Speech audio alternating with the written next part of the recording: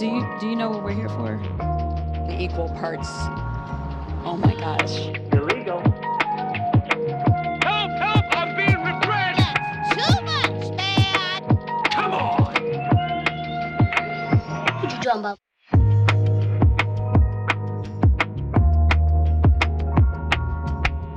It's a bold strategy, Cotton. Let's see if it pays off for him. It's science.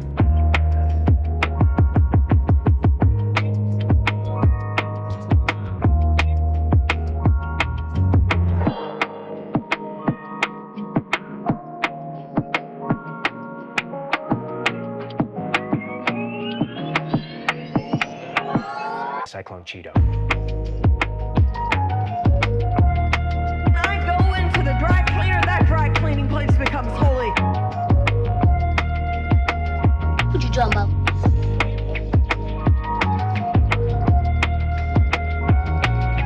In the Ice Age, how much taxes did people pay?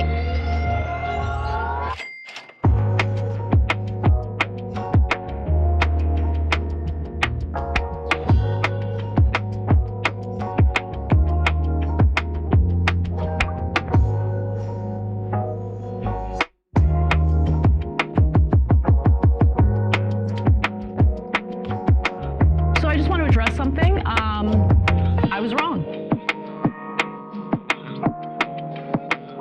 Come on! That's hot.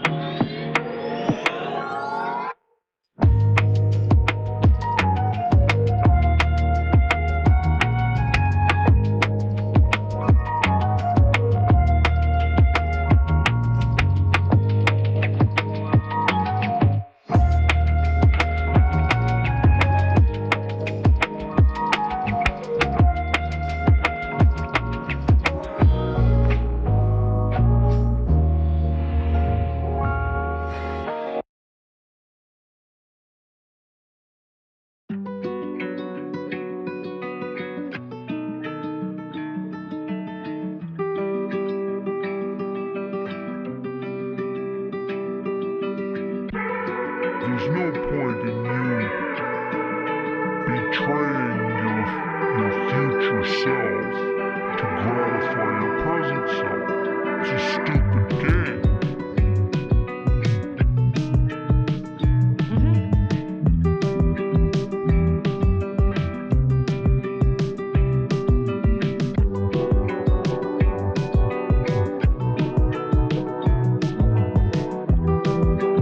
Give me a joke. Climate and everything are the same word. You should be ashamed of yourself for having that thought.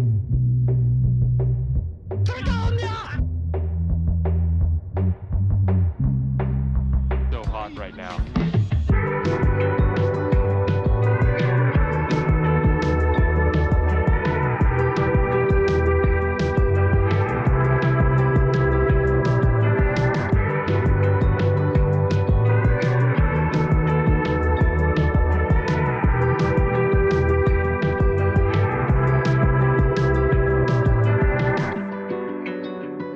Welcome to the resistance.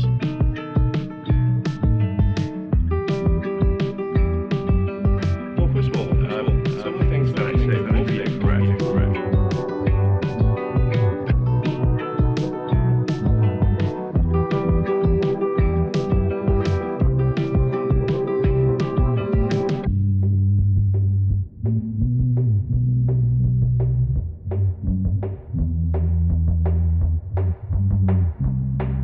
Don't worry about it, little Margot.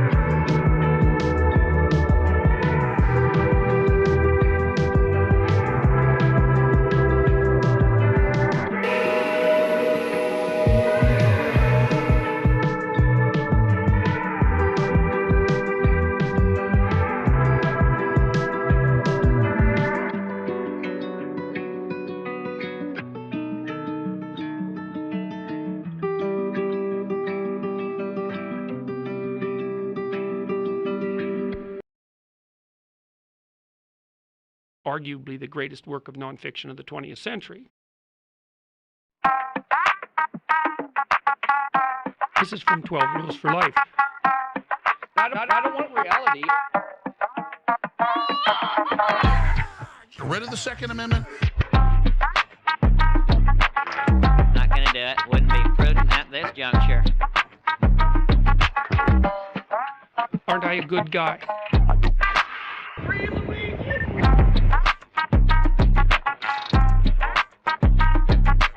I did everything right and they indicted me.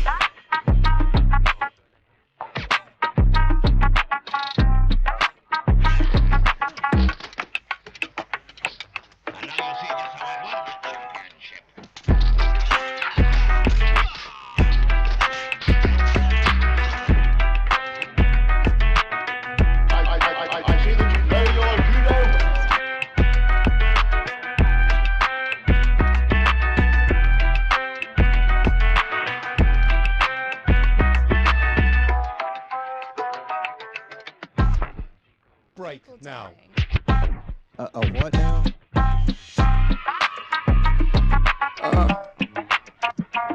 Your name, please? A fucking bitch. Yeah! I mean, this woman is dangerous, ladies and gentlemen. Don't be creepy.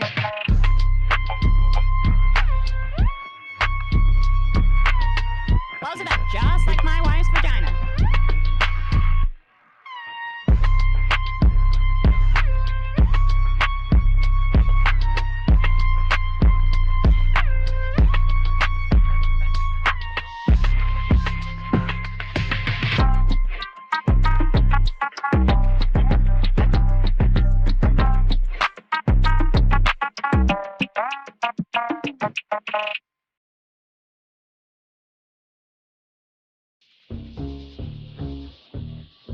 I cannot believe how people come for you already.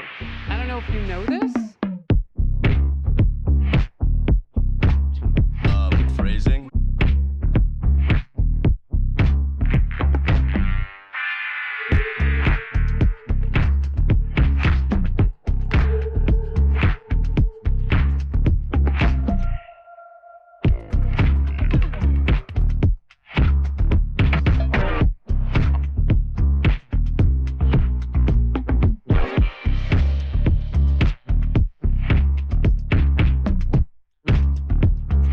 He looks good, and he looks hard.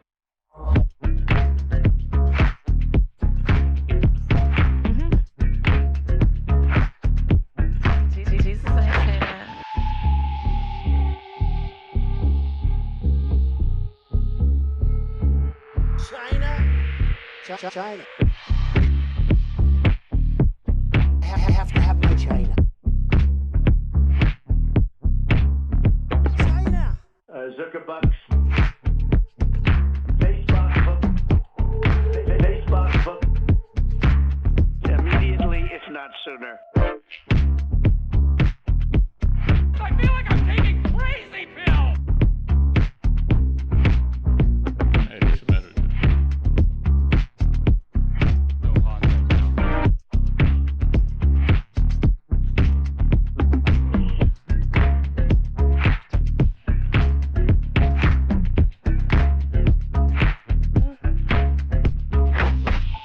Winter is coming.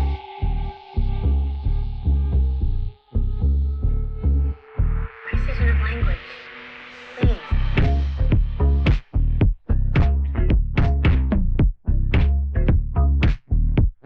I got the boxes full of Pepe.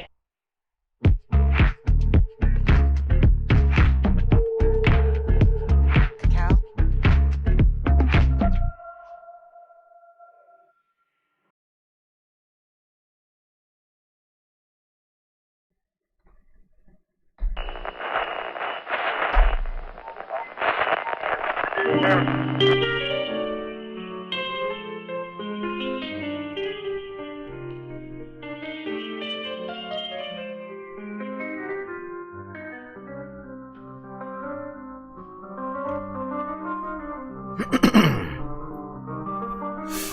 Well, here we are again. Floating somewhere, I assume, between Earth and space. Got a hell of a lot to talk about, so we're gonna get right to it, chat.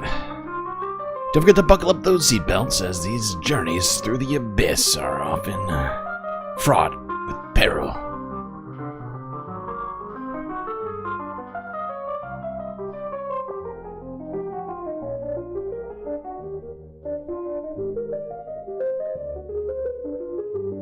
Can we handle the perilousness? Hopefully. We do have each other, after all.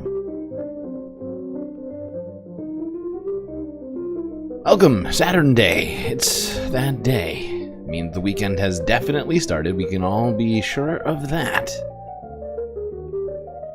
As you can see, the decorations are already down. Valentine's Day, that's done. February 15th has begun. If not almost already ended. What do we got to talk about today? All sorts of stuff. Are we in a constitutional crisis? Other US headlines, economics, Trump, more Trump, a little bit more Trump over here. Some environmental news, of course. What's been going on in the Middle East? All questions we're gonna hope to answer here today.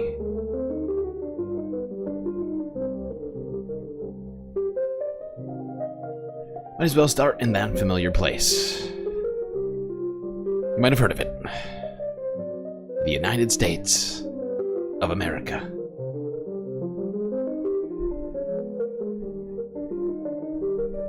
Oh, you know what I forgot to do? Oh my god, I was about to start and I realized I didn't do shoutouts. It's an incredibly rude thing to do. Aaron W. first, Monob second, Styx, Dragon, Sharon third, of course. Well, why did I forget this? This is my job. Mozart, close fourth. Morbius Dragon as well. Godgad, Soul Life. Donald James X, Morbidaslo, Orb Vroomer.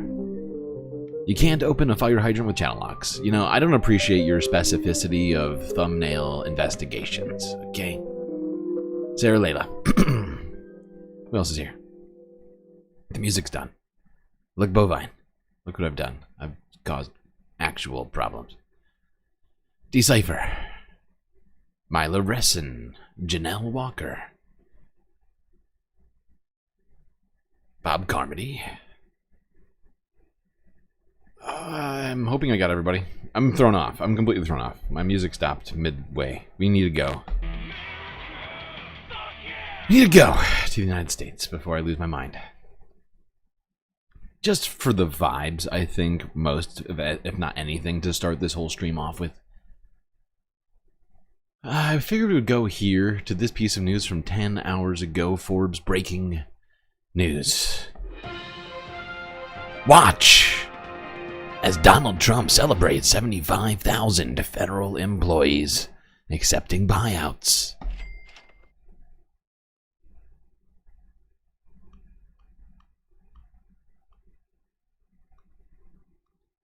Hostages, but I think they should release all of the hostages. About 75,000 workers took this deferred resignation. It's a little bit short of the 5 to 10% goal you were hoping to hit. Do you think you'll have to make up the rest of that number in layoffs? Look, that's 75,000 more than we would have had, and nobody knows what that final number is, because in the end, I think a lot of people aren't going to show up to work. A lot of people, they got used to staying home and quote, working. But, you know, I wonder if they had other jobs or other things. You know, they have a lot of problems with that. No, 75,000 is a lot of people. And we paid them well. You know, we gave them a lot of money. Severance pay, if you Tons of money. But that's how you do efficiency. No, I think you'll probably have some more too, in addition. It's a big, tremendous saving for our. We want to downsize government, but make it better. We make it smaller but better. Run it better, but downsize. Yeah, please. Better but smaller.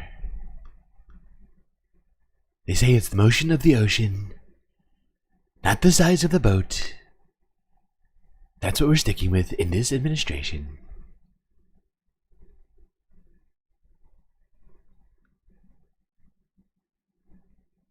There we go. Donald Trump gleefully talking about how nearly 100,000 workers, Not quite the numbers he said he was going to get to, but 75,000 plus workers, federal employees, accepting the buyouts for whatever particular reason they may have, right? Maybe it was, I don't know the number on these buyouts, but maybe it was enough money to say, hey, I'll certainly have enough time to look for another job, work on something else. You know, probably could be making more in the private sector rather than just enacting everything Donald Trump wants done. I don't know. There could be a lot of different reasons.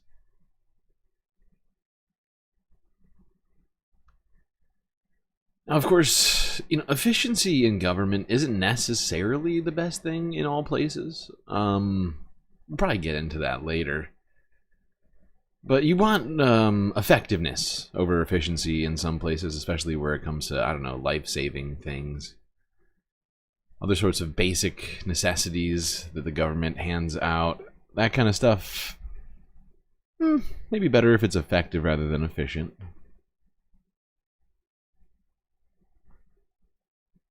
But, let's do a couple of,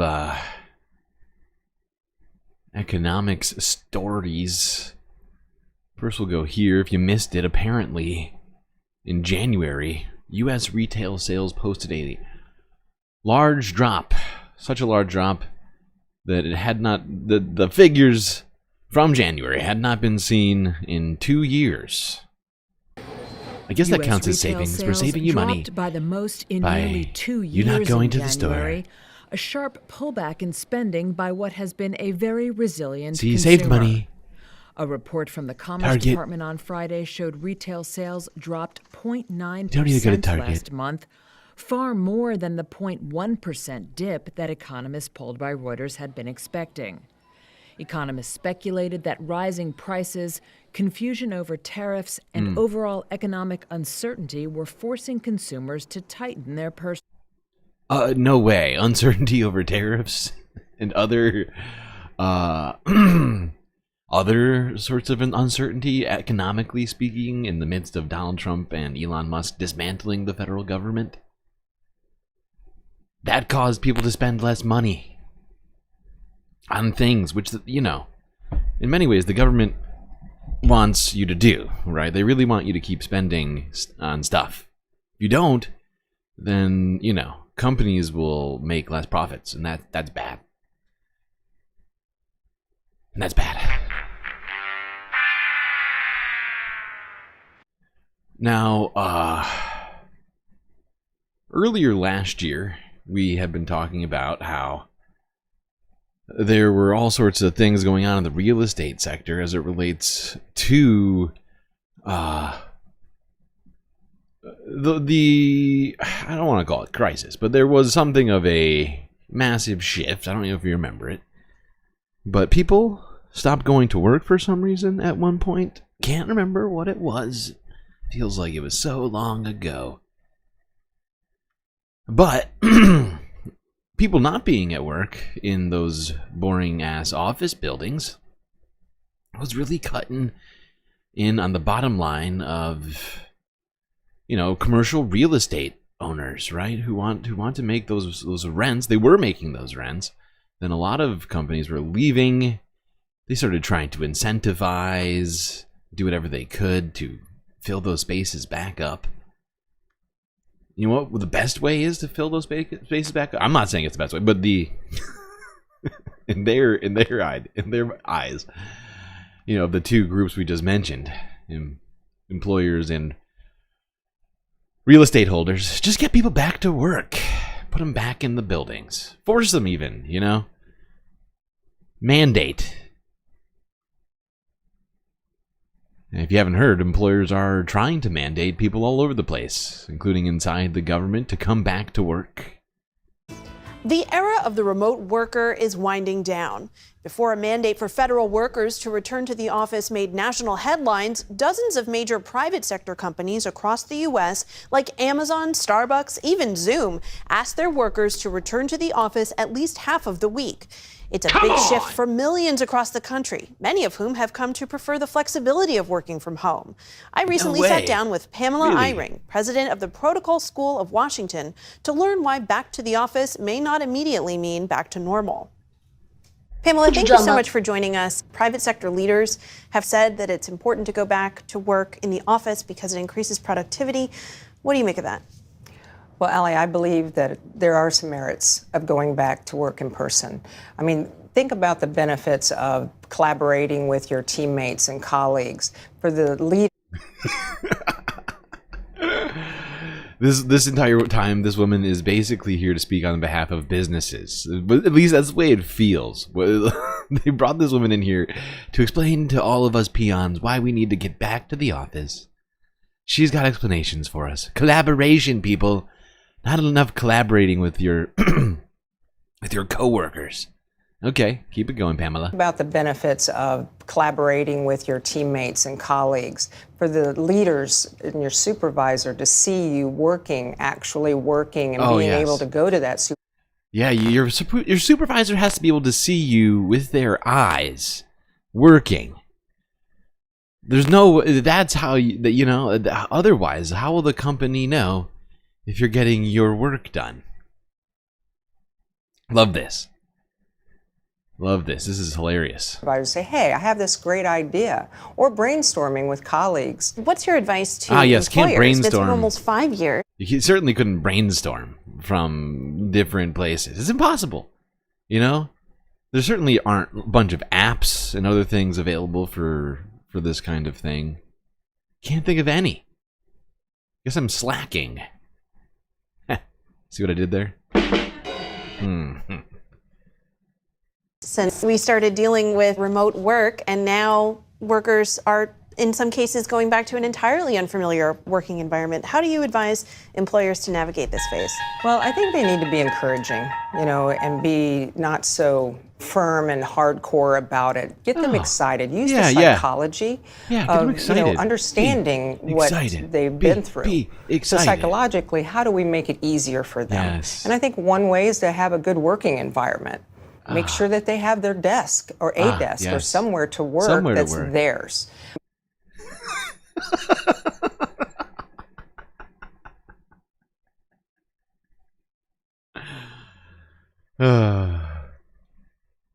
This is great. This is hilarious. They want people to go back to work so bad. Even though someone mentioned productivity in chat. Even though productivity has not gone down. They need to get people back into the office, right? Because certain things aren't happening, you know? Oh, God. Working from home. All the computers are updated and they have their monitors and they have a setup. So it's just like when you're onboarding a new employee. I love this. Yes, this is the space that I love this. This is the space that they put up. This liminal ass fucking space right here. It's hauntingly desolate. Yes, this is the kind of collaboration we need, people. People sitting in an open cubicle that looks like, it basically just looks like a call. I assume this is probably a call center. This is hilarious. This is what we have to look forward to. Go back to the office, you get a desk, and that'll help you in your transition. It's going to be great. Their monitors and they have a setup.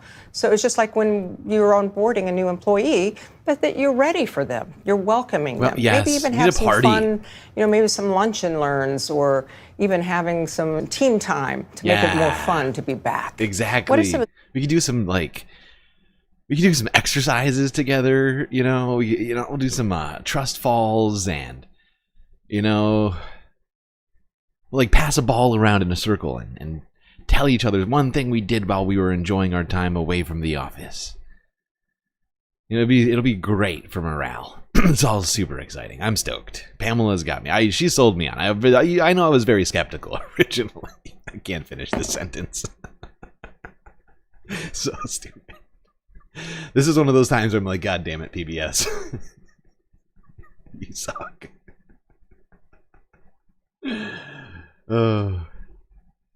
Thanks for that story. So glad. Well, there was PBS from a few hours ago. All right, let's talk about some different kinds of workers. How's that sound? While we're talking economic stuff. Let's not forget that there's undocumented workers. that are essentially slated to be booted out of our country by Donald Trump and Tom Homan, and I guess the military. All in congruence with one another. Go, Web, go. The cornerstone of President Trump's domestic agenda in his second term, curbing illegal immigration. The president spent much of his campaign vowing mass deportations of undocumented immigrants. The first weeks of his term have been marked by public displays of immigration enforcement. But whether the administration can carry out its plan to deport millions of people remains to be seen. CBS News immigration reporter Camilo Montoya Galvez went to rural Wisconsin to see how undocumented workers play a key role in America's food supply chain. Down this road in Bondi, Wisconsin, population 500, lies John Rosno's farm. He's a fifth-generation farmer who owns more than 900 acres and more than 600 dairy cows. It takes one person for every 40, 45 cows. And who is doing all of this work? I would say about 90% is done by immigrants. Immigrants like Kevin, who was born in central Mexico and crossed the U.S. border illegally when he was 18. Now 21, Kevin is among the 11 million undocumented migrants living in the U.S. More than 10,000 of them work on Wisconsin dairy farms. What kind of work do you do here on the farm? ¿Qué trabajo haces aquí en la granja? Alimentar y también limpiar los corrales. You feed the cows and you clean the barns too. Kevin, who did not provide his last name during our interview, says he often works 12 hours a day, 6 days a week, sometimes starting as early as 3 a.m. But the pay is better than back home. Does your family depend on your salary here in the U.S.? My mother and my siblings, of course. But since I have my dad here, he also sends them money. Nationally, more than half the workers in the dairy industry are undocumented.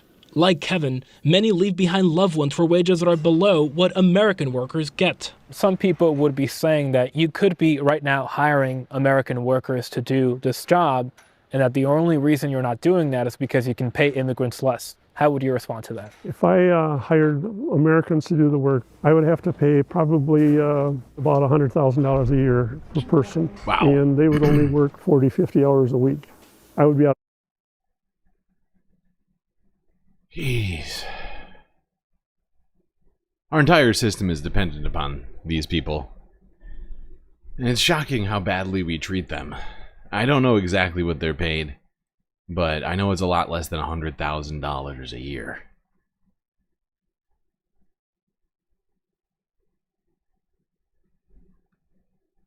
Business within 6 months. I couldn't afford it.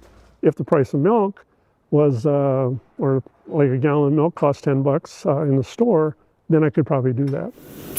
The new administration is already following through on its promise to deport the undocumented. What would happen to your farm and to your business if they are all sent back to their home country? If that would happen, I'm out of business.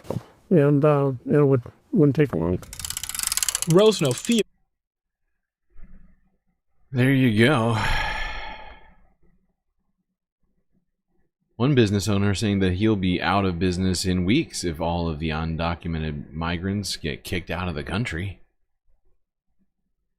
Or we could pay, what was it, $20 a gallon for milk? Maybe 10, whatever he said. I feel like it would be more. I feel like a lot of them are being paid like a third of what you would pay an American. Like he was saying, $100,000 a year. And the fact is, I mean, it's a hard, dirty, long day to work on a farm.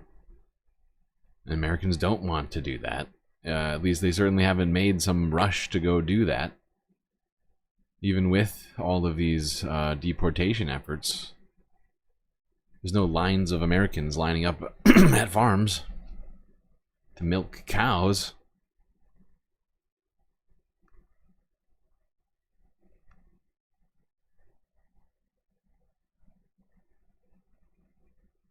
So maybe we shouldn't kick them out, and maybe we should just give them more rights rather than the opposite.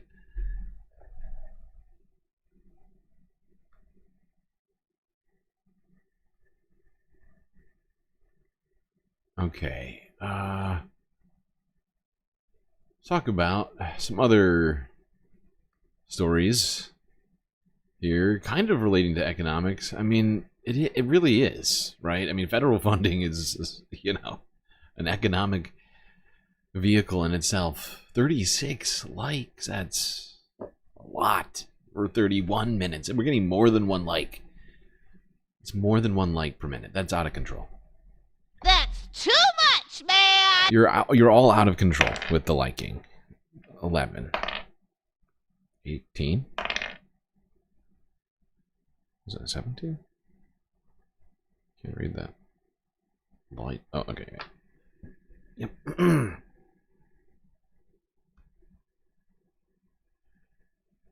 Okay. What was I doing? Oh, right. Yeah, let's talk about one thing which has been getting affected by Donald Trump's attempts to cut federal funding. Medical research. It's fine. We just won't have food, medical research, or anything nice. For more than 70 years, the U.S. government has purchased surplus grains from American farmers and sent them overseas to feed hungry communities from Africa and Asia to South America and Ukraine. The program is called Food for Peace, and in 2022, it provided 4 billion pounds of food to 58 million people. But tonight, all that is in jeopardy after the Trump administration's decision to freeze funding for USAID. Hundreds of millions of dollars and millions of tons of wheat, lentils, and rice are stuck in ports and warehouses across America and around the globe. We're joined now by Kansas farmers Vance and Luis Emke. Their farm produces grain that ultimately makes it overseas. Thank you both so much for your time. Vance, let's start with you. Your wheat farm has been in the family since the 1880s. How does it make you feel to know your grain has gone to help people who so desperately needed it overseas? Well, we do have a humanitarian and moral obligation to help, get food to these food deficient areas. It's also really good for developing goodwill with the United States. And in Louise, Kansas Senator Jerry Moran says that stuck shipments have resumed. But taking a step back, if this program ultimately goes away, what impact will it have on your farm? Well, the USAID annually buys about $2 billion worth of surplus ag commodities like wheat and grain sorghum that Louise and I grow right here on our farm. And that does help support net farm income. And by the way, we are having a real crisis out here in terms of income. Kansas State University ag economists say cost of producing wheat is $2 a bushel higher than what the market is currently giving us. So, any market like through USAID is definitely appreciated. Yeah, Louise, how would you say that the Food for Aid program has benefited you? Well, it's been, there's only so many Kansans, and we cannot clearly eat all the wheat that we produce or the grain sorghum. And so we rely on customers, whether that's USAID or other countries through USAID. We need customers to buy our product, or we're SOL. I mean, we don't have a market, and it's critical, absolutely critical. Well, anyway, this these grain commodities are going to a lot of these food deficient areas like sub-Saharan Africa, the Middle East, Latin and South America, Ukraine, and are helping to build goodwill over there. And so that's a real strong plus for the program. But in addition, the USAID funds a lot of research at land-grant universities like K-State. And right now, $50 million worth of research at K-State is in jeopardy because of the problem right now with USAID. We need that funding for research for our, not just their varieties, whatever research, like we've been in a drought. We need drought-resistant varieties. Farmers can't afford to do their own research. I mean, we don't have the plots, neither do they have the expertise. And I just realized that I gave you the wrong spiel for this video. I clicked the wrong one. This is the one about farmers, not about the medical research. I told you it was about medical research. I'm a liar. I'm a liar. Well, first of all, some of the things that I say will be incorrect. And that's my bad. That is my bad. I made a huge, tiny mistake. But yeah, still same thing. USAID funding millions of dollars of research, not just for farmers, also for medical research purposes as well. But yeah, before we move on to that medical stuff, you know, especially considering where things are right now with our climate, with crop diseases, we've talked about that in the past, how diseases are affecting certain crops. Bananas, big one right there, that's had multiple crop failures over the past 100+ years, or close to 100+. I'm trying to remember the exact year, but yeah, but yeah, that's why you need to be doing research, right? And getting ahead of things like that is not something businesses tend to do if it doesn't affect profits right frickin' now.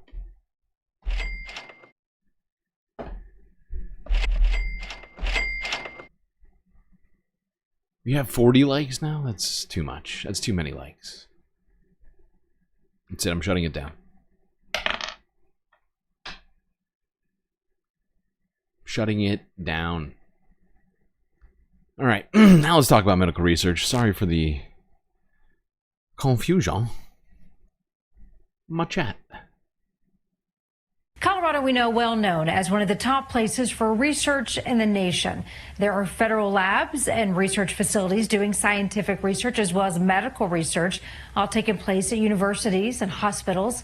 The Trump administration recently called for big cuts in research funded by the National Institutes of Health. Last year, there was an estimated $575 million in NIH funding for research here in our state. Alan Janae is looking into what the cuts could mean. Alan. Not much yet. The Colorado Attorney General's office, along with 21 other states, filed a lawsuit, and a judge granted a temporary restraining order halting the cuts for now. It is here at the CU Anschutz campus that there are about 1,500 NIH grant recipients and about 7,000 people employed connected to that research. On the campus of CU Anschutz, these are worrisome days.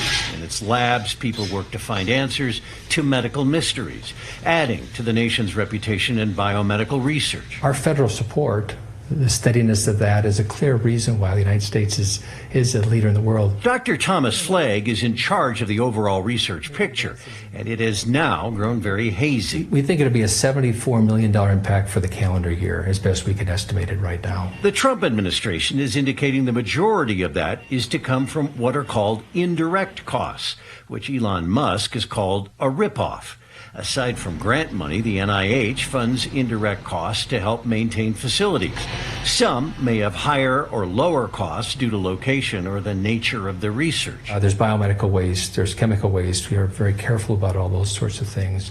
There's data storage needs, there's security around data storage.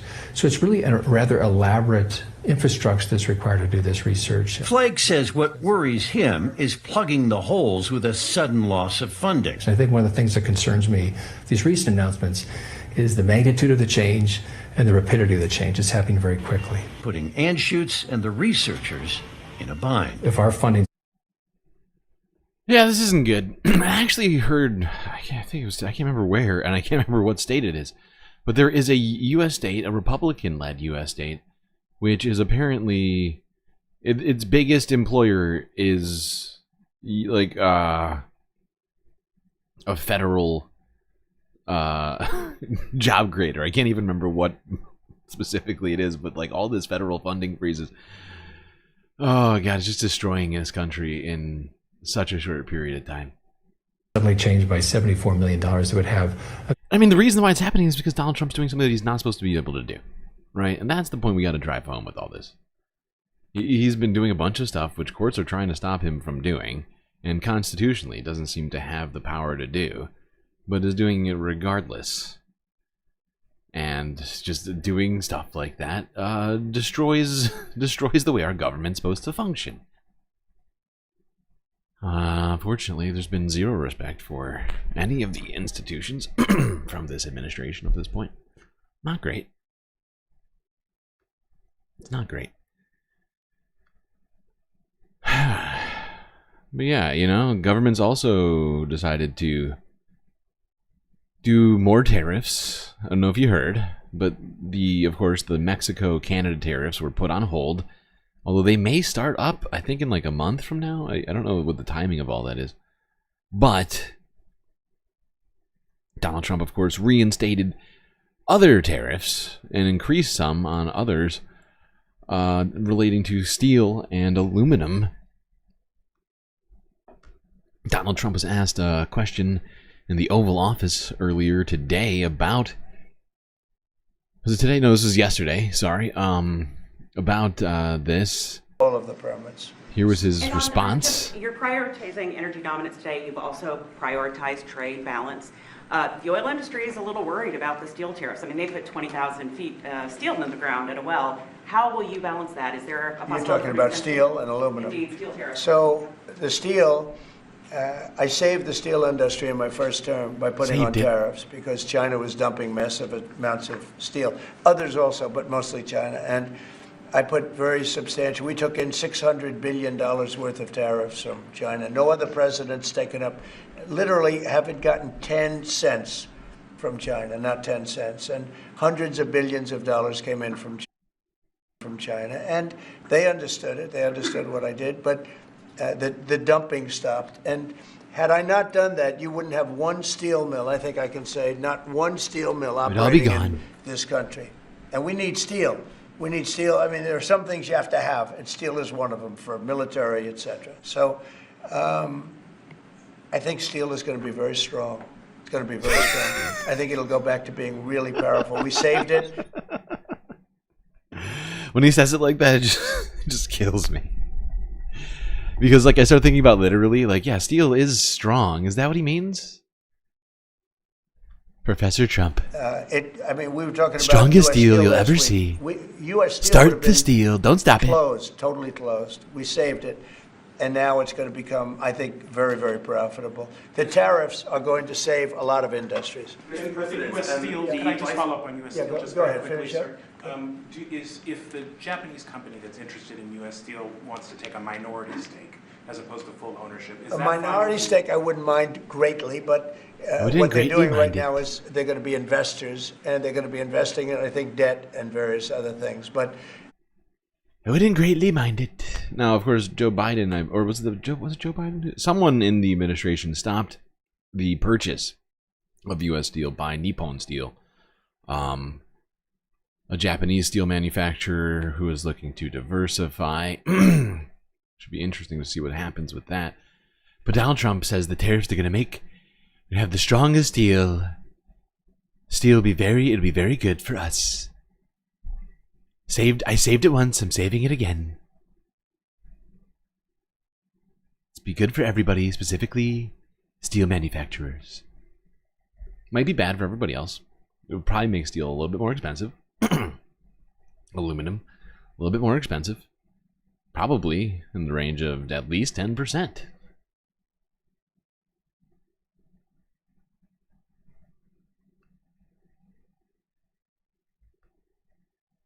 All right, let's see what Canada's, what's this woman's name?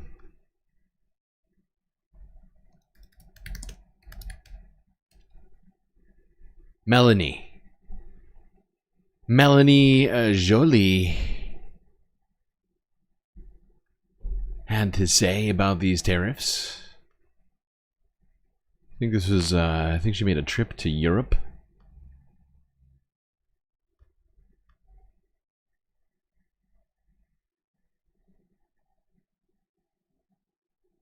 There is an interdependency between the US and Canada. But when we hear 25% tariffs, it's an existential threat. Because this would account on hundreds of thousands of jobs in Canada being lost and higher unemployment rate coming from our best friend and best ally. So might not be best friends anymore. We have experience dealing with President Trump. We went through the renegotiation of NAFTA, which is called the USMCA. What we know is when President Trump talks, you have to listen. And you have to make sure.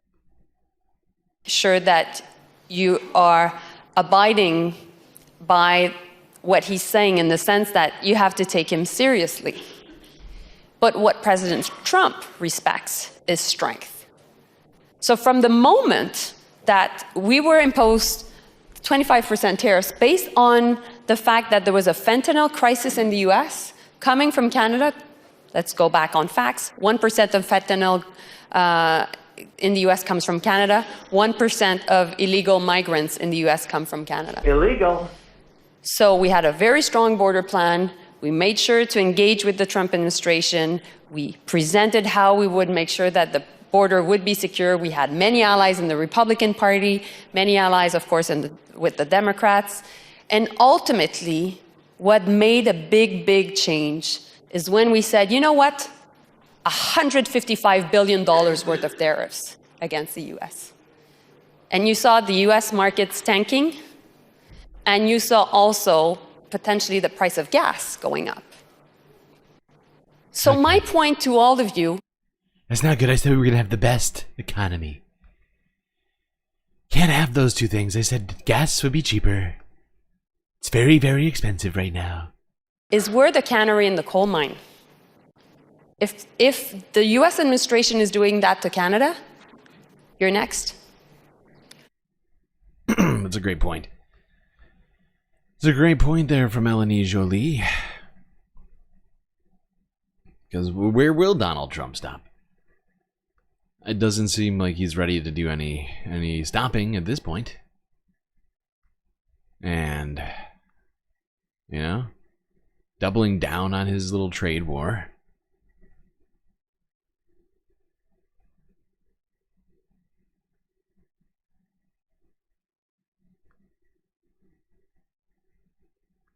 All right. Figured I'd throw these in here. This happened earlier in the week. I think this was Wednesday. But Fed Chair Jerome Powell, J. Pow Pow,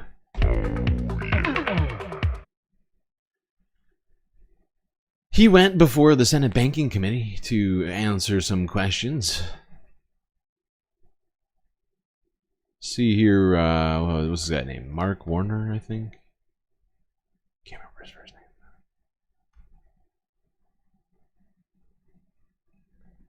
Senator Warner. Thank you, Mr. Chairman. Chairman Powell, good to see you. One of the things we've talked about in the past, and I've got 2 or 3 issues I want to get through fairly quickly, is that that while our regulatory framework should always promote financial innovation, that innovation can't come at the expense of things like anti-money laundering, consumer protection, financial stability. I continue to worry in many of these hearings where we keep seeing this regulatory creep outside the boundaries of traditional financial regulation. I think if we were starting a system from scratch, few of us would design it this way. But it is one of the reasons why I'm looking forward to working with Chair Scott and my colleague,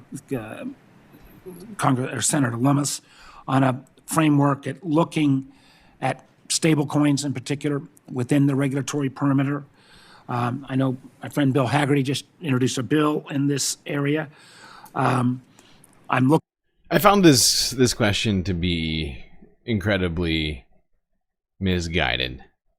Like, the focus on stablecoins and not just the crypto industry more largely, I found to be missing the forest for the trees. I'm gonna move past this one. It's a very constructive exercise. Well, we do think you have a lot of expertise in this session, and there are people people come with lots of opinions on everything in crypto, from over the top to the other end of the spectrum, and I'm gonna need to rely on your expertise as well as we try to work through some framework for stable coins. I know there are a lot of earlier questions on CFPB. I think the record is pretty darn good. It's returned $20 billion to consumers. Matter of fact, the last time we had the previous chair here, Chair Rohit Mr. Chopra, we were talking about $55 million to Virginians. I do have to mention this more for my colleagues. Tim Kaine and I did a teletown hall last night. Lots of things happening in Virginia. Normally, we would get maybe 3,000, 5,000, 6,000 folks on a teletown hall. We had 60,000 last night. I have not seen anything like that in my time up on here on the Hill, and a huge amount of concern about what the DOGE boys are doing, whether our information is safe, whether privacy is protected. You know, I had one lady say, in light of what was happening at CFPB, and while there's not a direct connection, she's saying is her deposits at her bank safe? We tried to give her a assurance, but I said, you know what, ma'am, I'm going to be talking to the chairman of the Federal Reserve tomorrow. And with this diminution or shuttering, at least at the time being, of the CFPB, can I tell, I believe her name was Mary, can I tell Mary from Virginia that her bank account is safe? I think bank accounts overall across the economy are safe. Yes, we've still got deposit insurance at the FDIC, and the banking system is well capitalized and safe. Well, again, I think the concern was being raised was that the diminution of consumer protections lent her concerns about whether that dollar being safe. Last thing. Yeah, he's like, yeah, $250,000 is protected. He's like, well, that's not really what we're talking about here. We're talking about the CFPB protecting consumers from banks stealing their last dollar. But okay. Kind of missing the point again. Everybody. Alright. Gonna keep listening to J Pow. Let's see what he had to say about this question, which was asked of him by one Jack Reed. That's what he would do if Donald Trump Thank you, Mr. Chairman. Senator Reed attempted to remove a Federal Reserve Board member. Thank you, Chairman Scott. Chairman Powell, welcome. Thank you very much. I think your monetary policy combined with the Biden fiscal policy over the last 4 years has made a tremendous difference. We've avoided a recession. And I'd like to remind people how far we've come. In 2020, the gross domestic product decreased 2.2%. The unemployment rate finished the year at 6.7%. By 2024, gross domestic product grew 2.5%. The unemployment rate was 4.1%. Labor force participation rate went up from 61% to 62.5%. And that's a combination of your work together with the fiscal policy of the Biden administration. So I thank you for that. One of the issues before us today is the issue of tariffs. In July 2018 testimony, you stated, Mr. Chairman, countries that have remained open to trade, that have not erected barriers, including tariffs, have grown faster and had higher incomes. Do you still believe that? Yes, I do. I would stand by that. So President Trump's tariffs on China, Canada, and Mexico will obviously raise costs on families. In fact, some economists, many economists, project about $1,200 per year households will be paying extra, an increase of inflation by nearly 1%, economic growth depression, and, for example, the increase of the average car price by $2,700. Is that a wise policy? So I guess I ought to say this. I think the standard case for free trade and all that logically still makes sense. It didn't work that well when we have one very large country that doesn't really play by the rules. And in any case, it's not the Fed's job to make or comment on tariff policy. We, really... I forgot there's two questions in here. To remove a member of the Federal Reserve Board. Oh, whoops.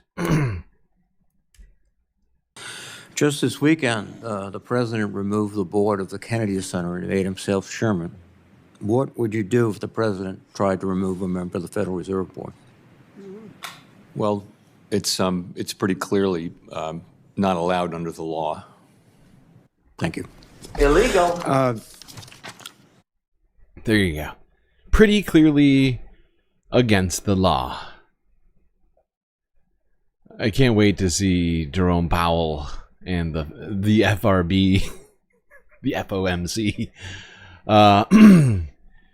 barricade themselves inside the Federal Reserve with like machine guns. I can just imagine it. Like Jerome Powell, you can see him in his fatigues, his army helmet, smoking a unfiltered cigarette. Smoke filters through the light coming through the windows of the Federal Reserve. Like, I'm sorry.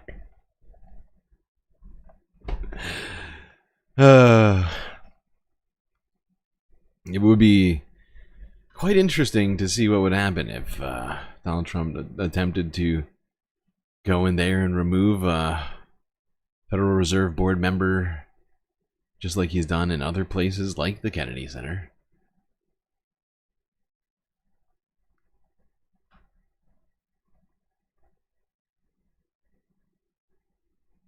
Let's see what Jerome Powell's advice is on fixing economic uncertainty in the United States. I'm sure it's good. It's probably great.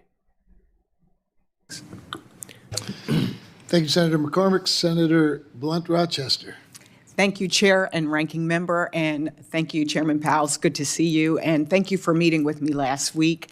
We discussed everything from jobs and housing supply to the real impact on Fed policies on all of our lives. And I also got a chance to share with you just the concerns and consternation of Delawareans who, for the past few weeks, have been frightened by firings and funding freezes, and just the real impact on people's financial and personal data and information when, DOGE has access to this information. I'm hearing from my constituents as well about the potential shuttering of the Consumer Financial Protection Bureau. As Senator Warnock mentioned, CFPB has returned over $21 billion to millions of consumers, and that's a real impact.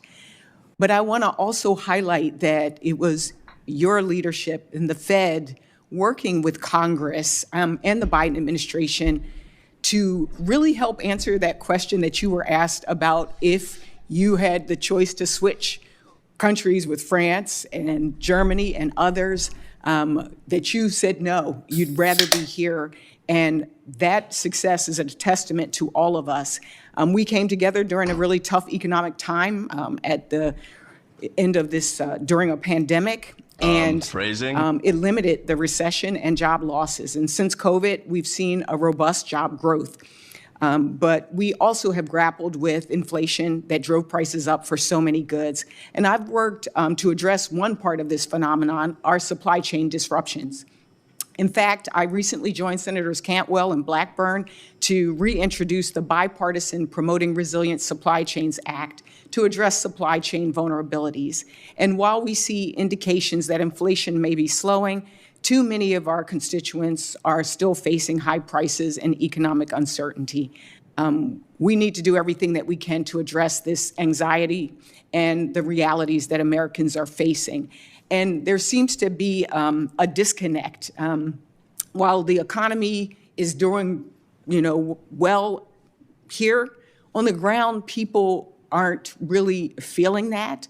So, Mr. Powell, can you talk about, from your perspective, just what is driving this disconnect between traditional economic indicators, such as GDP growth and the stock market performance, and the tangible benefits for families? I'd be glad to. So it is clear that the overall aggregate numbers are just very, very good for the economy. 4% unemployment, inflation down to 2.6% last year, and the economy growing well in excess of 2%. These are good numbers. But what people are feeling is the results of several years of inflation, and particularly for people in the low and moderate income category, they're really feeling it. So if you look at the earnings releases and press conferences that they do, that companies like the dollar stores and things like that do, who deal a lot with low and moderate income people, they're all telling you that those consumers are feeling really strapped. So we do understand that, and we try to keep that in mind, even though we acknowledge that the overall data are good. We see what people are feeling, and that's inflation. So it's good. Just another reminder how much people hate inflation and how bad inflation is for people. I love this. This is why, trying to use the Federal Reserve to fix things like inflation rather than price controls or things like that, or maybe, addressing some of these issues by fixing problems in our tax system, right? But it's inadequate, right? Using the Federal Reserve, their only the only things they can really do to even attempt to deal with inflation is raise and lower interest rates or buy and sell assets on their books. And it does not, it's trickle-down economics, right? Essentially, from the very, very top of the chain, right? It's saying, okay, if we lower interest rates, the businesses will will be able to lend more money, and then therefore the people will have more money because they can get credit for cheaper and blah blah blah, as long as they can access credit. But if they can't, oh well, sad horn for you. And then it's reverse when it comes to the high interest rates, right? And it's just like, okay, this is not a system that is actually truly addressing people's problems, especially like the people he's talking about right now, low-income people.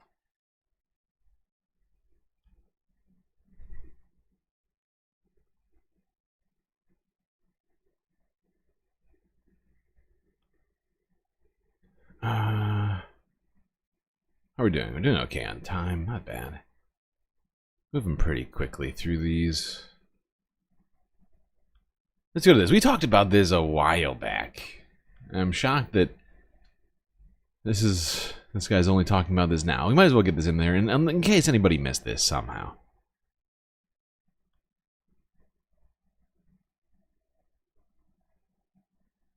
There's no bigger danger to Trump's supporters than Donald Trump himself. Need proof of that? Here you go. Remember Trump's meme coin that he launched just days before he took office back in January? Remember all of those headlines about how big the profits were that the traders were making, with one wallet even reportedly earning up to $109 million in just 2 days?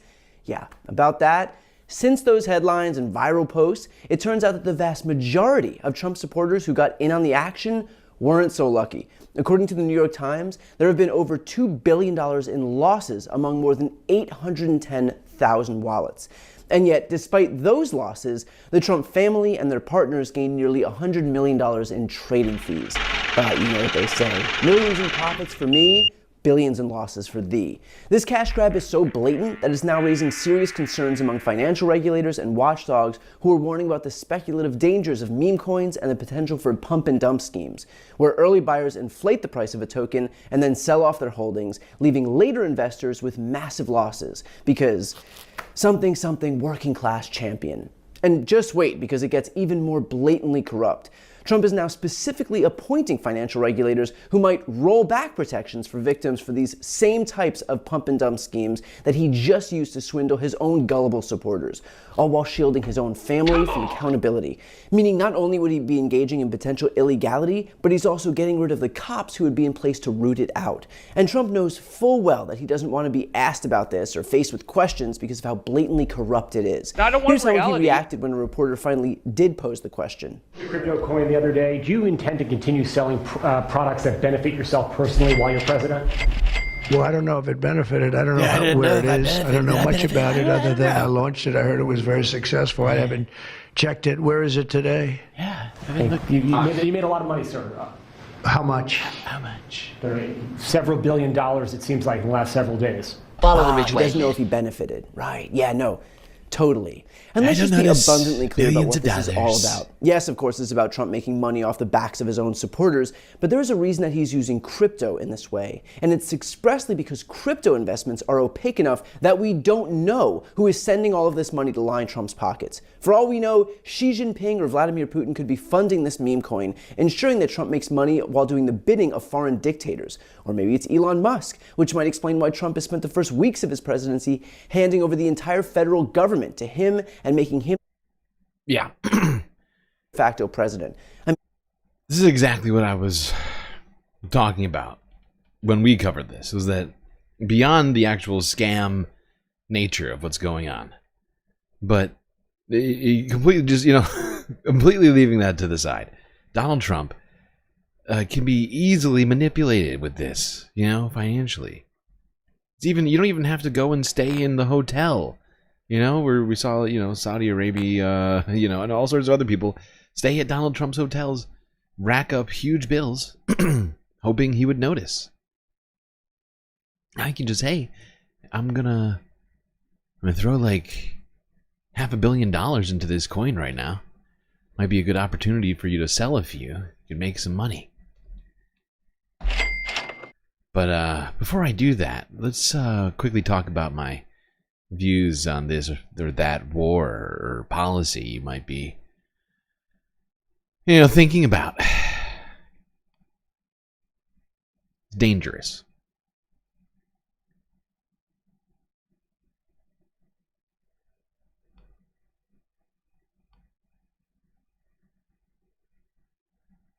I mean, I've gone over and over this, but in my opinion, it violates 16 U.S. 486. If you don't know what it is, look it up. But it basically disallowed people being able to make their own currencies, which the entire cryptocurrency ecosystem, in my opinion, sort of flagrantly shirks off because it doesn't name.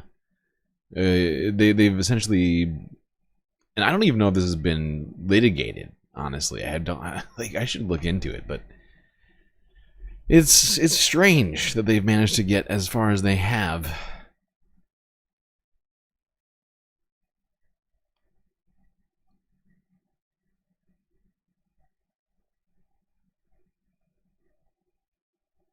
All right, let's talk about a different financial situation. Let's talk about Social Security.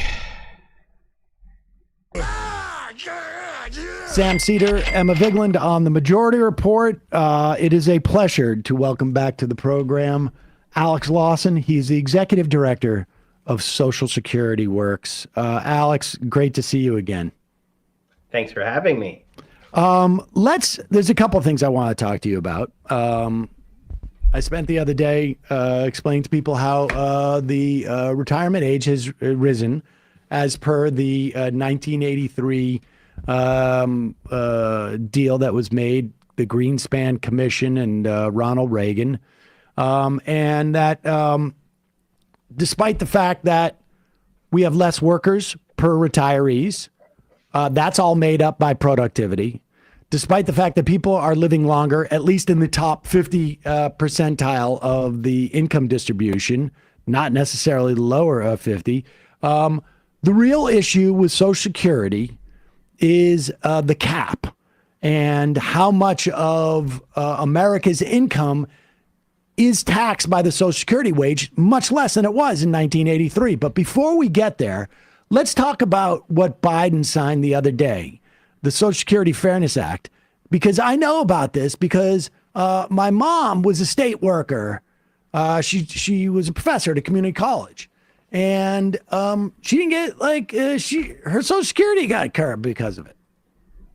Come on. Yeah, I love your intro, Sam. I think you're possibly a bigger Social Security nerd than me, but I'm willing to but I'm a close second. I like to think.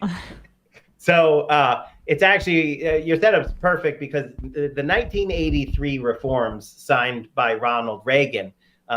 They included that raising the retirement age from 65 to 67. So currently, it is 67 for people who are approaching that age. And that's called the full retirement age. an important thing to note here is that that has nothing to do with when you actually retire. You can retire whenever you want. What that age is the age at which you receive the full benefit amount. You can retire. You can start receiving benefits as early as 62, and you can delay until 70. The reason that's important is because it's not a retirement age. It's a mathematical formula, and each year you raise it is a 7% benefit cut. It's not like a 7% benefit cut. It is an across the board 7% benefit cut. So what Ronald Reagan did is he cut everyone's benefits by 14%. Okay, so 65 to 67, 14% benefit cut. We'll come back to, yes, that means that the current proposals to raise it to 70 are a 21% benefit cut. But when Reagan signed that 14% benefit cut into law, he also put in place, because he hated public employees, right? If you know the history of Ronald Reagan. Before we can get to this, I just want to add one thing too. In 1983, the idea that Social Security as one of three legs on a three-legged stool as to what your retirement would be, people had yet to be able to look back on the Reagan era and see that there was going to be a full-on assault on defined benefit pensions. It used to be you worked for a company, they put money into your pension, they told you the day you signed a deal with them, I'm working here. If you work here for 20 years or 25 years, you're going to get a pension, and your pension is going to be $1,500 a month or $2,000 a month or whatever it is, defined benefit. And during the Reagan era, that was assaulted and destroyed and became a defined contribution pension, which meant there's a definite amount I got to put in, but what I get out, the company can play loose and fast with it. And also an attempt to basically juice the stock market by putting a 401k in there. So even back then, a 14% cut ultimately for people born after 1960 is still seen in the context of a pension system that no longer exists. Yep. That's totally. Yeah, I mean, pensions, certainly my generation and below it, millennials, Gen Zers. I think a lot of Gen Zers probably don't even know what a pension is, or certainly have never been offered one. Same for my generation. Just they got, basically they went the way of the dodo bird by the time we were coming into the job market.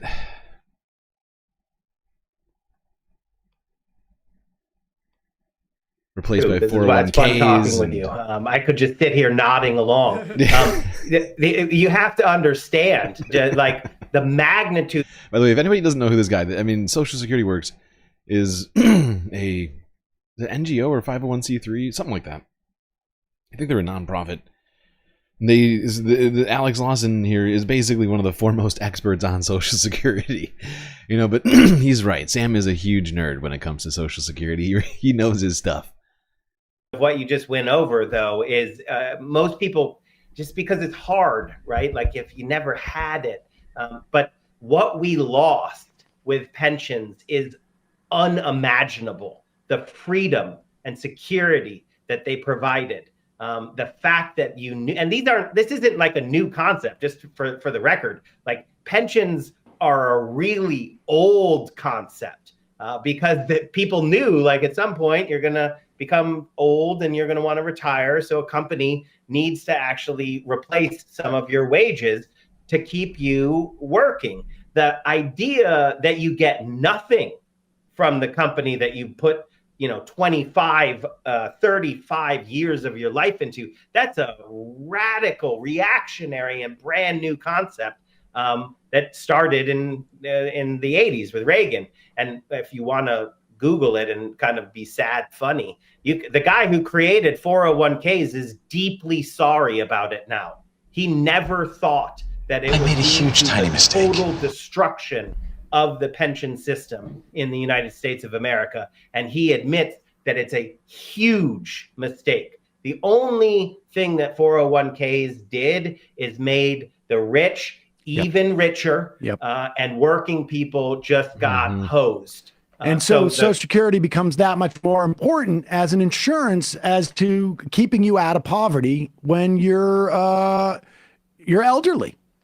Exactly. For my age, for folks who are just entering retirement now, and it actually is just it's a scale. The younger you are, the more important Social Security is going to be for your retirement because of a multitude of things, but stagnating wages, student loans, all sorts of things that the younger you are.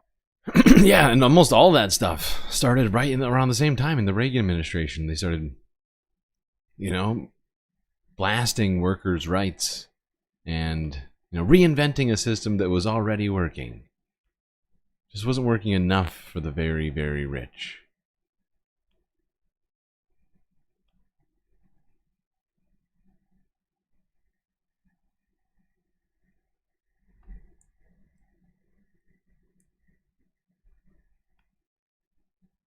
And what happens like with... Whoops. What happened? Month from January 2024 till then. And what happens like with huge win with postal workers? Are they included in this, or some anyone? Go ahead. There's a multitude, a constellation of public employees. Anyone who was wept or GPO'd, and I know, but it's just easiest to say those because that's how everyone talks about it. It's over primarily, and it's close enough to 100% that you can just think of it as 100%. It's police officers, firefighters, and teachers. There are other. Right, and actually, I'm struggling to remember exactly what WEP and GPO means, but the thing is like windfall exclusion something or other. I can't remember what the P stands for. Or governmental pension something. It's not exclusion, omission. I can't remember, but they're essentially they're like loopholes to pay people less. Right? If you fall under those two things, then you get less. Lucy Hayes just joined with their viewers. Hello. I don't think I've ever seen this channel, but thank you for the raid. Good to see you all. Hope you're having a good evening. Just doing a little bit of late night space radio here. Situations with different pensions and that affect different public employees. The Postal Service pension issue is generally a separate thing, and it's an attack on the Postal Service. And like Mark Dimenstein, the president of APWU, was at the signing of WEP GPO repeal because they did put in incredible work because it's the same attack, right? The same billionaires kneecapping the mailman and complaining that the mail is late are the same billionaires. So if they get one done, then it moves the postal workers up to the next sort of project, I guess, to deal with it. Exactly. One other point, because I want to move into like the attacks that we can anticipate seeing on Social Security, because I know Donald Trump has said, no, I'm not going to do Social Security, but at the same time, just in the same way that half his voters don't believe that he's actually going to do the tariffs, and they may be right, or that the tariffs are a lot less, or they're not going to get rid of every immigrant. Like Donald Trump says what's expedient at any given time, but when push comes to shove, you can't have DOGE or whatever that dumbass meme coin name they have for that committee is, and cut the things they want to cut without cutting Social Security. And particularly, all you got to do is listen to the Republican lawmakers. They all want after this. But I just want to start. By the way, to any new viewers, remember to hit like and subscribe on the stream. We're still trying to get our way to 1,000 subs on YouTube. We're getting pretty close. Getting pretty close. All right, where are we at? We're like an hour and a half in. How many videos do I have today? I got a few. Quite a few here. We're going to listen to more of this. I'm just going to pop around a little bit. A couple different parts during this.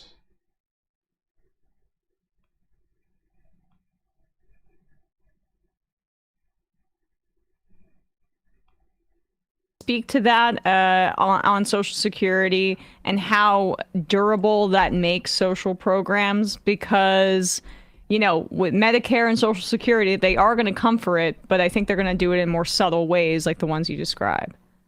That's exactly what they have to do, because when we flex with universal programs, they run, they cannot come on your program and say, you know, I'm definitely cutting Social Security, right? Because they'd be voted out of office. Yeah, absolutely. I've been all over this country. Faster than you can blink. Every which way. It's 90% of the American people do not want to see a single penny of Social Security benefits cut. They want to tax the ultra wealthy. 90%. It's totally bipartisan everywhere in this country. Republicans, independents. I have a poll that shows that libertarians, the majority of libertarians, would favor taxing rich people over cutting benefits. I have polled this every way you can. And everywhere outside of Washington, D.C., everybody loves Social Security, which is why the people who want to cut it are the billionaires and the politicians who dance to the tunes that they call here. But you'll notice I make a lame joke over and over again, but the first rule of Destroy Social Security Club is don't talk about Social Security. They never talk about it. Fight Club reference. Because they're afraid of it. They talk about entitlements, right? They talk about things that people don't really know. We got to make hard choices. Right. Exactly. We just got to make hard choices. They actually usually come with their hands crossed over their heart and they're like, I love Social Security. I just want to make sure it's there for my children and their children. That's why I have to cut their benefits. benefits. I'm going to cut their benefits exactly by 30%, right? Like they never say that final part, but they know that if the American people find out what they're up to, they get destroyed. And that's because of the universality of the program. It is entirely true. You see it over and over again. When a program is universal, when it benefits everybody and everybody feels ownership over it, because they should, right? No one gives us Social Security. We pay into it. It's ours. It's my money. And so if this guy is coming to cut my benefits, they're reaching their hands into my pocket and stealing my money. And that's how everyone rightly feels. So we use the popularity and universality of Social Security to defeat their attacks. And mainly what our job is to just expose their attacks, right? They're like the DOGE, they name it some dumb thing so it seems silly, the DOGE caucus. And we're like, that is cutting Social Security and Medicare. And then people hate it, you know? They're like, means. Yep, that's what we have to do. But to keep reminding people of what their plans are, pointing out that the things that they are doing are problematic wherever it shows up.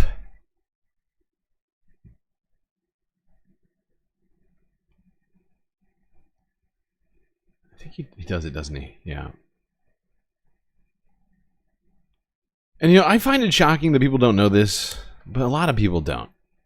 So I figured we should let's just watch this real quick. This little breakdown right here on how Social Security gets paid for in the most regressive way possible.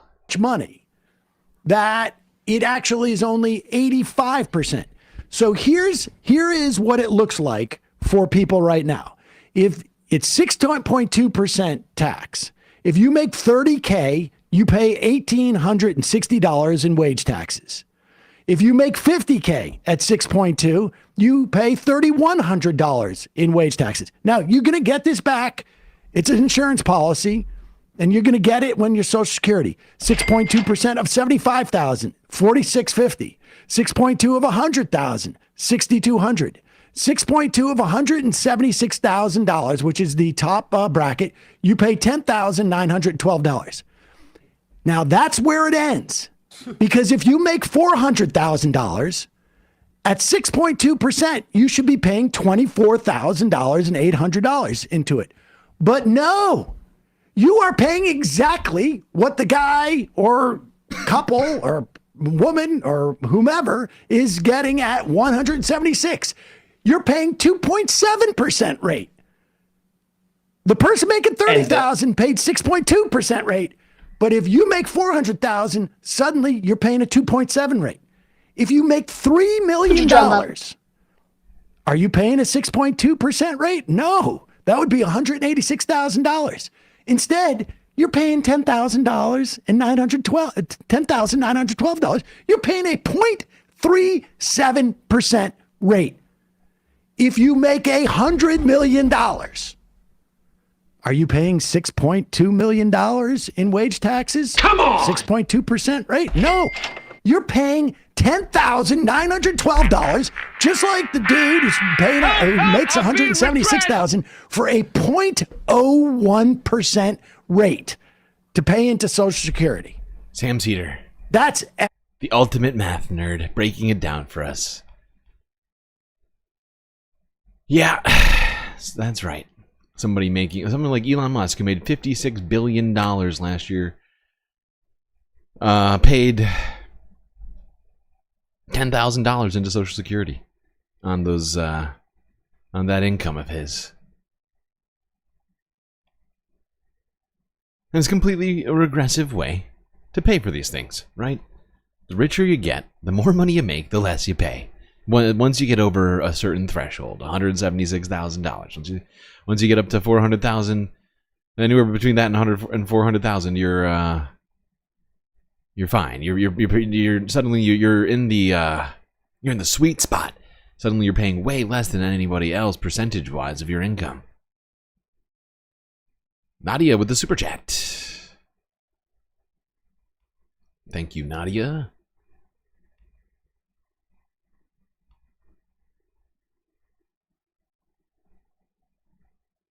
Patrick Boyle's latest takes the piss out of Musk, albeit with anti-China crud. But of the failed mega projects, all but the two Chinese ones richly deserved it. We're talking about of all of Elon's horrible ideas. Yeah, how's that how's that Hyperloop going, huh? Well, first of all, some of the things that I say will be incorrect. Okay, that makes sense. That makes sense. What was I doing? I was doing yes, I got distracted by Nadia's generous super chat here. Thinking about Elon Musk. We gotta go to the other president, see what he's been doing amidst all of this. As we move away from the economic, there was a lot of economic stories we just did. Like almost the first half was all economics. Let's see what Donald Trump's been doing with his time. He's been very busy at work. I suppose it's time for him to reward himself. Come on!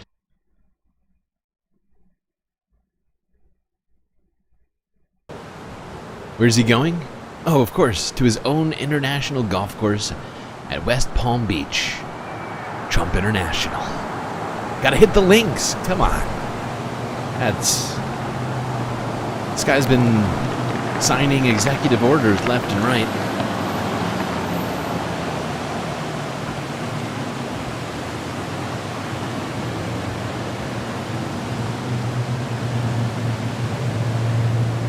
So he's got to take the Secret Service and the whole caravan here. The presidential caravan, which is like 50 vehicles long, to Trump International Golf Course for a round of golf. Immediately, if not sooner. Immediately, if not sooner. Doing a lot of work, guys. Need a break. Need a break from all the hard work I've been doing. So much signing and talking. Gotta hit the links. Maybe I'll break 100 in the first 9. Scorecard's going to say 35.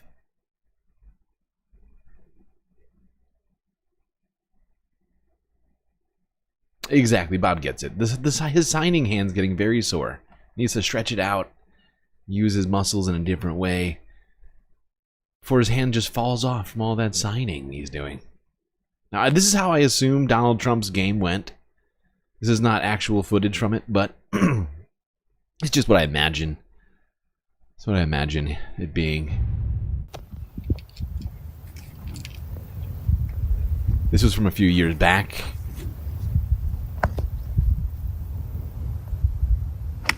Ah, shit. Oh. I hate this fucking hole. So stupid. Why do they put water there? Makes it so much harder. So stupid.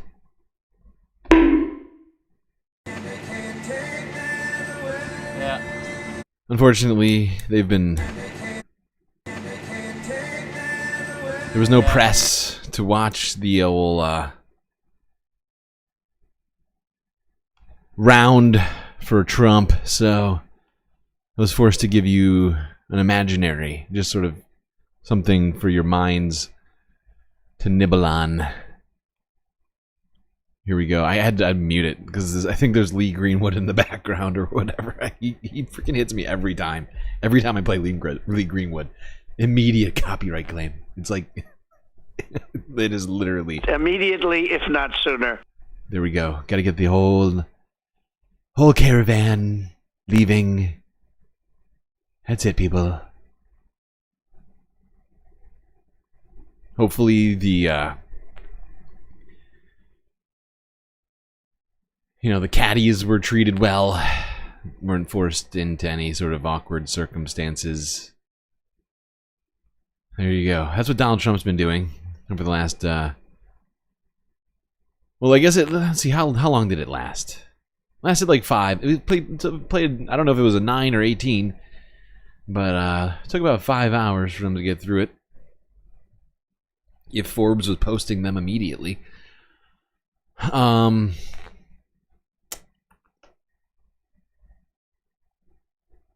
Too much winning. That's right. So much. I'm tired of winning. Let me go play golf, which I'm very bad at, even though I own a lot of golf courses. Still have to cheat, just like Elon. That's one thing we bro down all the time. I'm like, hey, you know how you cheat for the video games? I do the same thing on the golf course. All right, now let's move on. Talk about some other stuff that's been going on here. We had talked about this story a few days ago, I think it was, about Donald Trump's DOJ, Pam Bondi, directing the Southern District of New York Illegal. to drop the case against Eric Adams, which they had been working on for like the last at least like 6+ months, right? Maybe longer. I think it's longer. It's like, isn't it? It's been like a year now, hasn't it? God, time last year has been insane. But yeah, let's go see what CNN had to say about what happened earlier. If you didn't hear, half of the attorneys general, I guess, federal, yeah, whatever, U.S. attorneys, DOJ lawyers, whatever you call them, and not literally half, but like at least 7 quit until they got their way to the bottom of the barrel and found somebody willing to stick out their neck and rule that this wasn't blatantly unconstitutional to essentially wheel and deal a criminal prosecution being either undone or otherwise. Yeah, let's see what CNN's reaction was to all of this.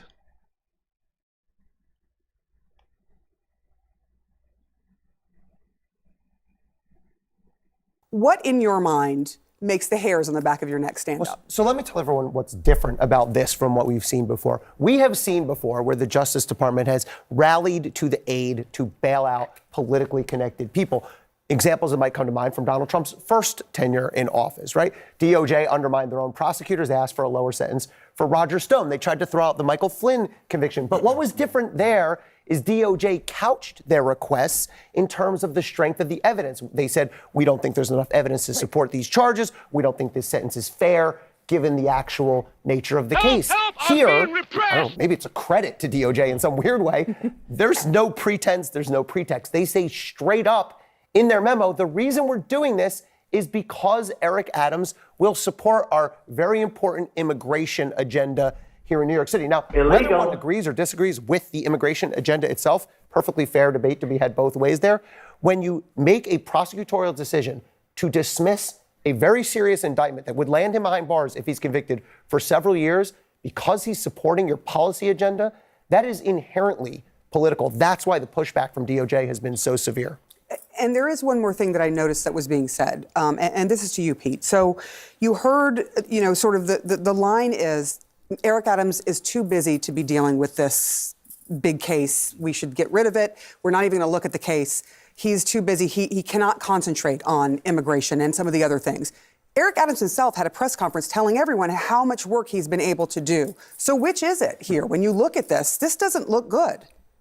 Well, he's not in a courtroom right now, which would certainly tie his hands if it ever got.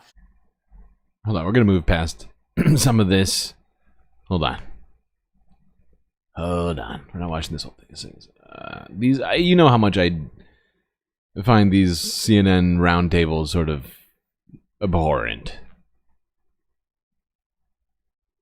So I'm going to try and give us as little of it as possible. Reject it, and you can explain that far better than I can, but it doesn't mean that this will be dismissed. No, but to Sarah's, what if the example was, let's take mayor of Oklahoma City. If the Biden administration said, you're under indictment in our hypothetical here, mayor of Oklahoma City, but we have a very important anti-gun policy that we think is necessary to protect the good people of Oklahoma. Second Amendment. If you're on board with helping us with that anti-gun initiative, we will dismiss this indictment. That would be just as big a deal, and I think the American people would be just as concerned about it. So I do agree with you. I do no believe response there, that I'll say not even just Trump voters. I don't think most voters, most Americans care about this at all. But the problem is that Trump, they kind of stepped in it in this explanation of the why. All right, shut up, Malik.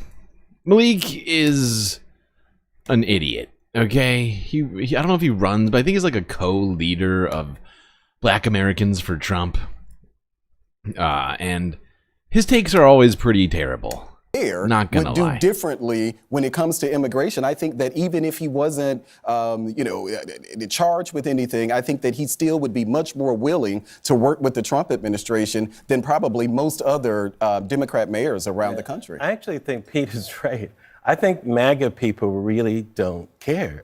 I really do. I mean, here you are, the mayor of Vichy, New York, doing a hostage video on Fox and Friends, basically.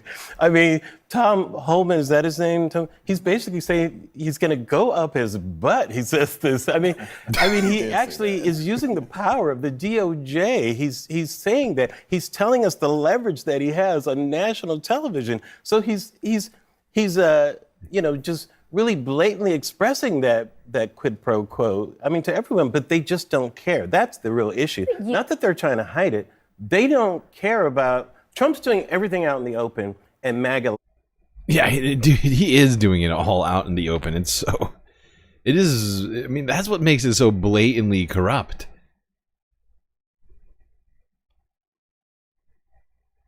But like I was saying before, they did wind up getting someone to do this. That's why we're having this discussion. And I should have put these in a different order. But this whole thing is just wild.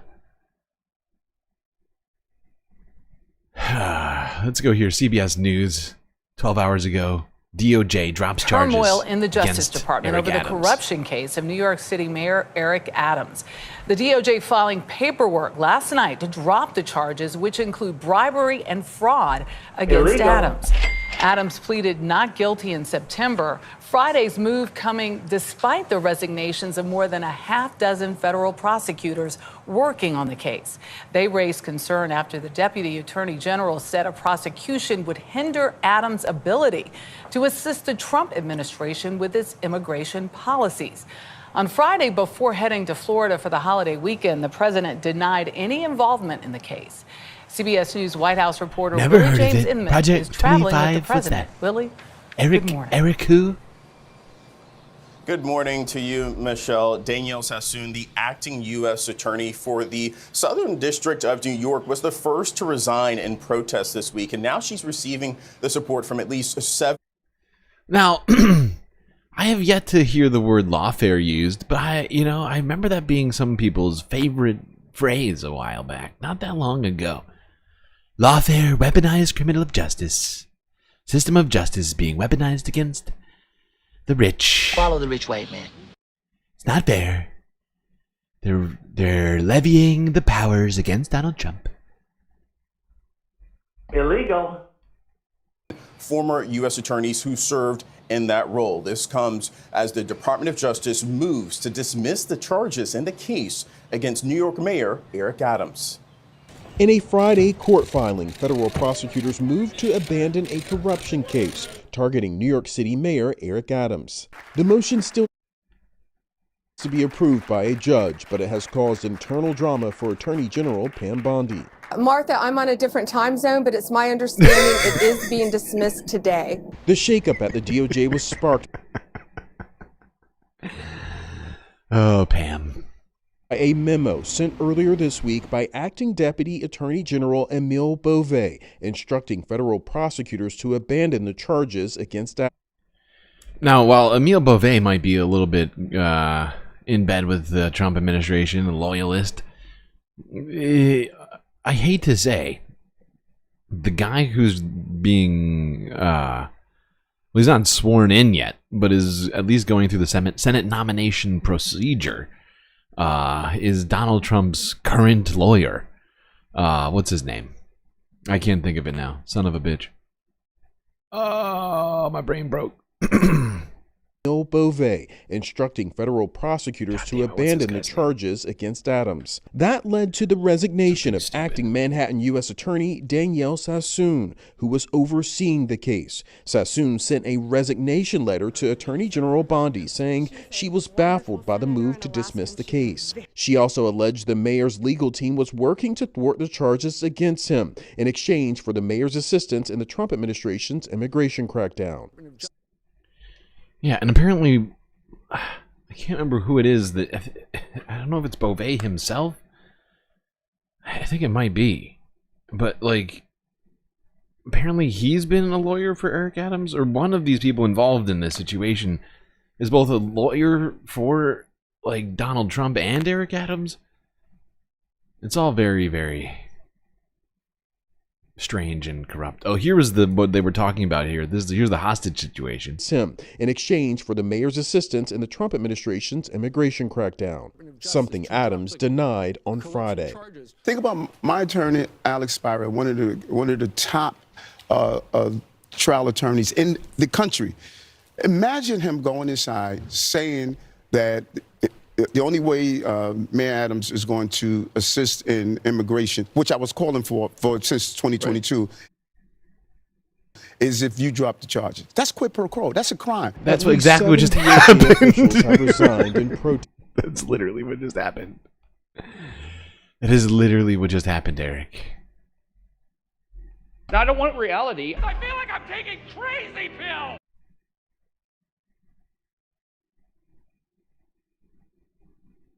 All right. We're going to keep talking about this one. This is honestly, even though it's he's a New York mayor, this is important, partly because the Southern District of New York sets a lot of precedents, also because of the overt corruption that the Trump administration seems to be levying here, waging this sort of lawfare on its own Justice Department. Democracy depends. On a free press. Please support our independent journalism at democracynow.org/give. We begin today's show here in New York, where the top federal prosecutor and 5 other high-ranking Justice Department officials have resigned, refusing to implement the Trump administration's order to dismiss corruption charges against New York City Mayor Eric Adams. In a stunning letter, the acting interim U.S. Attorney for the Southern District of New York, Danielle Sassoon, said dropping the case against Mayor Adams would be, quote, inconsistent with my ability and duty to prosecute federal crimes without fear or favor and to advance good faith arguments before the courts, unquote. Sassoon was appointed by Trump, is a longtime member of the Federalist Society, and she clerked for Supreme Court Justice Antonin Scalia. Sassoon's letter was addressed to Acting Deputy Attorney General Emil Bovee, who was one of President Trump's defense attorneys in his New York State criminal trial last year.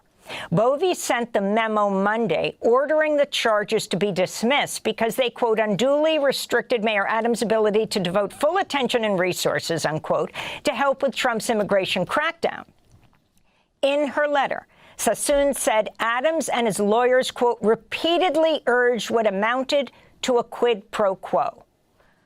After Sassoon refused to drop the charges, Justice Department officials moved the case from New York to the Public Integrity Section in the Criminal Division of the Justice Department. That led to more prosecutors resigning. This all came after Adams met Thursday with Trump's so-called border czar, Tom Homan, to discuss the possible reopening of an ICE office inside New York's Rikers Island jail. Jesus Protesters Christ. rallied in Manhattan to condemn ICE. This is a Nicaraguan asylum seeker. I'm a Nicaraguan citizen. I came to this country looking for opportunity, the opportunity that was taken away from me in my country, the opportunity for freedom of speech, and to work here and to be a contributing citizen. The U.S. has taken away the liberty that Nicaragua has also taken away. All I ask for is freedom. For more, we're joined by Ron Kuby, criminal defense and civil rights lawyer based here in New York. Well, this is amazing. It seems to be almost an echo of the Saturday Night Massacre when Nixon tried to get his way with the Justice Department. We'll talk about. We're only one like away from getting another emotional support character. That is awesome. Appreciate that reminder. We're also only 12 members away from getting another emote.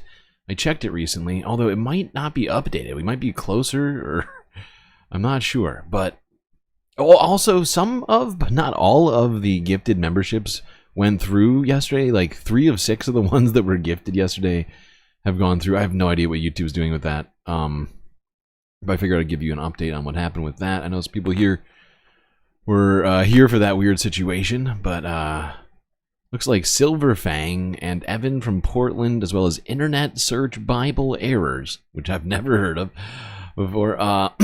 Also, they all got memberships. But we're still missing 3, so I don't know if they will show up tomorrow.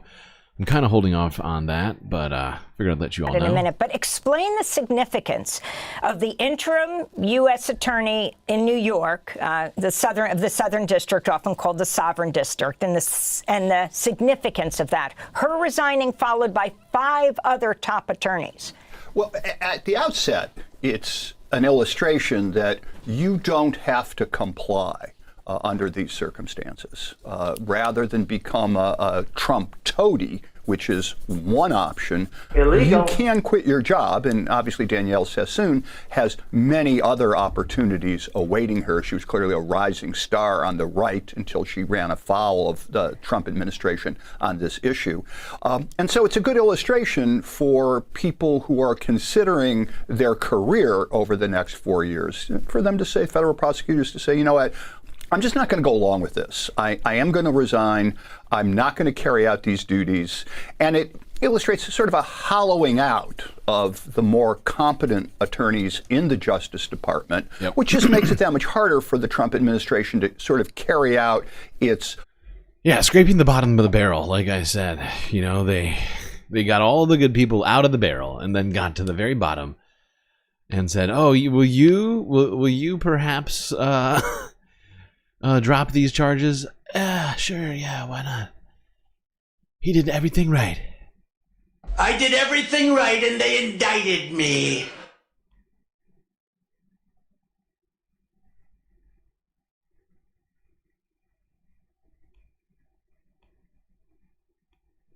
Department's enforcement priorities only if the indictment was dismissed. Explain what it means to be dismissed without prejudice, that every day, if Adams doesn't do what Trump wants, for example, around immigration, the case could be brought back against him. That's right. This is the sort of club hanging over the head of Mayor Adams throughout the rest of his tenure as mayor. And even if he does do what they want, they could still bring back the charges. This is not an administration that's known for its consistency or loyalty, but clearly he knows that he has to get on board, otherwise he may be on a train to some federal prison. And that's explicit in the directions given by the Justice Department. And you can see Adams racing to comply. I mean, the quo was being supplied really fast after the quid here. I mean, that's really important. Yesterday, you have Sassoon saying, responsive corruption, baby. That's efficiency for you. You quid, we pro. Immediately, if not sooner. Immediately, if not sooner. And that's really important. Yesterday, you have Sassoon saying, this is a quid pro quo. And she said, the top Justice Department official under Bondi, right? And let's remember, Emil Bovy was the personal attorney for Trump, as well as the man who looks like he's about to be confirmed, who will be right above him, Todd Blanche, in a meeting, who took away the notes of the lawyers who took notes. She said it was extremely clear that he wanted Adams to engage in this quid pro quo. So yesterday you have a meeting with Homan saying he's instituting an ICE office in Rikers Island. So the Justice Department historically has always carried out the policies of the President of the United States. You go all the way back to the 50s during the Red Scare. The Southern District executed the Rosenbergs. You can go through COINTELPRO in the 60s. In the 80s, the sanctuary prosecutions initiated by Reagan. Bush's invasion of Panama to arrest Manuel Noriega. You know, some administrations do more, some administrations do less, but it's always political. So, you know, to that extent, this is not unusual. But what makes this different is it's explicit. At least in the past, the Justice Department went to pains to say this is not a political decision. We are making these decisions solely on the basis of the law. We don't initiate or decline prosecutions based on the political policies of the people who are being targeted, et cetera, et cetera. There's no fig leaf anymore. So let's go back to what was known. 100%. 100%. That fig leaf is gone. And we talked about yesterday how they did not dismiss these charges with prejudice, leaving open the possibility for if Eric Adams, Eric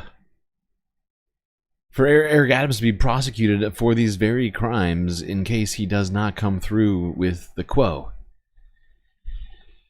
You rub my quid, I'll rub your quo. How are we doing on time? You know what?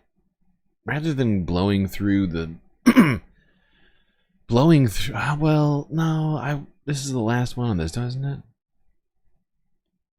Oh, God. I'm left in a horrifying spot.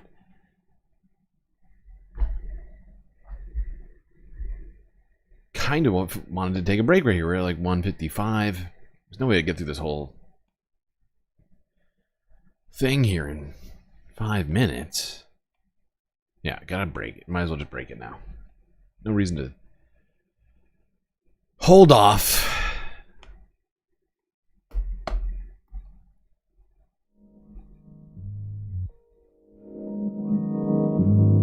Well, I hope everybody's been enjoying the show so far. If you haven't already, hit the like button and don't forget to subscribe. Maybe even hit the little bell icon too. Otherwise, you're gonna miss all those space notifications and never know when we're putting out new content. That would be bad. Come on! While you're doing that, I would also recommend you consider contributing to the Galactic News Network, as we are completely funded by viewers like you. So many great ways to do that, of course. YouTube, Super Chats, Super Stickers, memberships. Twitch, where you can become a subscriber and get emotes there as well. And no Bezos ads. You can even use your free Twitch Prime subscription that you get once a month for one channel, perhaps your favorite channel, where you can just take Jeffy Bezos' money, give it to your favorite creator. So do consider those. You also got Cash App and PayPal. If you want to avoid any of that stuff, just go straight to the source. But the best way to get the very most benefits for your Earth dollars, become a patron on Patreon. Just $3 you can gain access to benefits unseen by the rest of the goddamn Milky Way galaxy. Just go on the website, and you can find out all about the sweet bennies that we got waiting for you. What else was I going to say? There's something I feel like I was going to say that I can't think of right now. Messaging, galactic messaging. We have messages for you.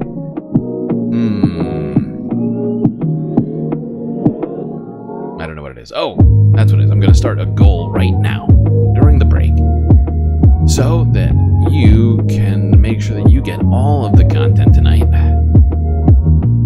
I am pretty tired, but you can bribe me to stay awake.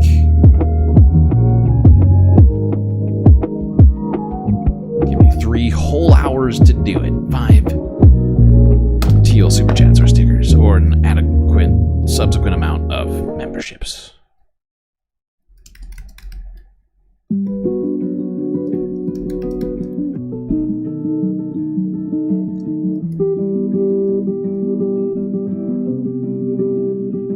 Alrighty, chat, goal started. Enjoy this short space break. Grab yourselves a drink, maybe a snack, and I will be right back.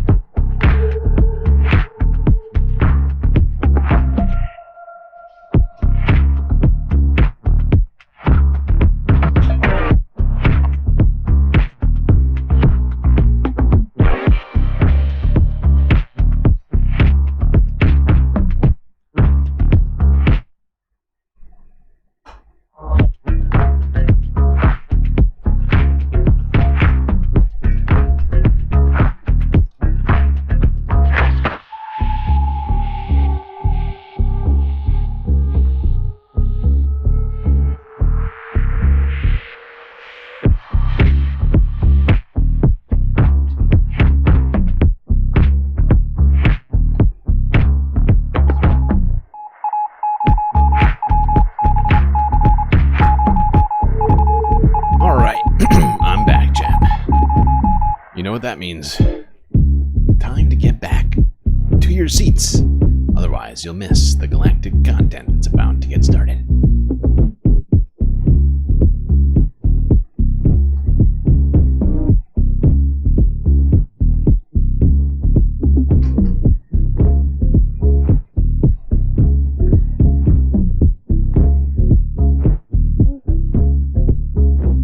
All right, let's finish up our discussion of Eric Adams, who is now a hostage of the Donald Trump administration, here to handle all of their needs. You know, whatever they want as it relates to policy, Eric Adams is going to make it happen. Otherwise, might go to jail.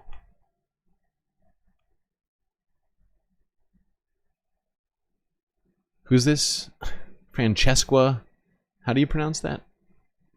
Fierentine. This last week has been defined by Donald Trump opening his arms to corrupt politicians on the other side of the aisle. If they will help him in doing mass deportations, right? That's what he's doing with foreign leaders. That's what he wants with Modi in India. And that is what he wants with disgraced yet somehow still current mayor of New York City, Eric Adams. But yeah, so Mayor Eric Adams, who this morning was on Fox and Friends being the most man who's currently being held hostage man. Small asterisk. No other way to say this. Not counting He the is Middle on Fox East. and Friends with none other than border czar Tom Homan, who is sitting next to him, a little bit looking like he's his chaperone slash parole officer slash it's more the mafia second one. boss who's making sure his little boy is falling in line. And I want to watch this exchange because it is terrifying and also incredibly telling. And we're going to get into seriously, the vibes of this are further wild. crisis. This week, it wasn't just obviously Elon Musk and DOGE getting access to even more and more agencies, or the confirmation of RFK Jr., which if you haven't talked enough about, go watch America Unhinged from last night with me and Wajahat Ali on Zeteo. It is also about Eric Adams, and it is about the request from the DOJ to SDNY to drop all charges into Eric Adams's bribery, accepting foreign money in order to skirt construction law in New York City, so that a Turkish government could build a building. I mean, it's so amazing how little people can be bought off for. And in exchange, obviously, he got money. He also got free trips on Turkish Airlines. My guy was like, oh, I'm headed to the Caribbean, but first I got to go to Istanbul. First, I'm gonna go to Istanbul. Like, it's just amazing. Like, not only are the rich like destroying the planet in their private jets, but you got these corrupt ass mofos who are literally doing layovers 6 hours away. 6 hours, way more than that, right? We are gonna just do a layover, an extra 40-hour trip over to Turkey. A day. Now, this week, obviously Donald Trump and the DOJ are saying they're going to dismiss these charges. They still haven't quite found the attorney who's going to help them do it. In fact, we are currently in the process of the Department of Justice strong-arming attorneys in... Now, we know they got to the bottom of the barrel already, so I'm going to skip slightly ahead. ...that they want to drop charges for Mayor Eric Adams, is so that he can hand the undocumented people in New York City and on a Rikers platter over to ICE. Don't forget, Rikers is apparently mixed up in this. Apparently, ICE wants Rikers now for their own purposes to set up ICE agents on an island, a deportation island, I guess. It'd be like Guantanamo, but better. To the Bronx. We interviewed a representative from the Bronx, and he said he talks to everyone on the street. Not one person wants that facility built. What's the status on that? Is there any way we that's can... That's a great. You know what's interesting? If I go to anywhere in the city, when I had 220,000 migrants here, anywhere in the city, and ask who would like a shelter there, not one elected would raise a hand. And then you ask them the next question: how many of you went to Washington, D.C. under the previous administration and said you need to stop this? I took 10 trips there. So you cannot represent your concern merely from the sterilized environment of your office space. They should have been with us saying we need to stop this flow, and they weren't. And so the shelter. You know what's so funny about this? This is him crapping all over Democrats, even though you'll hear he's still gonna run in the Democratic Party. Everybody supports Zoran in New York City and his run for mayor. I hate Democrats, but I'm running as one. This is him saying that, like, oh, they didn't stop the flow, and I was, it's like who stopped the flow? What?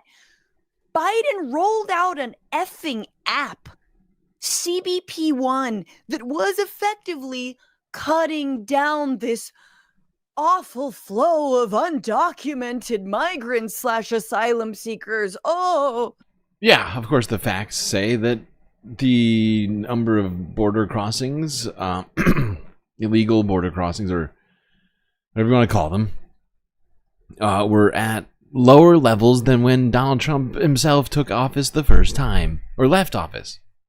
Both, actually, I think. the food vendors, the people trying to flee the gang violence that your stupid ass war on drugs created.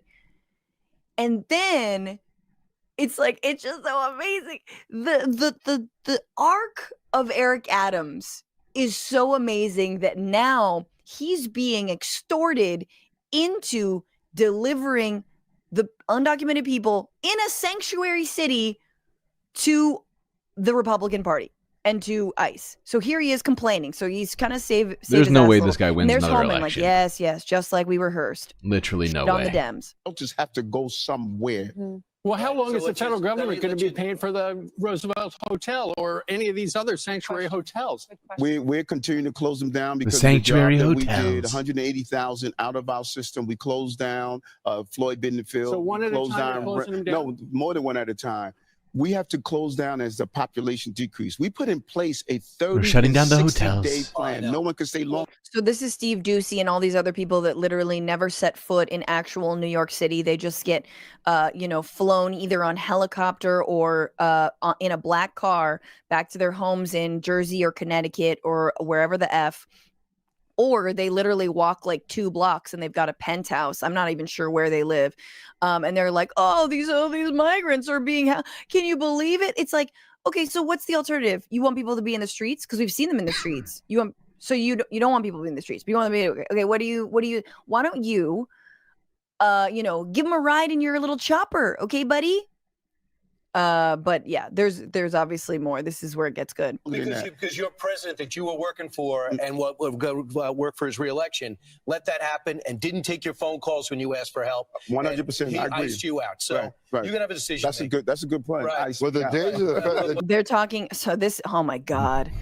I swear to Just God, the debating things us I want to all. say I want- about this man. I want this Tom so Homan this line. This is obviously he's being called out. He's like, oh yeah, you tried to contact President Biden, and he didn't even pick up your calls. And Eric Adams was like, okay, whatever you need to do, I'm doing the dance for you. Okay, sure, whatever you need me to say, it's fine. I just please drop my bribery charges, drop them charges, drop the charges. Days of the federal government paying the migrant centers are over. Good. Right. So, Mr. Mayor. Oh, here comes like a literal bridge troll, Tom Homan. This guy, you can't say that. This is how he talks. Yeah, these migrants, these brownies, you know, they don't speak. Why does he talk like a high school bully grew up to live under a bridge and say fee fi fo fum? Like who's crossing my bridge? Straight up, Tom Homan has the scariest voice. It is the scariest voice I've ever heard. Yes. You're going to run for re-election? Yes. Are you considering running as a Republican? I'm going to run on the Democratic line. We petitioning to start. I'm gonna run as a Democrat. Soon. Running as a Democrat. There's a many Democrats like for now, dog. For now, until he gets blown out, and then he runs as an independent. Look at those 78% that believe what we do, what ICE is doing about getting dangerous people out. I think that we have to get people out to vote. That is the problem. But you're losing by about 25 points to former Governor Cuomo, who wants to be Mayor Cuomo. Well, listen to this. I had another Andrew in my previous race. Two guys, Andrew Cuomo and Eric Adams, who both shouldn't be anywhere near the government. Beat me by double digits in February, but we don't call Andrew Yang mayor. We call Eric Adams mayor. Never give up. New York is never give up. People had me. At this point, I'd take a Yang over an Adams. You are. Wait. People had me gone months ago, but here I am sitting on your couch. Gee, I wonder why. I wonder what happened. What happened between you being gone because you were under federal bribery charges and you sitting on Fox and Friends' couch? Could it have something to do with the bridge troll sitting next to you? This fucking pimple come to life. This guy who's like just a Ren and Stimpy cartoon right over here, who's twisting your arm underneath the table and making sure that you fall. I mean, as we'll see in a second here. Hold on, let me get us to the place I want to. We'll see. He's not even just twisting his arm. He's got his arm in a place. He's working things from a particular angle. Soul for the just face the music. It's not even the worst part yet. Sitting today talking about the new alliance between ICE and Adams. So thank you very much for coming. Thank you. Alliance was never severe. And if he doesn't come through, if he doesn't come through, I'll be back in New York City, and we won't be sitting on a couch. I'll be in his office, up his butt, saying, "Where the hell is the agreement we came to?" So. I will be doing things to Eric's butt that he's not gonna like. Gonna be all the way up it, my big ass head, all the way up there.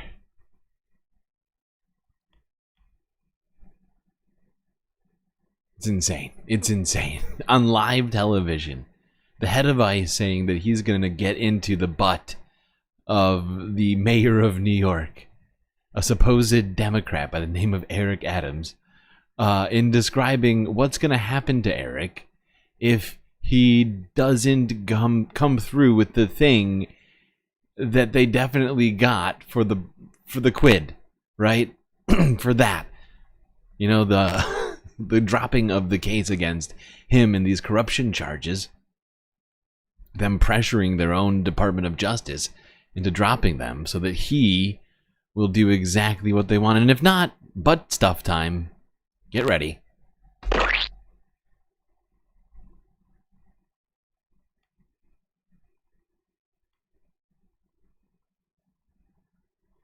But this may just very well, this seems to me to just be the more time that elapses since this first came to my attention, the more I feel like this is a preview rather than even the main show. I mean, we're going to be talking about this, I assume, for a little bit, but I'm starting to think other states are definitely going to be... We might have some similar situations on our hands. Other sanctuary cities and whatnot. Let's go see what Pam Bondi had to say earlier today. This was like... this was in the evening on Saturday, I think. Actually, no, sorry. No, this was on Thursday? Friday.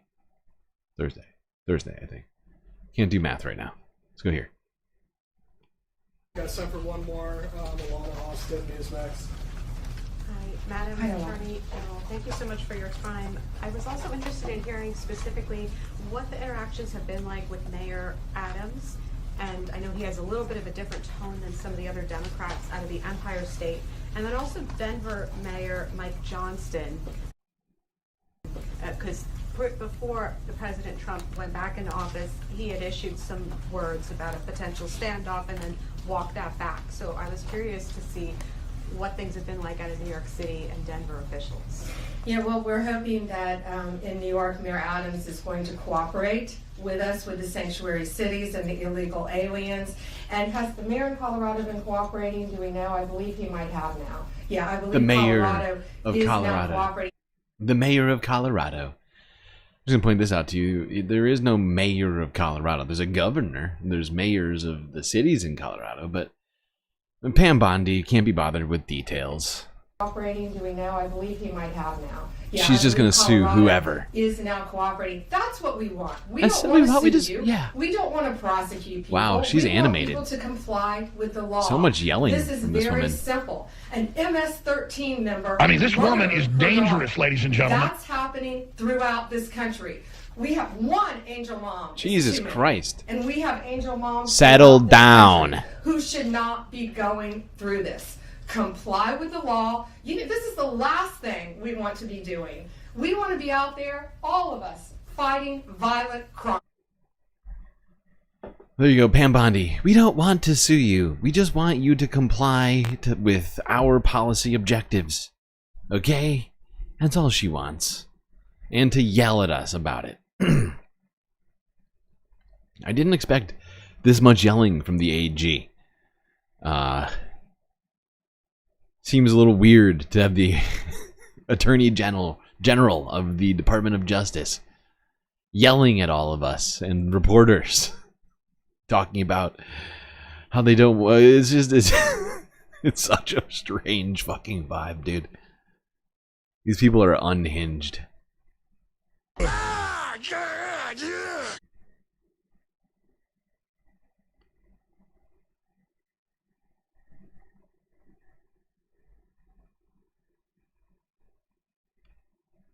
All right.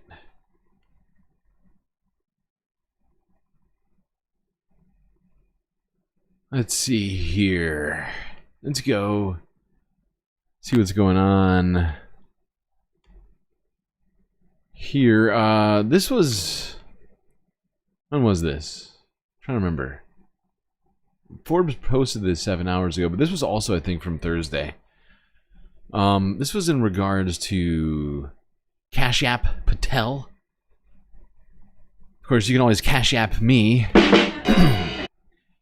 if you want to help keep us alive here. But let's talk about one Cash App Patel, who is now, I believe, has he been confirmed? I think he was confirmed, wasn't he, on Thursday?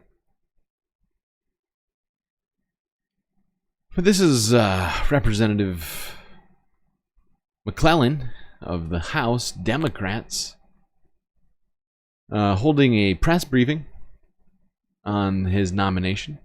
See what she had to say about Cash App. And with that, I'll turn it over to Representative McClellan, who represents the district in Virginia. Good afternoon, everyone. I am Congresswoman Jennifer McClellan. I have the privilege of representing Virginia's 4th Congressional District.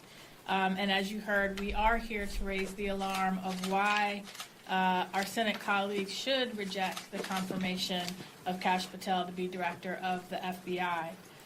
In our letter to the Senate Judiciary Committee, we expressed our deep concerns over his lack of qualifications, over his history of inflammatory statements.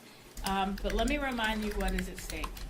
The FBI stands as one of the most critical institutions in our democracy.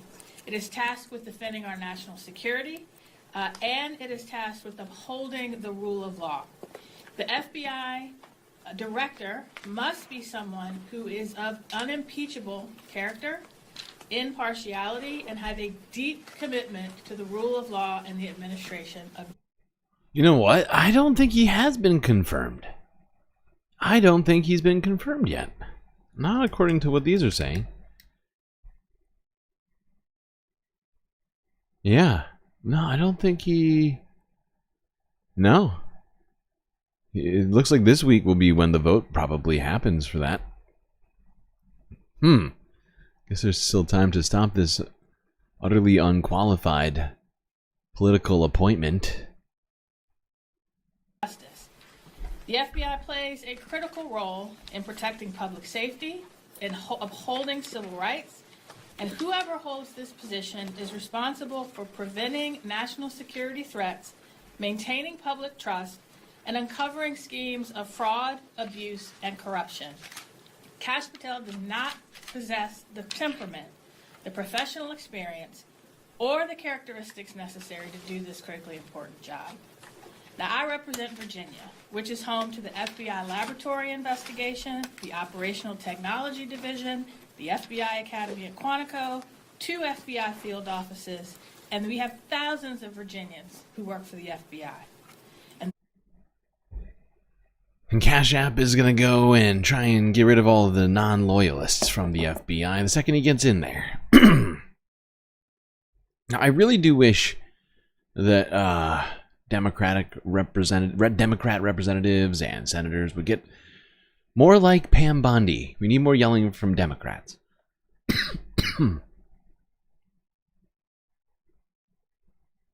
Why are people just saying my name in chat? What's happening?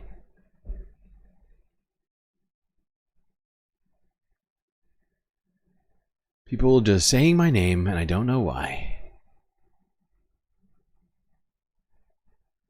Is it because... Did you get all your support characters? Oh, you don't have all your support characters. Now I see why. That might be why. Mish! Aw. Aww. Thanks for the super sticker. Love that one. Little Doge. I gotta stop calling it that. We're calling it a fox. A little fox with a heart. It's beautiful. Counting that towards our goal. That's 2. 3 left.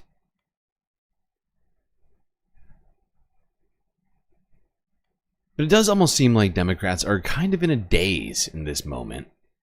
Like somehow the fire hydrant of Trump moves, executive orders, and whatever else is like lulled them into a sense of just somnorificness. You just wanted to say thanks? That's why you were saying my name? Were you even one of the ones saying my name? I still don't know why people were saying my name. I'm still very confused. Just apparently it's just for saying my name. I'm just going to assume it's that. We'll stick with that. Speaking of Democrats being effective, let's go here to the Majority Report with Sam Cedar.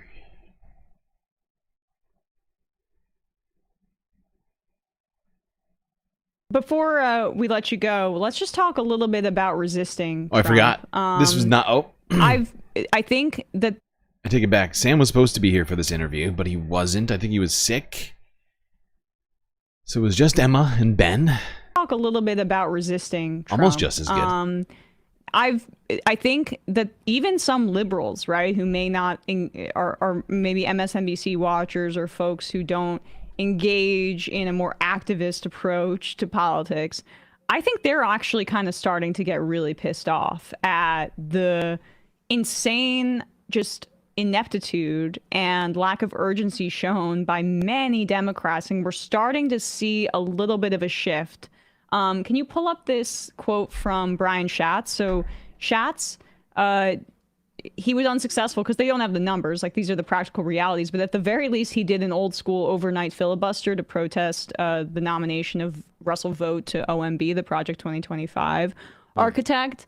And he adds some great quotes here, which is like, it's finally, I feel like this, Chris Murphy's acting like he gets it. Schatz gets it more. This is what he had to say to Isaac Chotter, who's just what'd you say? Chotner. This may be the one time Chotner's interviewed somebody and the person has come out looking better on the other side. Like, he's done some incredible interviews with Israeli settlers and other things. But here's his quote about like the Democrats. He's talking about can you go up a little? Yeah. When he's talking just basically about how. Well, I'm going to pause for a second. I noticed that the stream is acting funky. Yeah, I'm sputtering too. I don't know what it is. I'm going to hold off. Holding off. Please hold. Please stand by.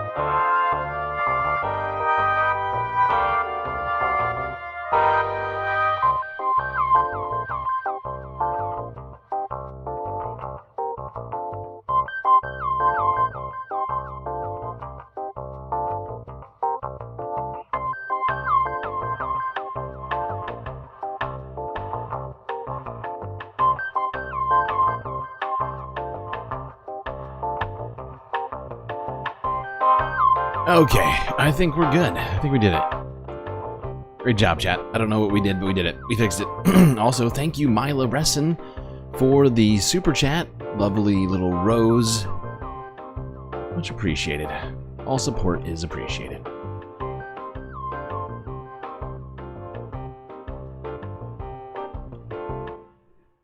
Counting that as like a third or like a half a chat or whatever for our goal. So now we're like, what, 2.5? Right? Yeah, close. Whatever it is. All depends on how close we get. I'll make the determination later. I feel like I always round up.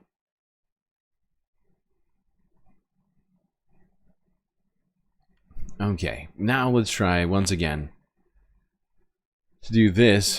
From what I saw, it doesn't look like much got through on that end, so I'm just going to go to the beginning and try this one more time.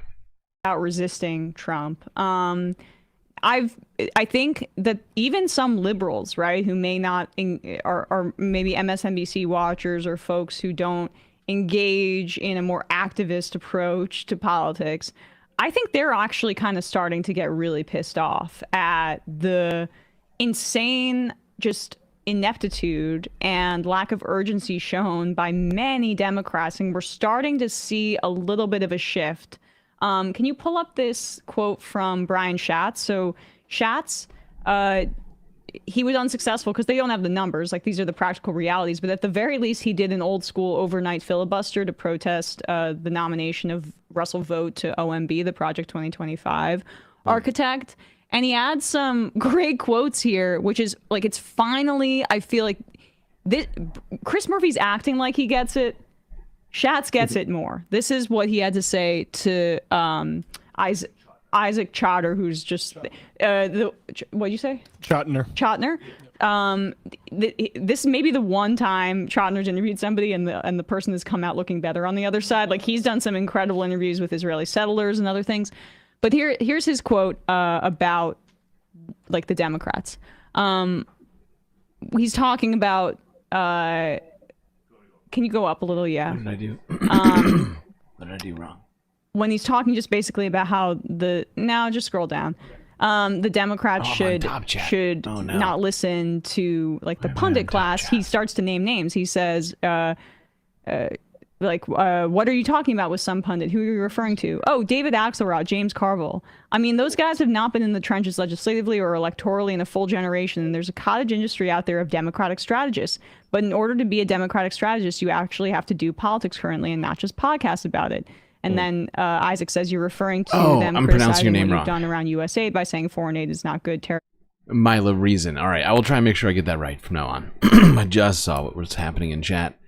Trying to do multiple things at once here and do my best. Be a Democratic strategist, you actually have to do politics currently and not just podcasts about it. And then Isaac says you're referring to them criticizing what you've done around USAID by saying foreign aid is not good territory for Democrats to fight in. No, where's the second quote that I sent? Sorry. The part about the Foreign Assistance Act, the pundit brain. Yeah. Okay. So this is really the money quote that I was referring to. The Foreign Assistance Act, and then, of course, every appropriation bill that funds the State Department and Foreign Ops budget, they're ignoring multiple federal laws. And I'm just, excuse me for being quaint about this, but I'm not going to just gloss over that and wait until they touch the Affordable Care Act. That's the kind of pundit brain, poll-tested bullshit that got us into this mess. Right. We are constantly being told that something isn't polling well enough. And one of the things that Republicans do well is not allow their pollsters to tell them everything. They invent whole stories and then polling follows. And that's why we're focused so much on Russell Vought, Trump's OMB director. He's clearly not a household name, blah, blah, blah. But that part where Republicans don't lead with polling, they act to change the national conversation. Right. Immigration, they've completely changed the scope of it within like the past 10 years. Yes. Like the Democrats have agency over public opinion and when things become popular by using the bully pulpit to advocate for things. And I guess I'm just curious, Ben, if you could respond to Iglesias and even the Biden administration adopted this for a while, this notion of popularism, which they conflate with populism, but that we should just do things that are popular. Okay. Yeah. Except Israel. But by definition, right, except Israel. Yeah. But by definition, that means minority rights are on the chopping block, because if you only do what's popular, you can't stand up for minority, that's in the definition, rights. Right. Especially when you have an quote unquote opposition, and I use that almost rhetorically, right? They're more like controlled opposition. When you have controlled opposition that is not willing to put in the dollars into media or into the right type of consultants that can actually get this done and know how to do this, then you have an existential problem in democracy, because we have Democratic consultants. The entire Democratic consultant class are super rich consultants with email databases and bad practices. Period. That's who they are. That's what they are. They still get paid no matter what. Kamala lost, but somebody got a yacht out of how much money they took from the collective body politic of Democrats. What does that mean? That means that we need to oppose the Democratic consulting class as it is right now. We need to oppose them as much as we oppose MAGA, because they're in the way of politicians actually doing something smart and intelligent for a change. And seriously, no, this has existed for quite a while. I'm gonna try and tell a story without whatever giving too many details about it. But you know, during the Bernie election, the area that I live in New York, I know, I well, actually, I'm getting ahead of myself. I went to vote for him. Found out that I had been removed from the voter rolls, and so went to the local Democratic, like the DNC office, like in my area, and when I got there, one of my friends, one of their family members is a lawyer for the DNC and is sort of this class that we're talking about. And when I was there doing this, the way that they were talking about like, oh, you're gonna vote for, you know, like in this, you know, this was during a primary, right? And like, oh, you're gonna vote for Hillary instead of Bernie, right? And all this other stuff and blah blah blah. And like, I'm just thinking to myself, I don't think you're allowed to do this while we're talking about me getting like there's all this sort of, but like they are in bed with this. They don't, you know, it's all, you know, the people who are in power in these places right now are in bed with the moneyed interests rather than of the interests that are there to help people, right? And that's just an anecdote, but like there are so many like instances of this kind of, you know, what do you call it? Oh, God, I can't even think of the. Just like, I mean, like corruption, right? But that's not exactly the word I was thinking of. Like inside baseball that does not like address the needs of, you know, working people, low income people, you know, and like a lot of other people, right? Or just of meeting just the moment, right? Like for instance, like in the 2016, like think about that, where Bernie is like blasting off, and you know Hillary is struggling to get people to show up to her rallies. We got, you know, like. We know exactly what happened, right? All the delegates went with you know Hillary, regardless of what happened. I'm getting too far deep. We're going 8 years back now. I'm sorry. I'm going to shut up. The media is frankly reacting in many ways to this as well. Like that's why I prefer what Schatz is doing to what Chris Murphy is doing, where he's conceded completely on immigration. Trump's not being. He's lying about his tough on the border stuff. Or could we make a positive case for we are a nation of immigrants? It makes our country better. They're trying to get you to blame immigrants, and we're saying it's the billionaire class. Then you can change public opinion on this issue instead of just throwing your hands up and saying, well, Trump's going to make things bad enough so that public opinion turns our way again. That's not how you need to. That's not doing politics. Yeah, there's a lot of good synonyms and or suggestions of words. What I was looking for. I like all of those. It wasn't exactly what I was thinking of, but yes, that is 100%. Like those are all the vibe. You all get it. That is asking arrogance, for us. That is leading us to the bourgeois slaughter, politics, right? All of these this things. is so important right now. We can't even really waste time with the Democratic Party or the Democratic consultants. Let them figure it out as they go. I think the people really need to take matters into their own hands in terms of what is public opinion. What are we talking about? What is the national discourse? We have the ability to change that from the bottom up. We've seen it. Each of us have done it in independent media with viral videos throughout the years. Each of us have that kind of impact, because if we wait for these Democrats and these Democratic consultants to figure out how to fight MAGA, we'll all be lined up on the wall asking if this is your first time here. Yeah. I mean, I think this is a really important point. There's a quote from Jane McAlevey I've read out a couple times here from a issue of Catalyst. I really like Ben. I struggle to watch all of his shows, partly just because there's a lot of like Jesus centric stuff. I know he does like a Sunday sermon, I think, every week and stuff like that. And so like I definitely try and tune into him. I prefer him in this context where it's less about the preaching and stuff. Not that I'm against people enjoying that. It's just not necessarily my tea. But I do like I do like this guy. There was something else I was gonna say. I was reading chats. I can't remember. People are upset about Emma mispronouncing things. Look, we all say a lot of words. Okay, it's our jobs to say a lot of words, and sometimes we say them wrong. Okay. I made a huge, tiny mistake. Well, first of all, some of the things that I say will be incorrect. 2018, here's just part of it. In the U.S., the small margin strategy on the part of Democrats is what put Trump into office. This is, again, 2018.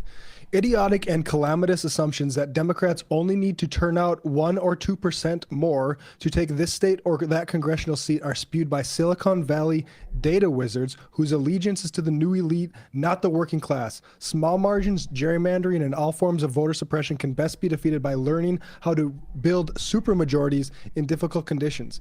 And I also want to point to something going on in the New York Times, which is a guest essay. I think I got timed out from my New York Times thing, but it's a full column by, this is how Democrats can counter Elon Musk. And there's a section of it, yeah, here it is. Democrats must take care at this moment not to confuse tactics with goals. They shouldn't define themselves simply as Mr. Musk's operational opposite, leaving themselves defenders of a broken status quo. Their goal must be a muscular, lean, effective administrative state that works for Americans.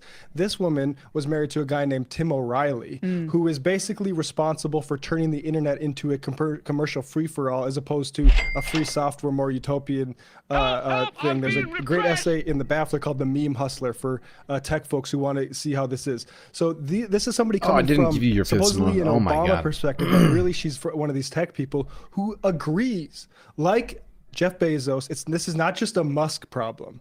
This is a capitalist problem, and that means it's a bipartisan problem. And these people will, if they have their way, will tell all of us that we're overreacting. That actually we do need to go along with a lot of cost savings for ideological reasons, and they are wrong. They are wrong. Entirely, completely. Yeah. Ben, I guess lastly, I mean, what do you see your role is in opposing Trump here as a member of the press? Because that's Morning Joe and all of them bending the knee. I wonder if they regret that now, because they really underestimate. Trump barely won the popular vote, and they acted like this was Reagan's sweep the second time around. I mean, they just rolled over completely. And it was the party, but also members of the media and online media is not exempt from this. Yeah. I'm trying to find a way to bring more creators and folks together to give people a place to at least have catharsis and at best have a path forward to organize, as you talk about. But if you could just expand on this environment that we're in right now. I mean, I know you and I have both kind of had private conversations about this, but. Yeah, no, I'm just thinking, my genuine answer from the bottom of my heart is that if I had as many YouTube subscribers as TYT, if I had 6 million TYT subscribers, if I had the hundreds of thousands of members that organizations like that have, if I had the pull and reach of MSNBC, I would be mobilizing the masses.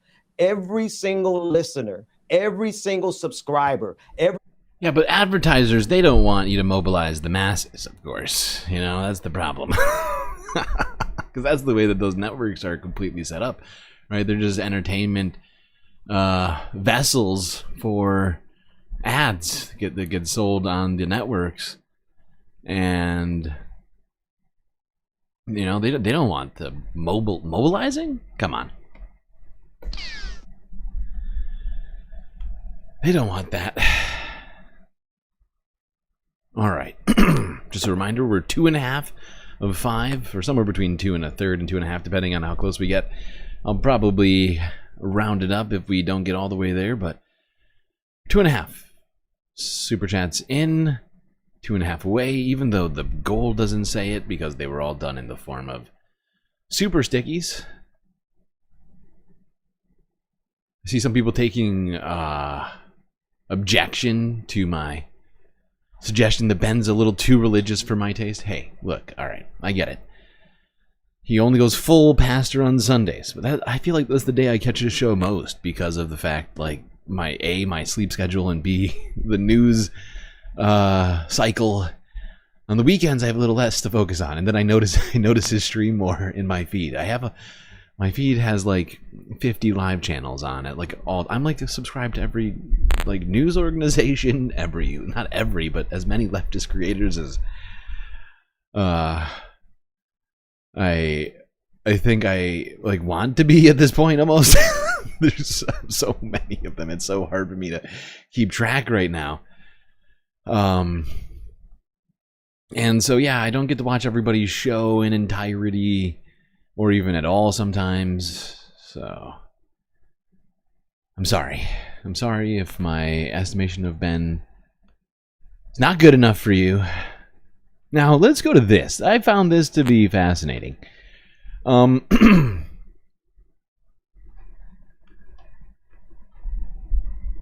this guy is, I think, a Maryland Democrat, right? I think he was once. Hey, you're getting ahead of me, damn it. What was I saying?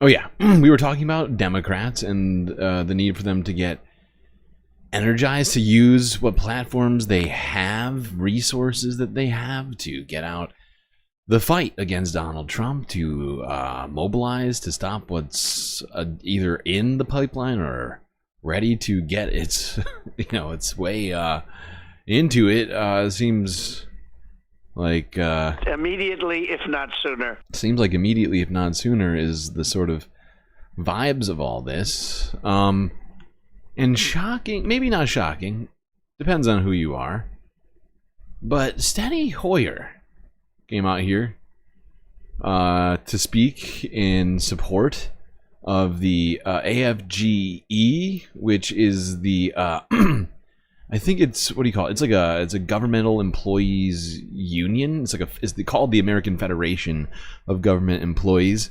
AFGE is just the acronym for it. He came out here to speak to the union. Let's see how he was doing. Steny Hoyer of Maryland's 5th District, who has been to more legislative conferences and rallies than most of us can boast. Former House Majority and dedicated leader for working people, please welcome my Congressman, Steny Hoyer.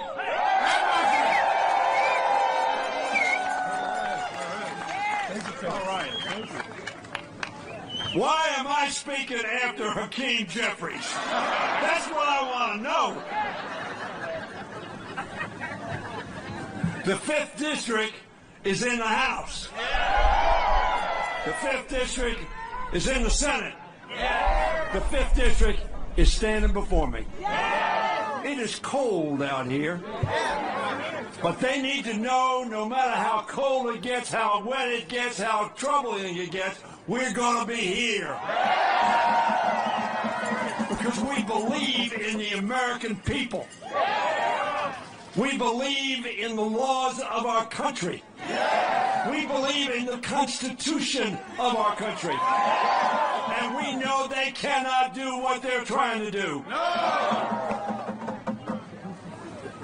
Hear me now.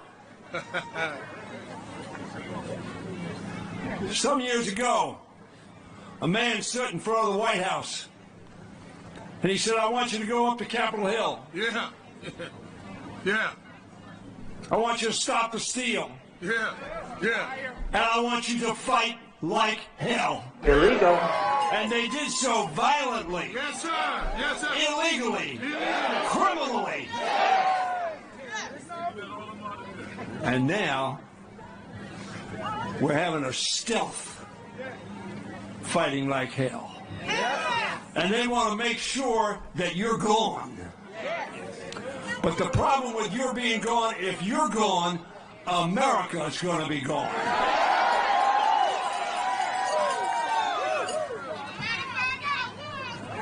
We need to raise every sign.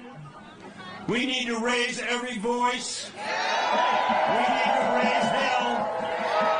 We need to make sure that we won't take it and we are not going back. No. We're not going back to a civil service that was filled with political hacks. No. Who cared about their own interests, not America's interests, not the interests of Americans. You do that work every day. We talk up here, and we send paper out. We send, you know. But frankly, we don't get the work done. All right, sir. We don't tend to the people in the hospital. That's right. We don't tend to the people who have a fire. Yeah. We don't tend to people are breaking in their homes and they need us to come. You do that.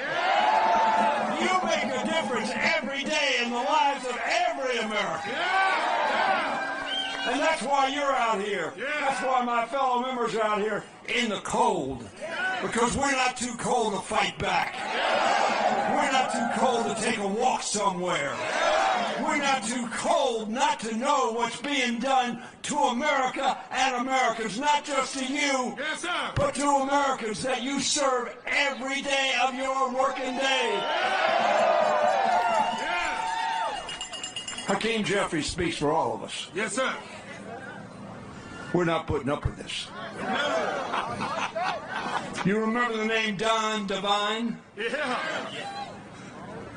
That was patty cake compared to Russell Vogt. Yeah, yes, sir. Russell Vogt, who wants you to be seen as villains. Villains. Illegal.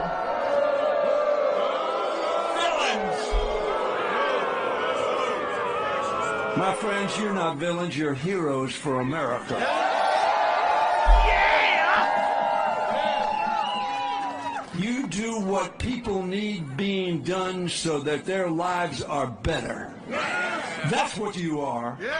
Heroes for America.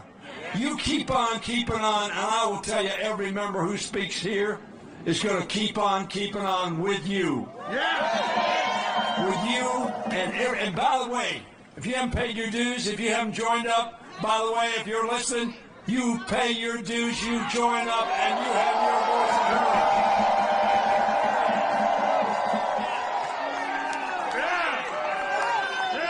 I had a good speech here. You would have loved it.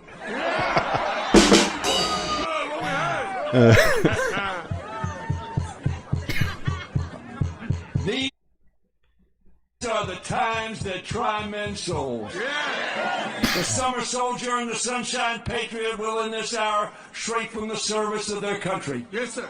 But they who stand it now deserve the praise of men and women and our country. God bless you. Go do the job that America wants you to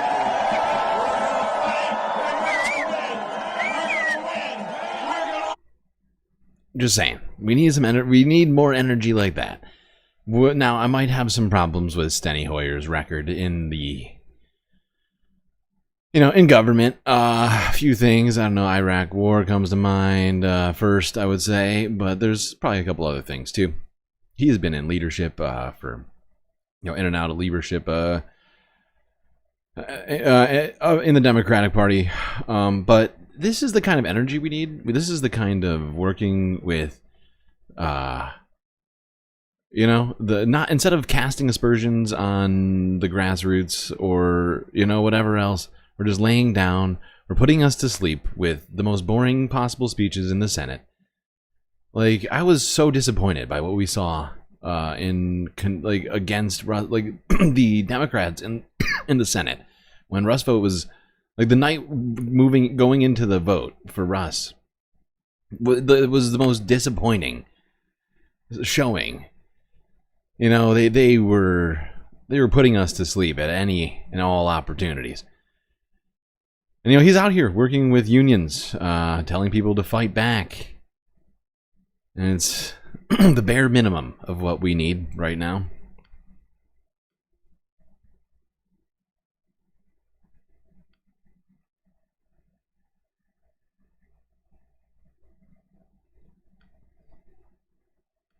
All right, let's go here.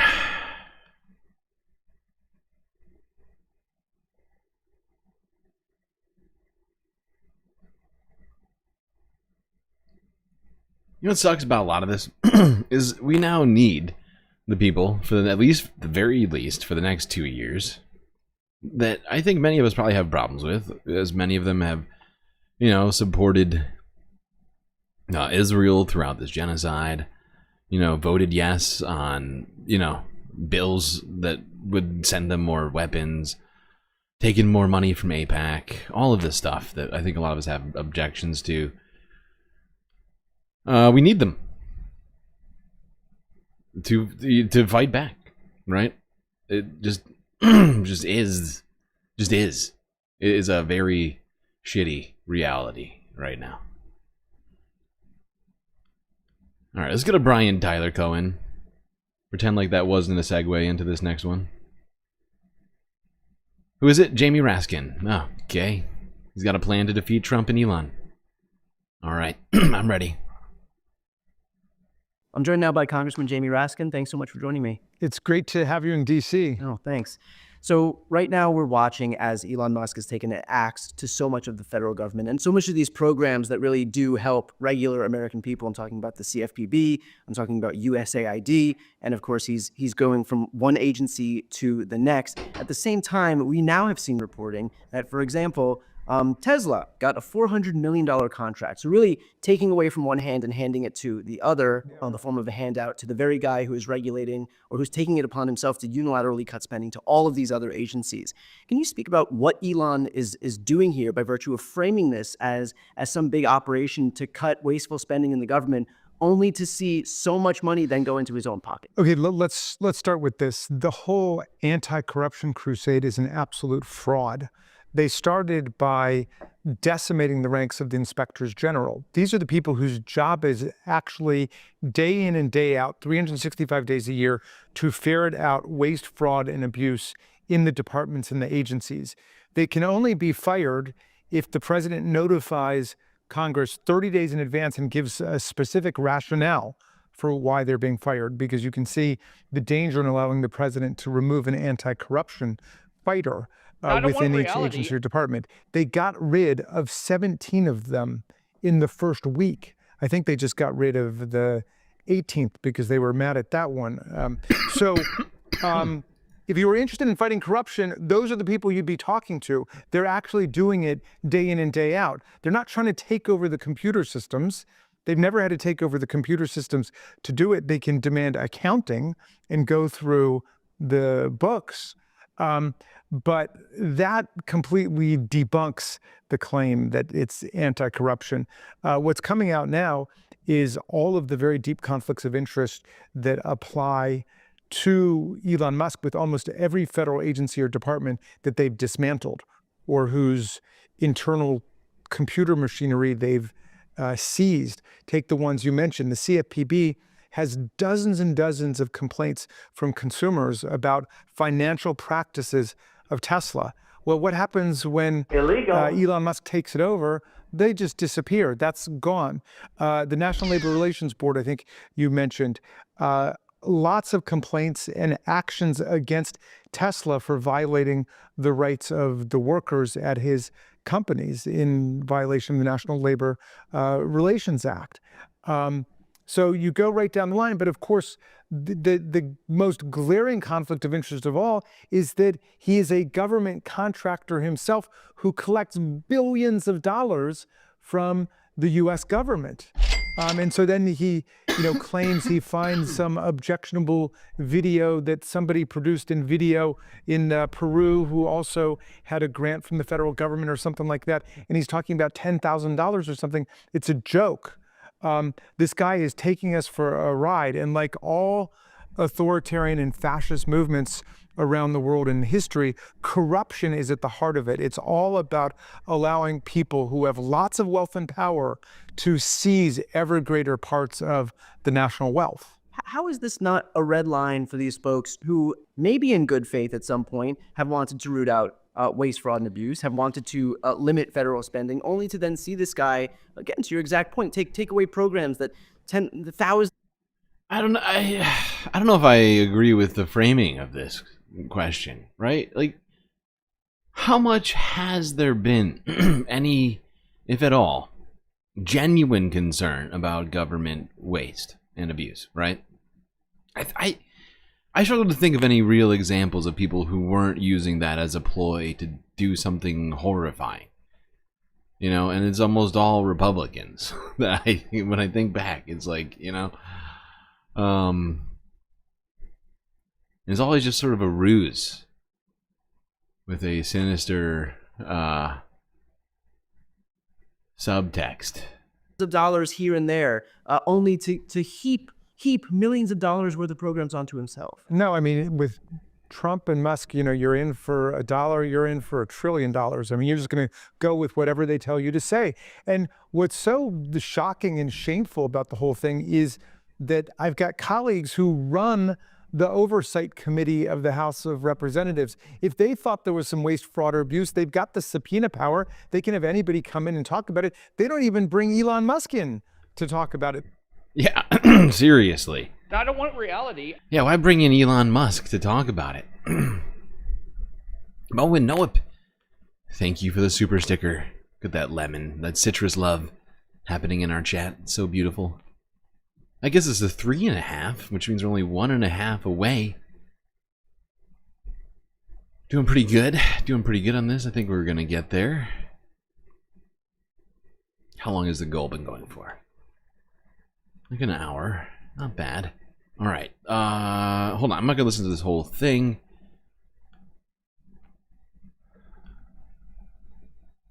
Let's go closer to the end of this discussion. And that is, we learned yesterday from the Department of Justice that they will no longer defend the members of federal boards like National Labor Relations Board, Equal Employment Opportunity Commission, Securities and Exchange Commission. All of the people who serve on those boards, and they're usually half Democrats, half Republicans by statute, all of them are able to serve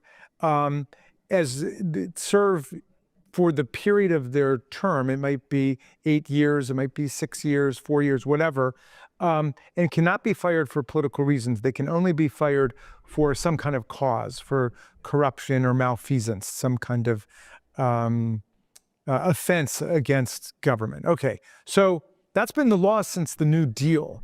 There's a Supreme Court decision called Humphrey's Executor, which stands for the principle that it's okay for Congress to set it up like that, to have terms that go from the Trump administration to the Biden administration. The Federal Reserve is built that way too. And so this way it insulates some systems that just the country more broadly rely on not being politicized. Right. Like being able to fire the Fed chair so that you can help yourself politically by using the Treasury. Exactly.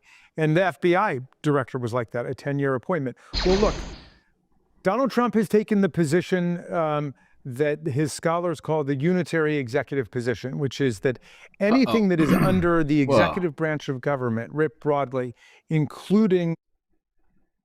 Why is this lagging? What is up with that? Anybody know? What? What am I running right now? Cause this to happen. Why? I've been having some weird problems lately. I have no idea what the problem is.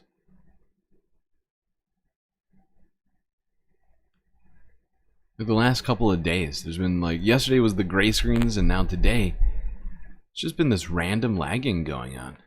And I have no idea why. Yeah, no, I see it, everyone. I see it. Hold on.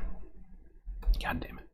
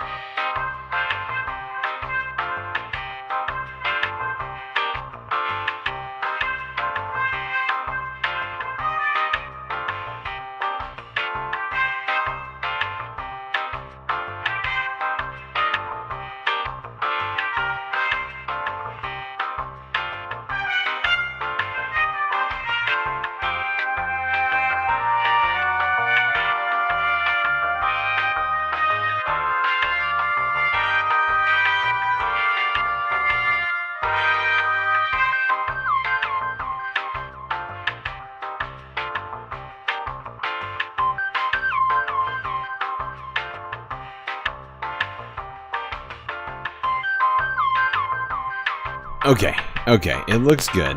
It looks good. I have no idea why this is happening. We're running everything the exact same way as we usually do.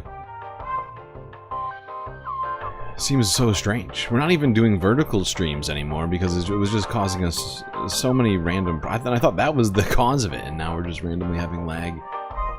Not cool, man. How rude. Exactly.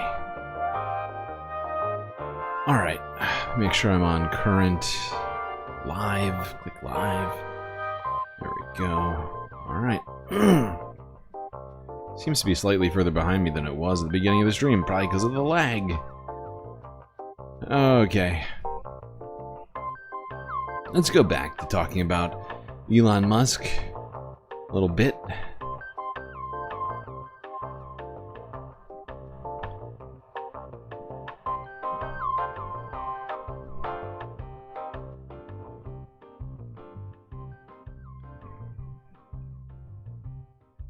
I love watching the dynamic between these two because to me, it's kind of like a Batman scenario that we have going on right now. New. And Trump doesn't even like a Batman Robin scenario. I mean, the MAGA mob, threatened to hang his last Robin. He was like, I have no problem with that, which is so bizarre. But when you look at this power dynamic, it's fascinating. I love Kara's take on this because she's absolutely right. I mean, think about this.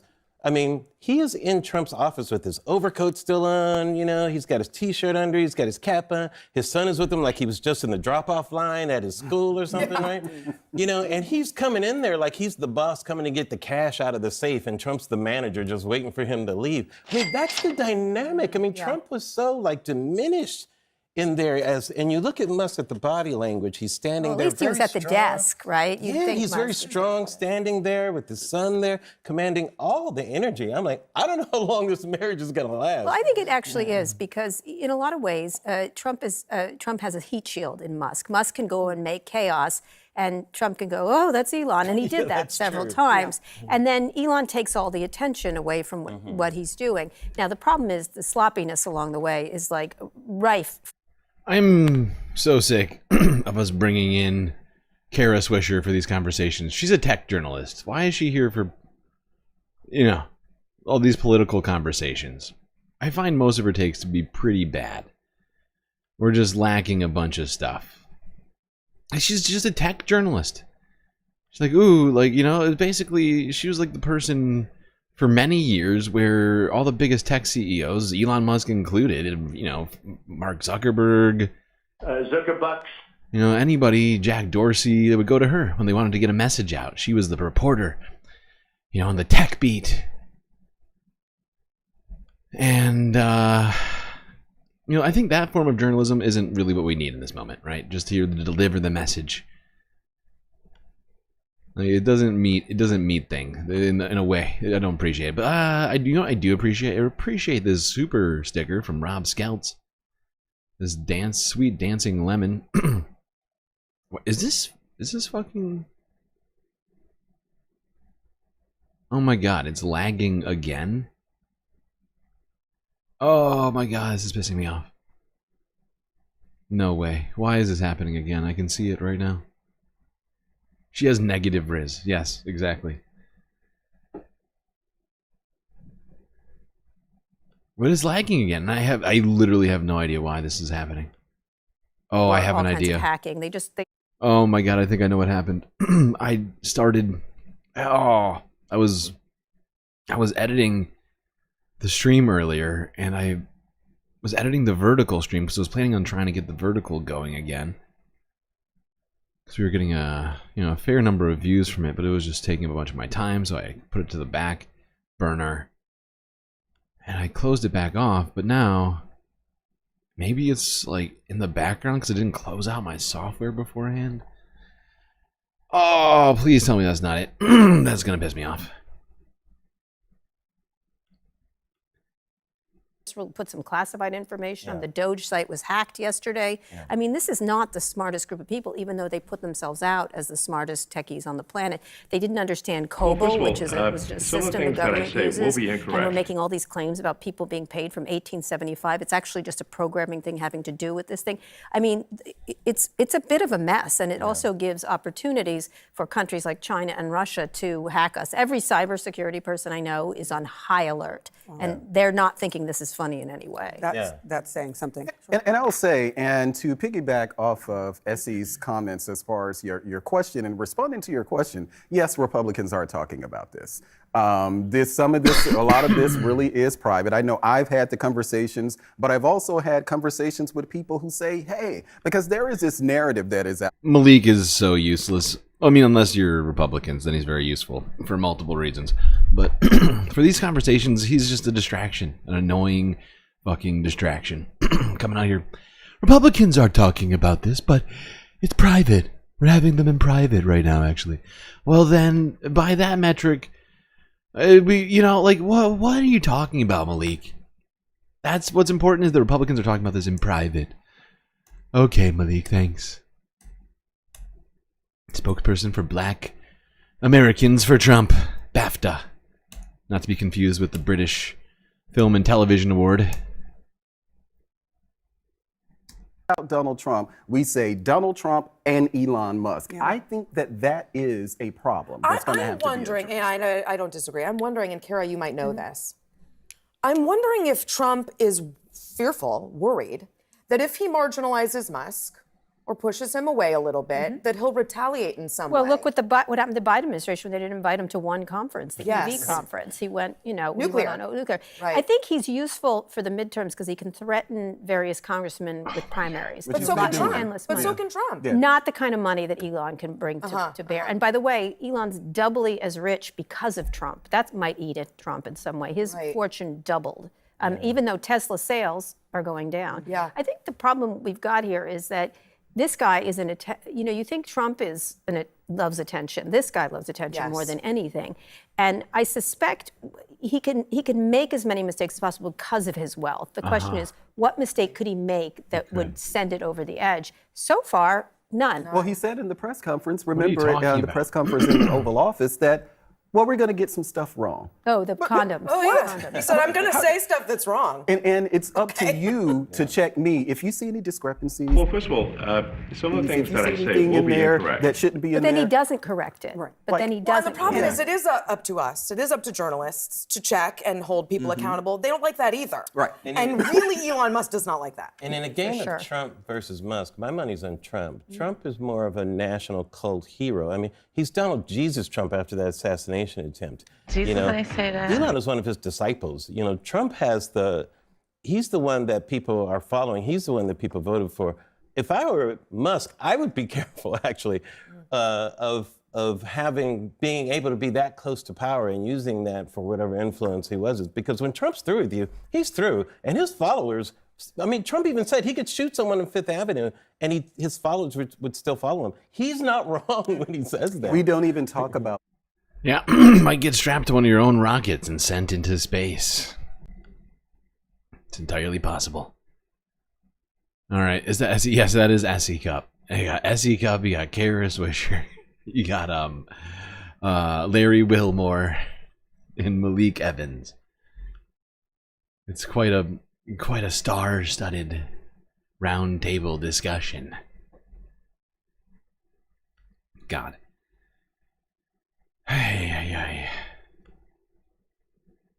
CNN needs to focus more on non-opinion based stuff and genuinely start doing the news. I don't know how much time a day, because I don't have TV, so I have no idea. I don't watch CNN. I just watch the clips online. But holy fuck, if the clips that I see are representative of what's going on at CNN, it's like a talk show. It's just a fucking talk show. They're just doing what I'm doing, but worse. We have 62 likes. That is a lot of likes. It's a lot of likes.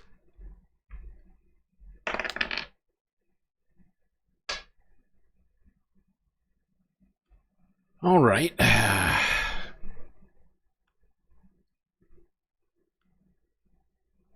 Now let's see what Katie Britt had to say here. I found this comment from her.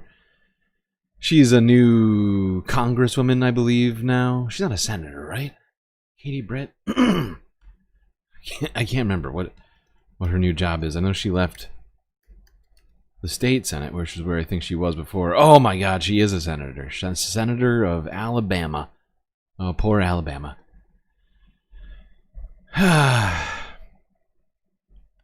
Good homes and housekeeping. Ms. Britt. Was she married? Whatever. Let's see what she had to say. She took great offense to people suggesting something about Elon and Donald Trump. Let's find out what. Thank you, Mr. Chairman. Obviously, there's been a lot of conversation both in and out of this hearing room today. Conversations about a co-president referencing Elon Musk, referencing the work that DOGE is doing. I think it's important to remember that President Trump ran on this. I mean, he said, we're going to look for wasteful spending across our government. We're $36 trillion in debt, y'all. That's not only fiscally irresponsible, it is actually morally irresponsible. And the difference in this administration and the last administration is that President Trump is actually the final arbiter. And it's interesting that none of you had anything to say over the last 4 years when it is clear that our commander-in-chief... Thou shalt not demean the president. I didn't realize that was one of the commandments. Administration and the last administration is that President Trump is actually the final arbiter. And it's interesting that none of you had anything to say over the last 4 years when it is clear that our commander-in-chief was not in command. And if we're going to use the term co-president, then let's go back and say co-president Jake Sullivan, co-president Ron Klain, co-president Jill Biden. I mean, it seems that some of the biggest decisions were made during the president's afternoon nap time. And so I just think we need to be a little bit more honest about what's been laid out and what's actually occurring. Chair Powell, I want to discuss some monetary policy. I find this hilarious. You know, Katie seems to be forgetting the last 4 years where even before there was discussion of perhaps Joe Biden not being as mentally there as he perhaps was at the beginning. But from day one, it was either A, it was Donald Trump was still president, okay? Joe Biden was just sitting in the chair, but really Donald Trump was president. Or actually, Donald Trump was president, but like, we've heard a bunch of people say insane things, but like Donald Trump was president, but actually Joe Biden is in fact the real president, but really it's Obama behind the scenes. President Obama, and all this other shit, like essentially doing exactly the thing that she's complaining about. Oh, how short the memory is, Katie.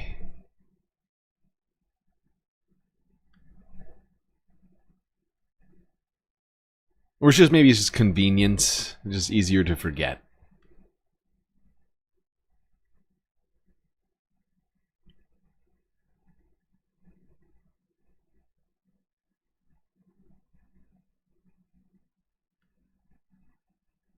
All right, let's go here now. Talk a little bit about SCOTUS, Supreme Court of the United States. Lastly, when I look at what's happening with the USAID, different story. DOGE, same agency, different story. And when we're looking at what's happening with, I don't know, maybe the OPM, but I would imagine in the USAID story, Congress has some standing to go and say, hey, we appropriated the money for USAID. You don't have the right to just unilaterally eliminate this agency. And apparently Brian Schatz, senator from Hawaii, just said he'd hold everything up on behalf of you. By the way, I think we're only one half of one super chat or super sticker, like of the goal-sized ones, or like one membership, like you give Galactic membership. I think that would get us all the way to away from completing the goal, even though it says 0 of 5, because everyone's doing super stickers instead of super chats, which is fine. I love the super stickers. You know, they're fun. They dance around. They're cute. All of the above. Aww. But yeah, I just wanted to remind you that we are super close to completing that goal. But is there, in this instance, when you're talking about the Treasury Secretary waving Elon Musk in, there doesn't seem to be any, like, this all seems to be legal. I mean, who knows how they use this stuff, which may be illicit. No, I mean, to be clear, this is not, I mean, all sorts of like unauthorized external people are being let in, and there's some of these people who now kind of have a Treasury badge or an employee in a kind of very sudden shifting process, but there's definitely a ton of legal issues going on. I will say that recently I got forwarded along that there's a letter from the Senator Jack Reed to Basant asking about this, and challenging him on this. What are the legal issues? Like, I mean, hey, who has standing in this instance? Like, is there? Great question. Who does have standing, Sam? My Dogs gifted one to Darth Bong. Thank you, My Dogs. That gets us there. I'm closing it. That's it. Shutting it down. Goal completed. It looks like the gifting system's working now. Which is very exciting. I know we were having some issues with that before. Maybe I should check to see if the number's updated. See how close we are to being another emote added. I'll find that out while we listen to this. Thank you, My Dogs, for helping us finish the goal off, and everybody who helped contribute to that goal that we now have completed. Is someone going to file a suit with a federal court and say, we want to enjoin DOGE from doing this? And who would that be? Yeah, I mean, the standing issue, I think, is the issue. But, I'll read a little bit from this letter right now. It is long-standing Treasury Department procedure to restrict access to this system to a handful of individuals who have undergone a full background investigation evaluating criminal history, foreign ties, trustworthiness, and finances, among other issues. The process is essential, protecting information. This deviation from Treasury practice follows from an emerging pattern of DOGE impeding fundamental government functions. And so, you know, yeah, I mean, he's making demands here, but yeah, he's not invoking any specific legal issues right now. And yeah, the question of standing, I think, is a big one. I think this is kind of very fluid and in state of play, and yeah, I mean, I don't have a good answer for you about that right now, and I don't think anyone does. And I think I would say from everyone I've talked to, the idea that there isn't much recourse is precisely the terror. It's like it is the feeling that whether or not this completely melts down relies on the forbearance of essentially DOGE, Musk, or Bissett, and maybe like some other handful of Treasury people. You know, the reporting tries to reassure us that legal counsel has signed off on things, but notably, there's no Inspector General right now, I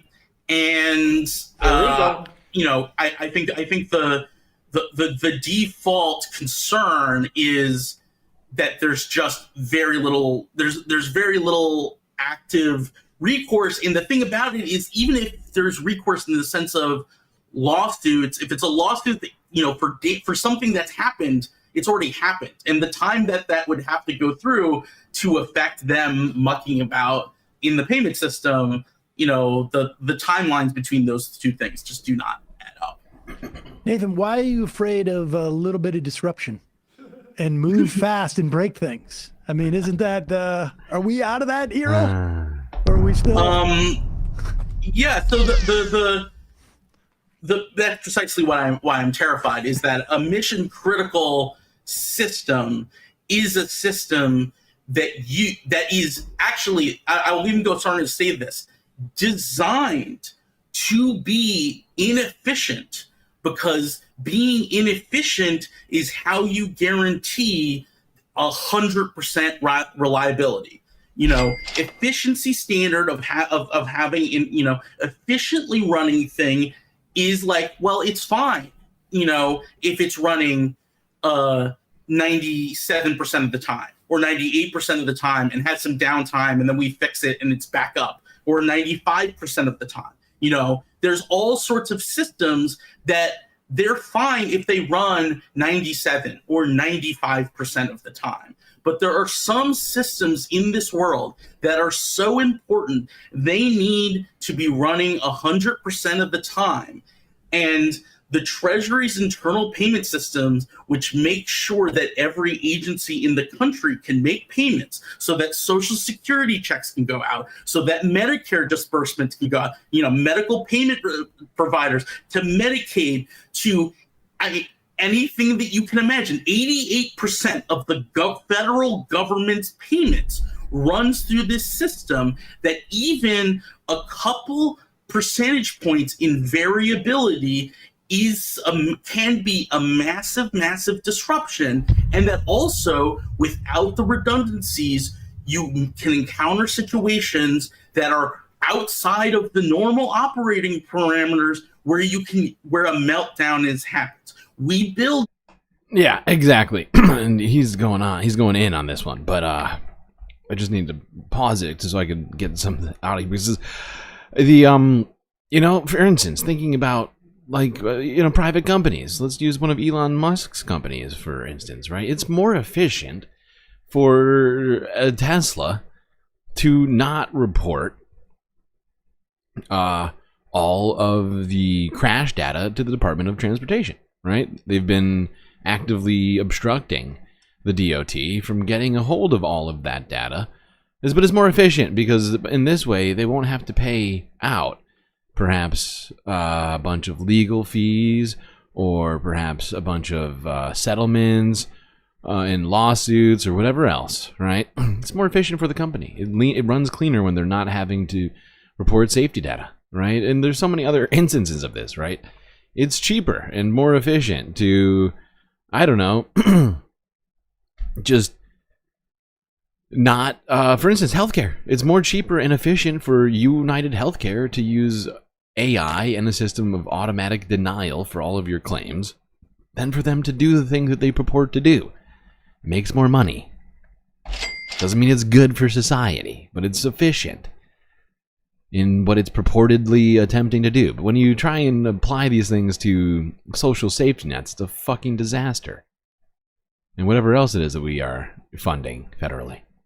Bridges, or, you know, at least we're hopefully build bridges so they do not collapse. Not so that they 99% chance won't collapse unless they have an especially extreme weather or wind experience. There are certain things that you design so they function 100% of the time. Not every time you go over a bridge, there's a 1% chance that it will collapse.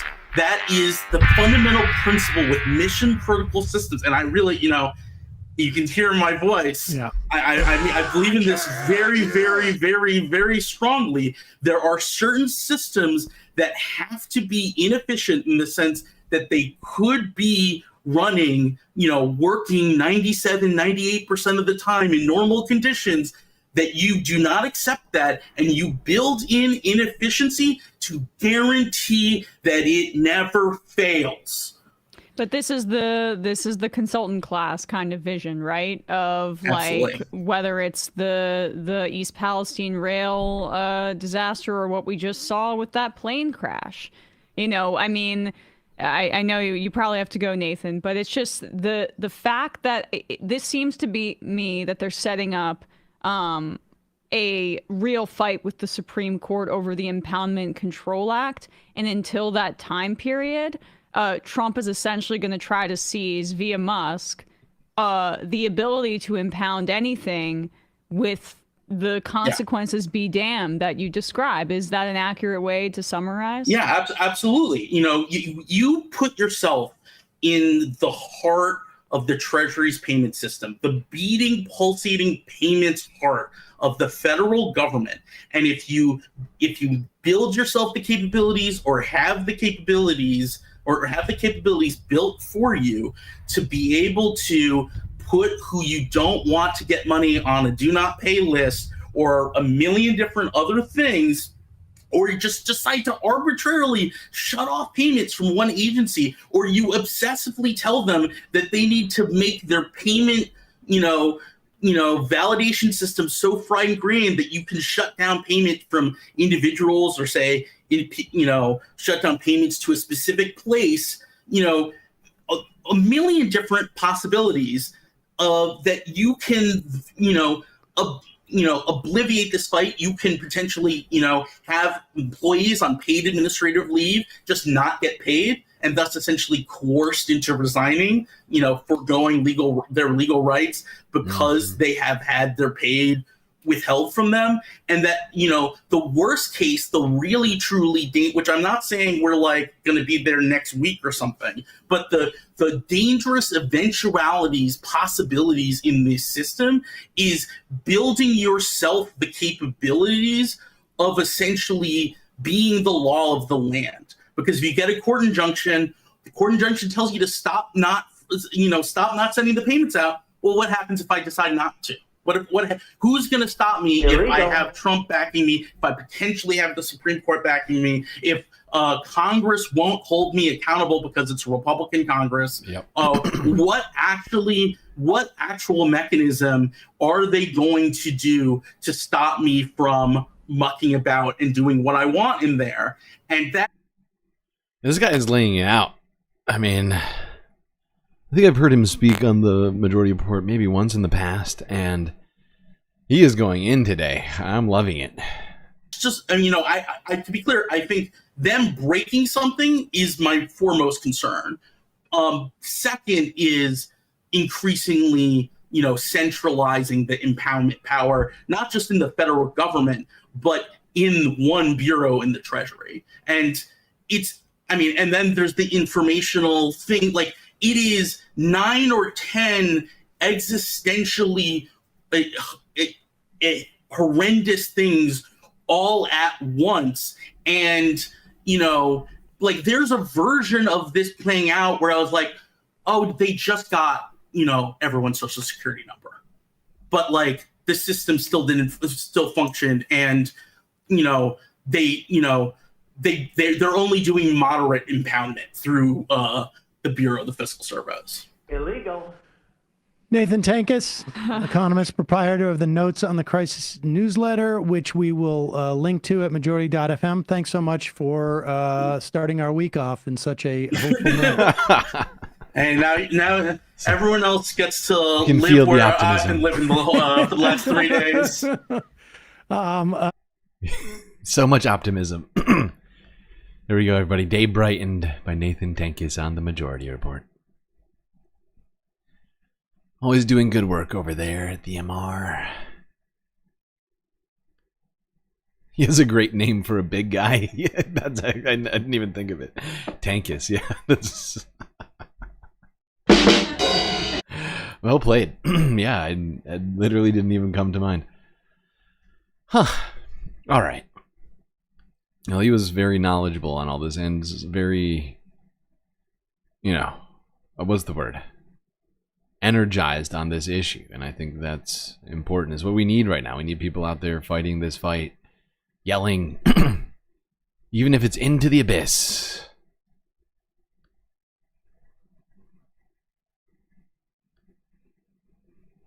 All right. Now, let's talk quickly about...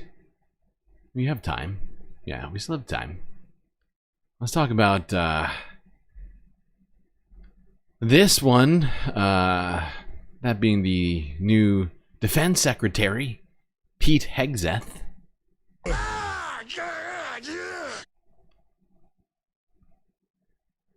He, of course, visited Europe to tell our allies to go fuck themselves, I think.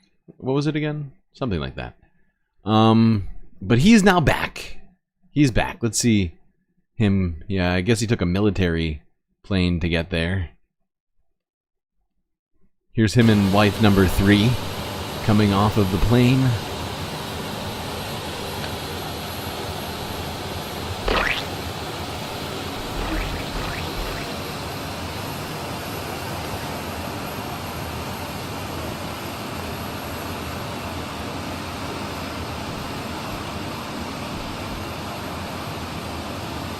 I love how his security detail is a dude in who looks like he's in a brawn. What's it called? Not Brondo. Was that the name? What's the name of the paper towel guy? Oh, God, I can't think of it. Brawny. Tell me that this guy is not about to go, the second he's done with this, go do a Brawny ad. What the fuck is this?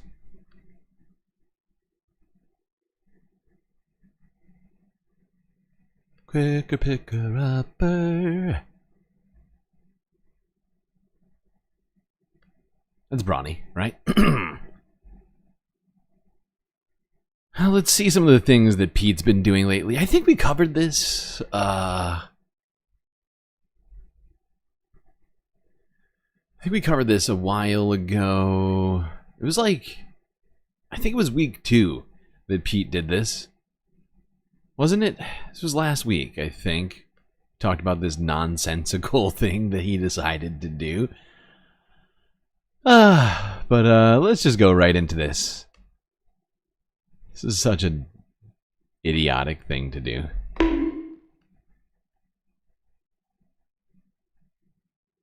In the wake of the George Floyd killing, a movement which had already begun to take down statues that celebrated the work of Confederate military personnel who were part of the insurrection against the United States in the 1860s in defense of the institution of slavery. The vast majority of these statues, maybe all of them, were erected in the 19-teens, maybe early 20s, maybe the late 19-aughts, as there was a... And I don't know if you're aware of this. This was after the Civil War, of course, just to make sure everybody's aware of that. Resurgence and blowback in the wake of Reconstruction, a resurgence of the KKK in this country. Really a restoration of white supremacy. It was, there was a huge Madison Square Garden rally of the KKK, 1912, I want to say, somewhere around there, at a time when literally 6% of the United States were card-carrying members of the KKK. And they erected these Confederate statues as a way of essentially rewriting the history of the Civil War. And we ended up getting something called the Dunning School, which was a school of thought by this guy Dunning, who was a Columbia, I think, professor at the time. A history of the Civil War, which taught people that the Civil War was not really fought over slavery, and it was all about the lost cause and maintaining of a certain culture and identity. And that since has been revised as historians started to look deeper into documents from the time, et cetera, et cetera. Eric Foner was a big leader in that revision in the 1980s. And so in 2020, we saw the tearing down of a lot of these statues. Not necessarily tearing down; they were put into museums, or they changed what they were purporting to celebrate. It was not an erasure of these people, but rather a stop of a celebration of these people and a recognition of what they genuinely represented. In the same way that we went through this with the Confederate flag. And of course, this really provided fuel to the fire of the white nationalists who made up a significant portion of Donald Trump's appeal. And here is Pete Hegseth on some, Air Force One? I don't know where he is. Signing a proclamation to rename what was formerly Fort Bragg. Fort Bragg was named after Braxton Bragg. He was a general in the Confederate Army, and we decided, hey, why are we celebrating a guy who fought against the United States? And they changed the name of the base to Camp Liberty, I think it was.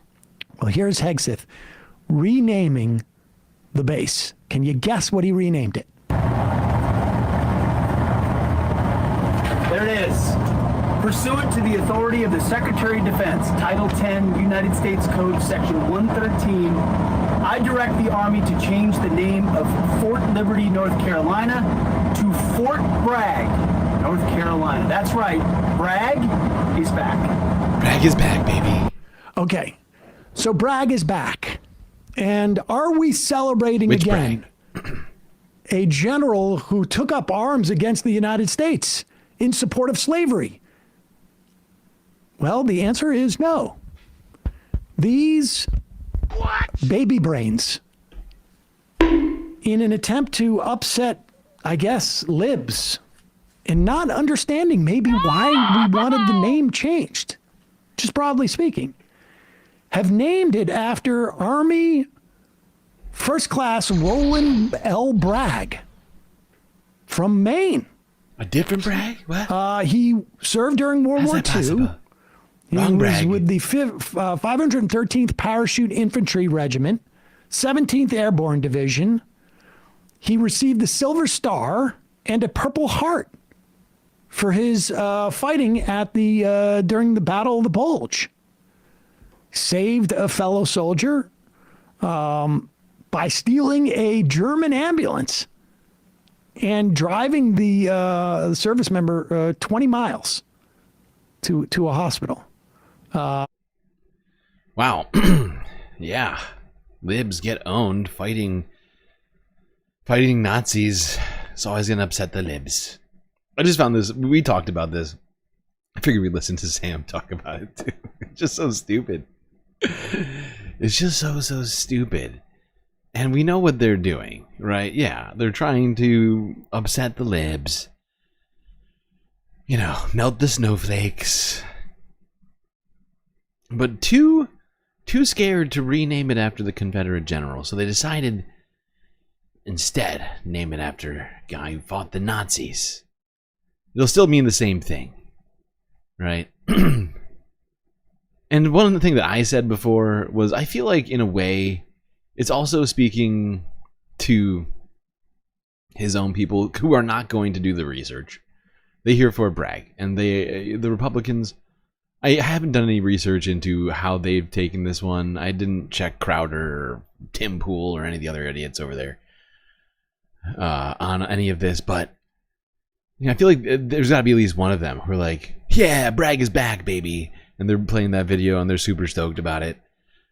Because they think, because research isn't exactly their number one focus. We've seen how that's been going for Steven recently.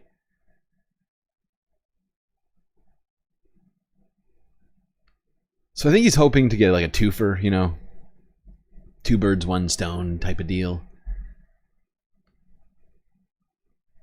Uh-oh, ducks in chat. I mean, two squirrels, one stone. All right. How are we doing on time? We're doing okay. We're doing okay.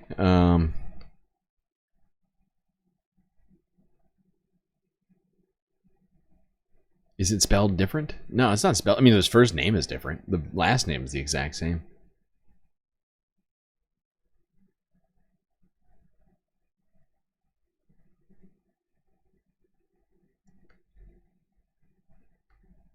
Now, if you haven't heard, Melania has opened the White House. I've been waiting for this. I've been like, oh my God, I need to get my White House badge so I can go visit the White House. See the Trump White House in all of its glory. Well, you don't have to. You can just go and watch this little clip from yesterday. Yesterday? No, 2 days ago. Sorry. First Lady Melania Trump announced that she is reopening the White House to public tours starting Tuesday, February 25th, 2025. The White House has been closed to tours during the transition process between administrations. Mrs. Trump says she and the president are, quote, excited to reopen the White House to those interested in the extraordinary story of this iconic and beautiful landmark. Visitors will be able to walk through historic rooms such as the East Room, which is the largest room in the White House and is home to the portrait of George Washington that Dolly Madison helped save when the British burned the White House in 1814. From there, visitors will see the Green Room, which was used as a dining room by Thomas Jefferson, the Blue Room, where the official White House Christmas tree goes each year, the Red Room, and the State Dining Room. Visitors can make requests for a self-guided public tour through their Congress member, and tours can be booked up to 3 months in advance. Wow. Incredible. So exciting. 3 months in advance. I will be doing that immediately. Immediately, if not sooner. I must see the White House. Did you feel it a second? I must see it. By the way, Charlie, I saw you in chat. I was going to mention this earlier, but since I see you again in chat, I'm just going to say this to you. If you didn't hear, at least 3 of the memberships you gifted came through yesterday. But I still have yet to see the other ones. I'm going to keep my eyes out for it. But it appears that gifting memberships is working again today, so I don't know what happened with that one. I'm still trying to investigate. I tried to reach out to YouTube. They have been utterly unhelpful as of yet. But I just want to let you know the progress on this situation. So what is that, like 60%? I think you gifted 5 yesterday, right? Yeah, they came through like after the fact. It was super weird. Like this morning I woke up and I looked at it, I was like, wait. So some of them got gifted and some of them didn't? Or is it just moving slow? I honestly don't know. But I'm going to keep looking. And trying to keep track of how many get done so I can make sure to tell everybody what's happening. But yeah, my dog's just gifted one. That one went through immediately. Immediately, if not sooner. So there was like some other issues with earnings, like they weren't showing for like 24 hours. So I think that might have been part of it. Not sure. YouTube system. It's a feature, not a bug. We'll see. We'll see.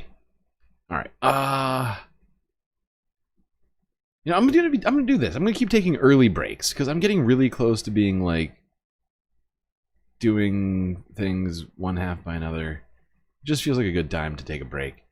Here, as we're about to switch into the environmental half, half 3, gonna start the break early. So do what you gotta do. But before that, got some galactic messaging for you. Hope everybody's been enjoying the stream so far. If you haven't already hit the like button, don't forget to subscribe. Both are super helpful to us, algorithm-wise, and getting us to 1,000 subs.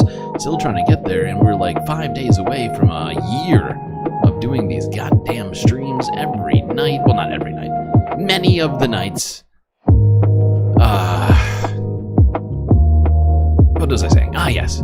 While you're liking and subscribing to the stream, do also consider contributing to the Galactic News Network, as we are completely funded by viewers like yourself. So many great ways to do it, of course.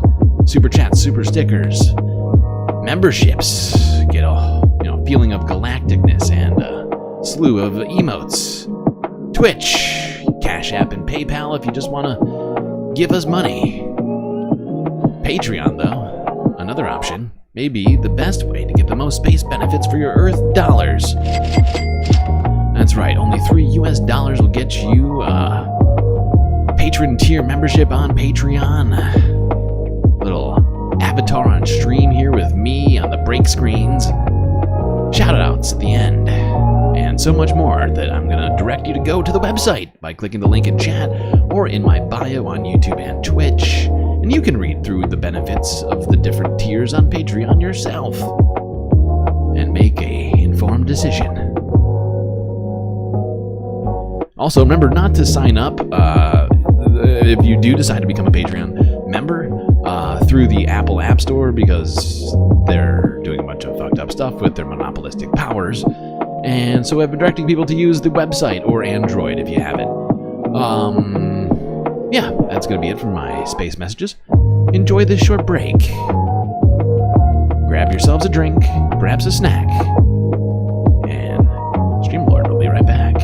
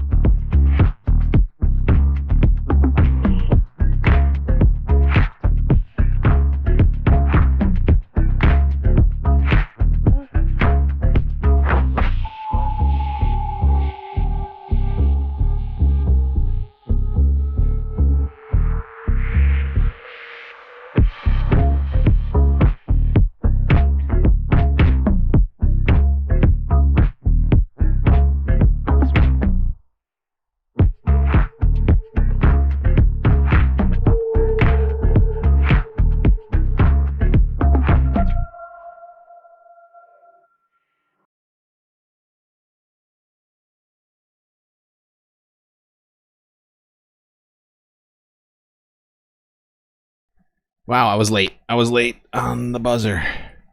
It's because the stream is so far behind. God damn you. Well, there's the sound. The sound that you all know. The one that's telling you that you have to get back. Otherwise, you're going to miss the galactic content that's about to be coming at your eyes and ears very shortly.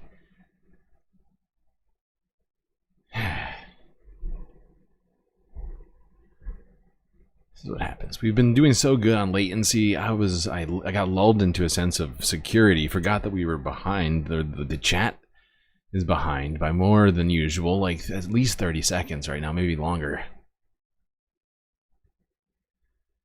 So I fucked up. I made a huge tiny mistake. All right, on to the environmental news. Weather, floods, things like that, all happening. Did I set that up today? I did, right? Yeah, I did. All right, good. Well, let's start in California, where we've been talking about stuff like this a lot. A lot. And, you know, first it was the fires, then it was the floods that are coming and have been there, happening now last couple of days. But there was also an earthquake, which hit the North LA, Malibu area. Here's NBCLA from 14 hours ago on the story.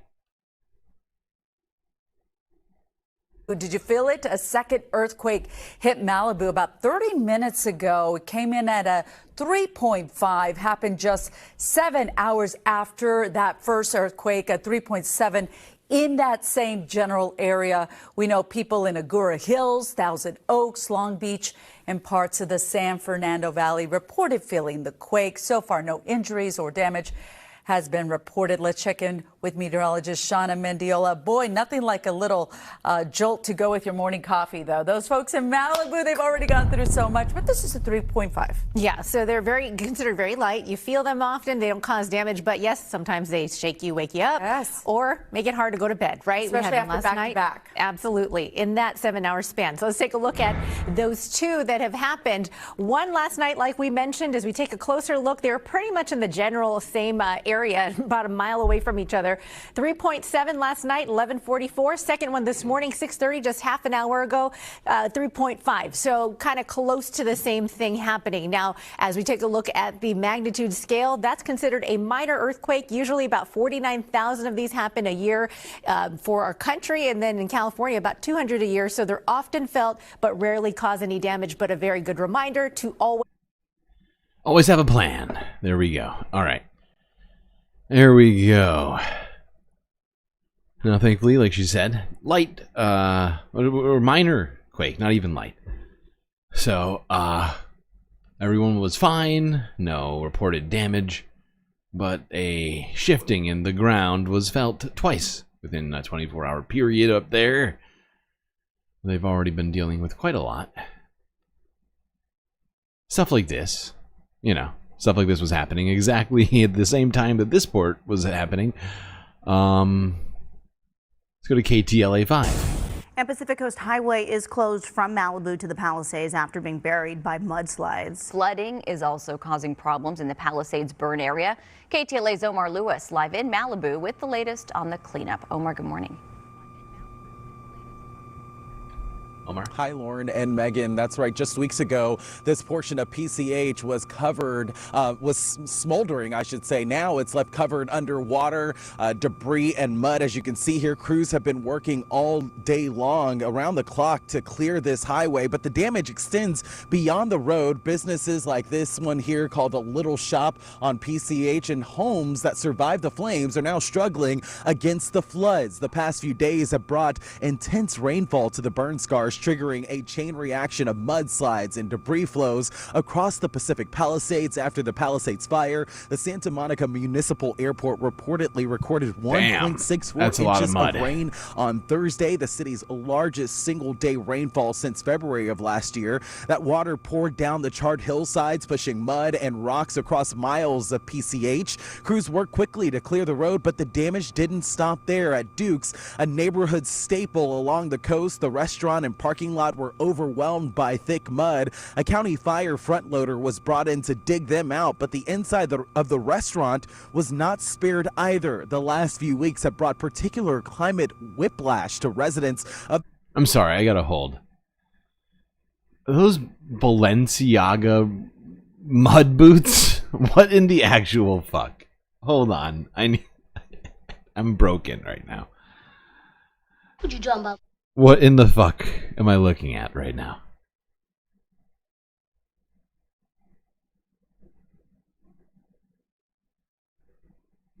This can't be a real thing. Balenciaga. This is the exact... Oh my god, I gotta search it over here. This is insane. This is ridiculous. How and why? $400 Balenciaga rain boots. Why is the stream lagging right now? Huh? I see loading circle right now. Hold on. I have to show you this. This is so stupid. I feel like people are kind of fine, actually. You're probably fine. If you can afford these $450 Balenciaga rain boots, I think you're fine. I think it's these ones right here. I think it's not these ones. These ones are even more expensive. $1,000. You gotta be avoiding getting dirty in style. You know, come on. Come on. Help! Help! I'm being repressed! Either. The last few weeks have brought particular climate whiplash to residents. I don't know of the why I Pacific noticed Palisades it. and I did, Altadena and then I burn could zones not as properties unsee that it. survived the fires now became threatened by the floods. Jesus I Christ. just have to keep thinking about the miracle of the house itself being saved, and Yeah. so all of this that's The happening. 5-car garage is next okay. door to you, right I here. can deal with it. Yeah, I gotta clean off the Balenciagas. Come on. And perhaps the most shocking moment of the storm came at Big Rock, where a debris flow burst through the K-rails, sending a white SUV careening off a cliff, flipping twice before landing on the beach below. Miraculously, the fire inspector behind the wheel survived with only minor injuries. That SUV has now been removed, but standing pools of water and unstable hillsides still remain a concern out here right now. Like, you buy a pair of those for the whole family, that's my entire, you know, that's like all of my bills, including my space rent every month right there, just for those fucking boots, dude. Back out here live, you can see those standing pools of water. While they have made a pathway here on PCH for emergency crews only to get through this area, there's still a lot of mud and debris out here as well. Only time will tell if if more damage will be coming this way, as these hillsides still remain unstable and more of them could continue to fall down. Of course, we'll keep you posted on this developing story, but that is the latest for now here live in Malibu this morning. I'm Omar Lewis. Lauren, Megan, we'll send it back to you. Omar, thank you for the update. This week's winter storm does continue to have devastating effects in the Eaton fire burn area. KTLA's Carlos Herrera is live there in Sierra Madre, where residents are beginning the cleanup. Carlos. Ladies, good morning. Only remnants of the mud and debris flow from just 2 days ago here in the Eaton fire burn area. We're seeing local authorities diverting traffic here this morning, also making room and way for the heavy machineries that are coming through this area to continue the cleanup efforts. You can see the dump trucks and the bulldozers that are... Bozy, I've got an answer to this question. When do you decide to buy those? You decide to buy those when you've got a whole lot of money and you're being told to prep. You know, when someone's saying, you know, have a plan for the next time there's a natural disaster, and you're like, okay, and you get on Google and you start looking for things, and well, you get carried away because you have so much money to spend. You're like, you know what, Balenciaga rain boots, that's a sensible buy. That makes sense. Here just a short time ago, again resuming their work. Although you only see mud and debris over to the side of the roads, they say they have a lot of work to do in these Sierra Madre neighborhoods, and this is why. Take a look at the video, because even after 48 hours, the scenes are scary. They're intense as mud, water, and debris came rushing down these scorched and saturated hillsides in Sierra Madre, sending all of it right into these residential streets and homes in the Eaton fire burn area. People now left with a muddy and dangerous mess, and they will be cleaning up and digging themselves out of it for several days. The rain was so heavy it caused the dam at the Sierra Madre debris basin to overflow for the first time in nearly 50 years. Many were forced to park their cars down the hill from their mud-caked neighborhoods. They had to hike a few miles to and from home until public works crews were able to clear these roads. We spoke with Laura Bruno. She says this was pretty bad, some of the worst debris flows she's seen in this neighborhood, but she's thankful that the county has worked nonstop. Wow, that grate is almost completely clogged up by all of this mud and debris. This is what happens when mudslides happen. Floods in general. We've talked about how it threatens infrastructure in ways that we don't necessarily think of immediately, like that. Trash and other refuse getting clogged in drains. Let's see how firefighters are dealing with the aftermath of these mudslides. Any money? Any what's it called?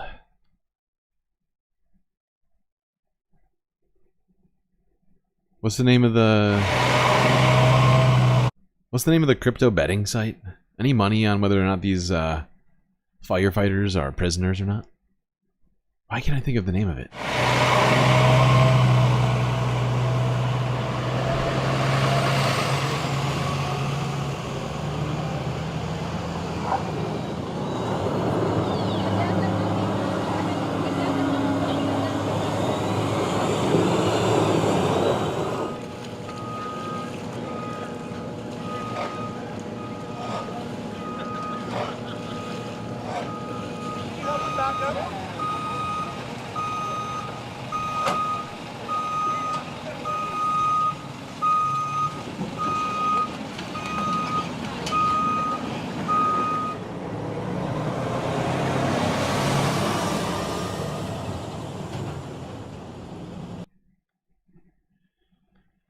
So yeah, I don't know.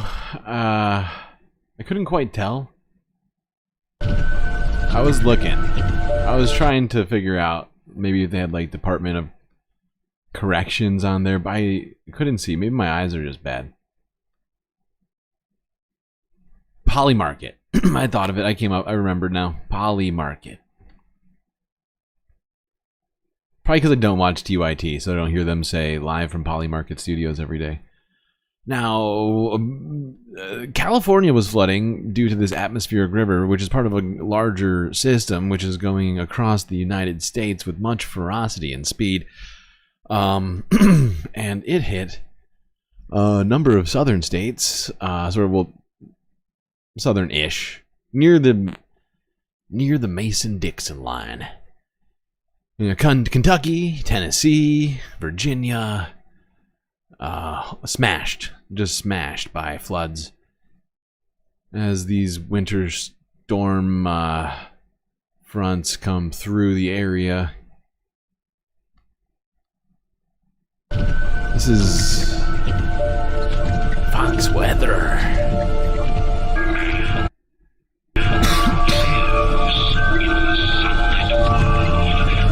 I feel like this music is almost definitely going to get me copyright struck. I can feel it.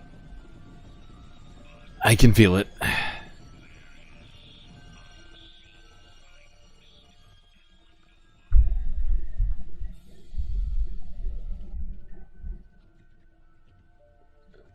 They just compiled shorts together, huh?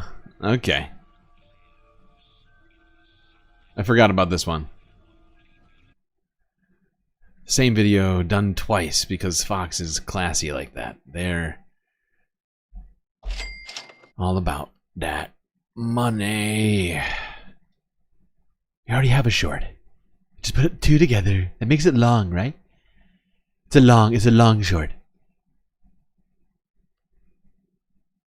All right. Let's look at more footage from Kentucky. This, there was this WHS 6 hours ago. Let's go there. 69 likes. Nice. I cannot believe how people come for you already. I don't know if you know this. Impacts. This video right here is from the Kentucky Transportation Cabinet taken in Warren County, and it shows that this bridge on Jackson Bridge Road completely covered in water. KYTC says they have crews working to put out barriers around flooded roads, but not every road has a barrier yet. They say even if a road is not barricaded, yeah, I wouldn't drive through that. Probably a bad idea. Be cautious going down roads. Transportation officials say there is a car stalled somewhere in this water. Roads look pretty slippery too. The sheriff's office said earlier today they were called to assist a driver at the same location. And this is the scene over in Laurel County. Many roadways are underwater, and several are now closed. Were you the 70th Eastern like? Kentucky is still recovering from devastating floods from 2020. This is like the 5th stream in a row where we've gotten 70, at least 70 likes. One of them hit 80 something. You all are getting crazy with your thumbs. We have 10. No, we don't have 7. That's Archer. I don't think we have Archer. We have Rod Serling and Sam, who kind of look like Archer a little bit. More Archer tangential. But yeah, we don't have Archer. Okay. Back to this. Governor Andy Beshear is warning it's not just flooding to worry about right now. Roads in western and eastern Kentucky are closed due to rock and landslides. Several homes in Perry County have also been evacuated. Okay, well, there's more to see. Let's go to Guthrie, Kentucky. Here's Forbes breaking news.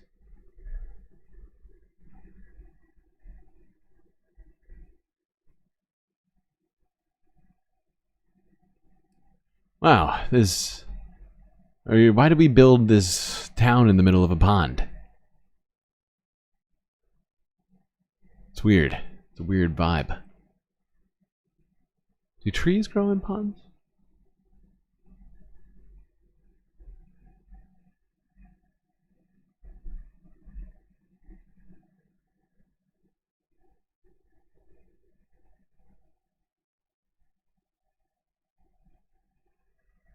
I don't know when I noticed it, but at some point I definitely noticed it. Like when probably at a time like now when I have Archer, Rod Serling, and Sam up all at the same time.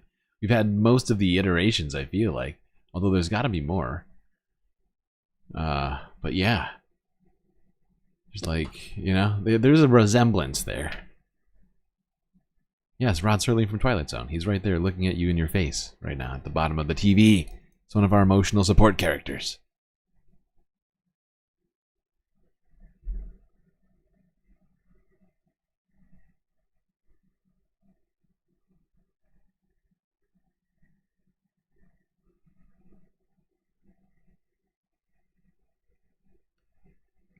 Although Rod's got stronger eyebrows than Sam. He's got, you know, more bushy. Some more bushiness going on there. Okay. That, yeah, let's look at more flooding. Forbes has got a bunch of footage here. Might as well just stay on this TV. I don't know why I keep going back and forth right now.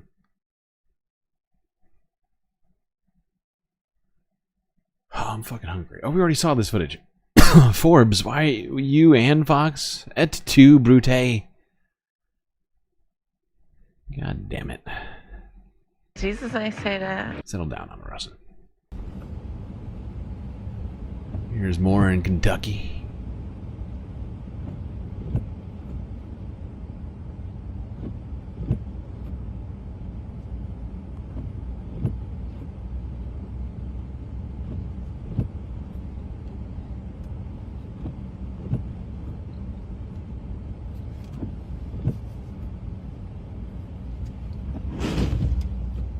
Damn, the sound of the water from the other car hitting this truck was wild. Holy shit.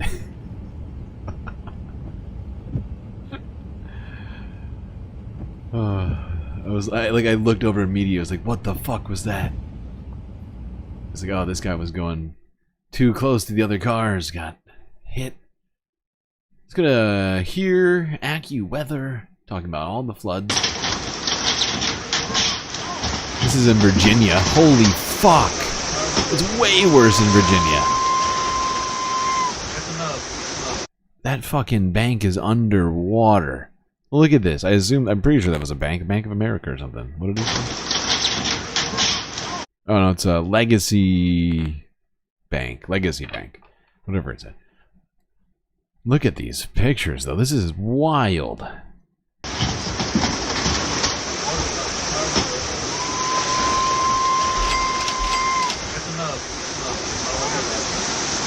It looks like they're boating down a river in their house.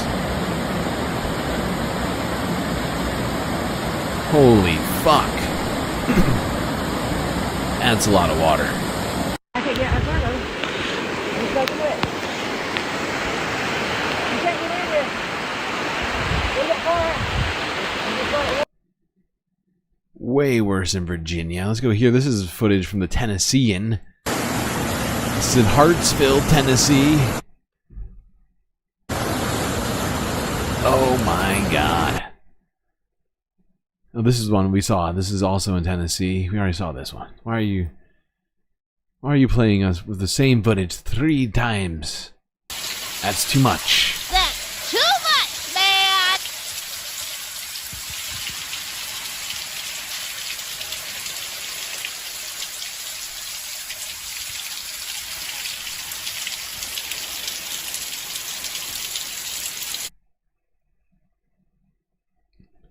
Water here, water there.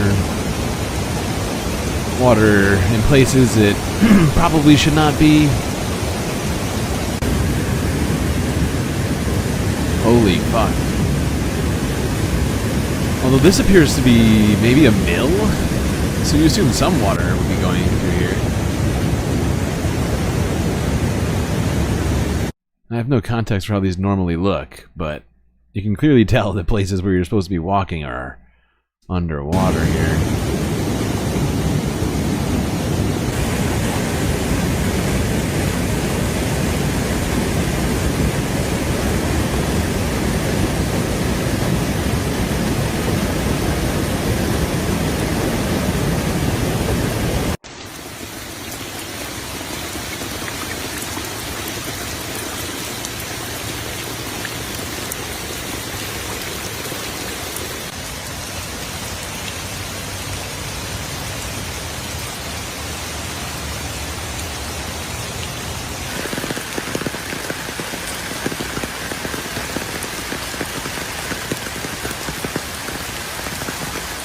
I don't know what this place is, but it looks super sweet. I have no idea what that's about. I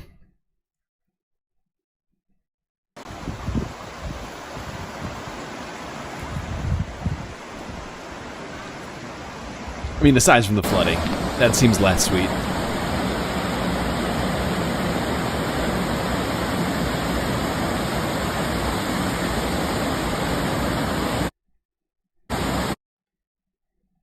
Trees have come down.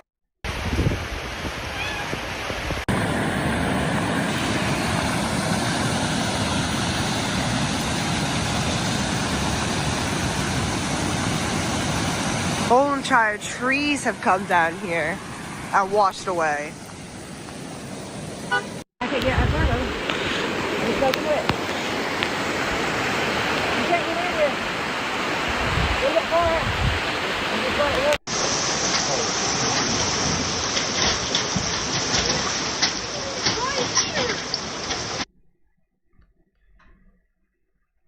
Wild. Hope everybody in Kentucky, Tennessee, and Virginia are okay. That flooding looked pretty wild in some places. Hopefully everyone was at least notified ahead of time to get to a safe place before this happened.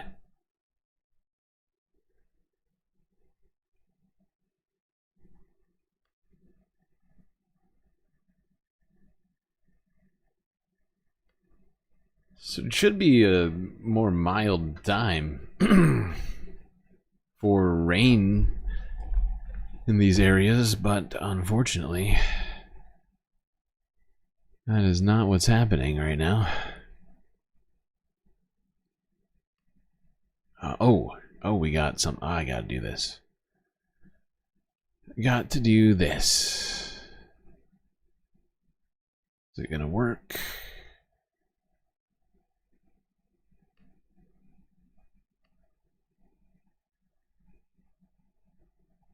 Oh god. Alright, I'll try and work on this. Oh, there we go. Yeah, I'll try and work on this while we watch this next one.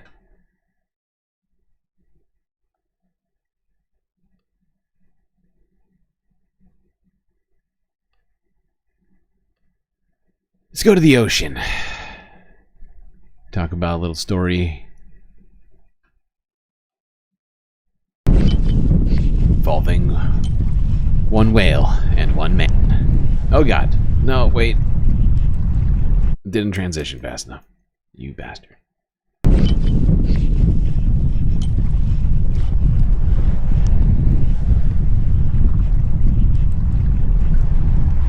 Hey!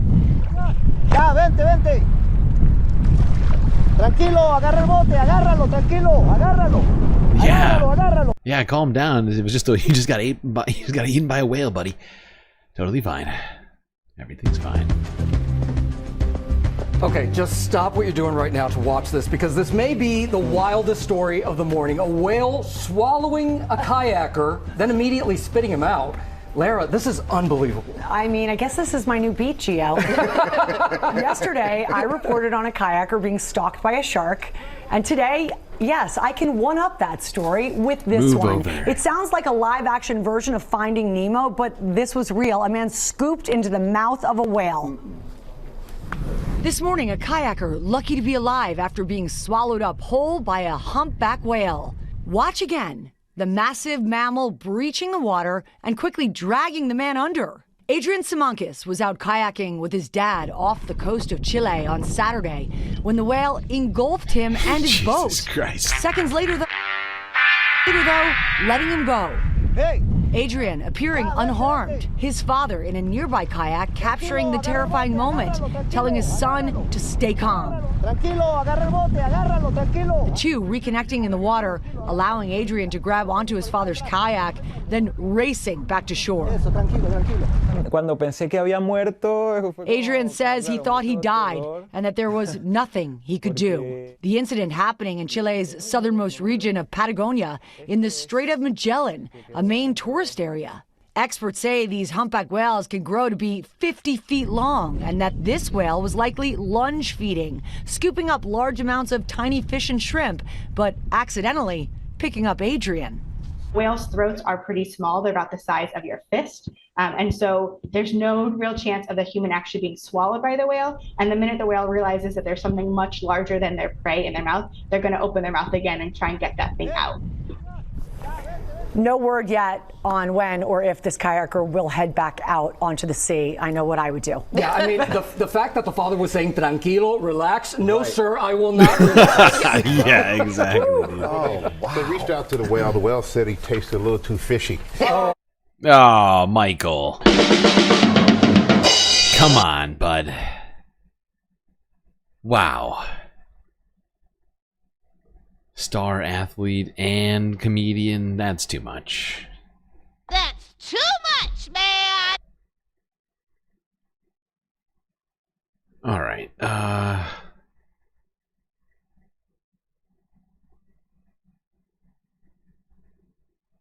What do we do now? Oh, right. We've reached out to a whale as well.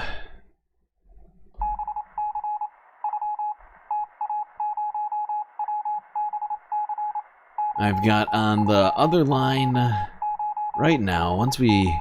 Yep, there we go. Uh-huh. All right. Let's go here.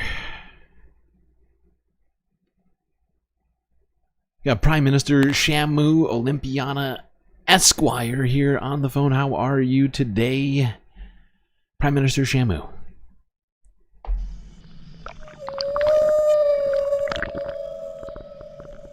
That's great. That is great. I'm glad to hear that. Hope everything's well. Now, apparently we were, I really appreciate your time here, you coming on, and I hear that you've got something to tell us about these recent events in the, South Atlantic. What do you got for us here today, Prime Minister?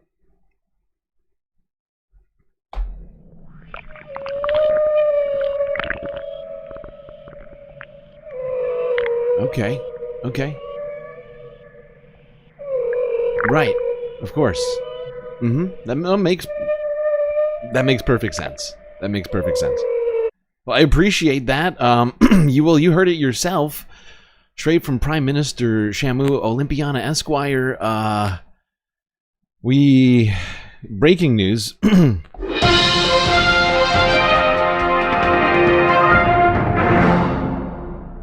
While the war between whales and humans still goes on, and they will be resuming their attacks on super yachts, they have now come to the conclusion that humans are not very tasty. They really prefer krill and other sorts of smaller things, unless you're talking about the orcas, and of course the orcas have their own desires, contrary perhaps to the baleen feeders. But there you go, people. We got breaking whale news. It does sound like until we stop overfishing the oceans and destroying them at will, the yacht attacks will continue. But they will not be switching to eating humans anytime soon because we taste bad.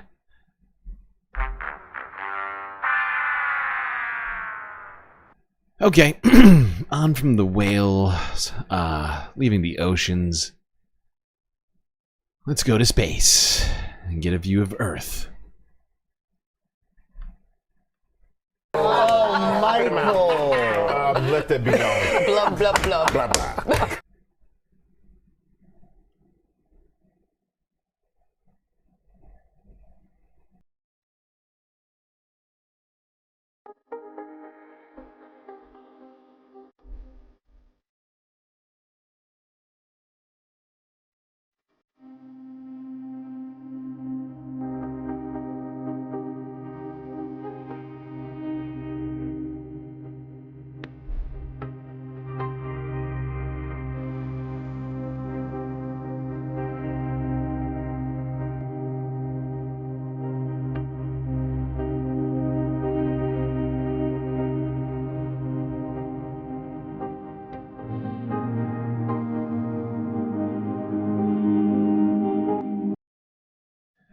Here you go, beautiful view from space of Earth and of the Aurora Borealis, or Northern Lights. You can call them both, they're both correct. Alright, that was Earth news from afar. Now let's go to the regular Earth news. Where shall we start tonight?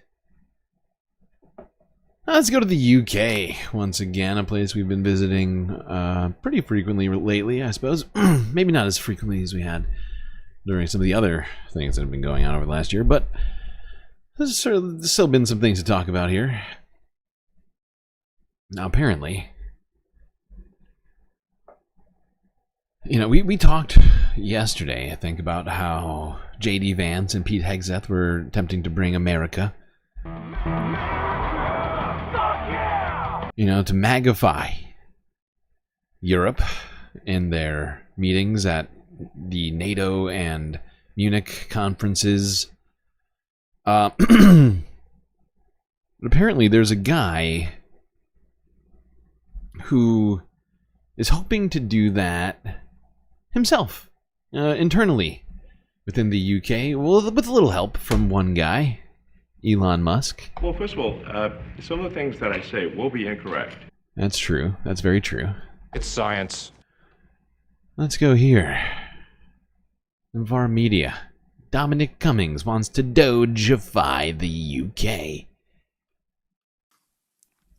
Dominic Cummings, who masterminded the successful Brexit campaign and then Boris Johnson's 2019 majority, is making noises about re-entering politics. The first signs came last weekend with a rare interview in the Sunday Times. The main revelation of the interview was that Cummings admitted to having orchestrated Boris Johnson's downfall, which he described as like clearing the sewers. But he also took the opportunity to heap praise on Donald Trump and Elon Musk, whose project to challenge the state bureaucracy, he said, was just like his in the UK. Asked whether it would work for Musk, this was his response. Can Elon go into an entity, fire more than half the workforce and radically change how it functions and switch it from not working to being extremely high performance? Of course he can, because he's done it repeatedly. At Tesla, for example. He's also done it at Twitter, and it didn't really work out very well. But the fundamental question is similar to the question of Boris in 2020.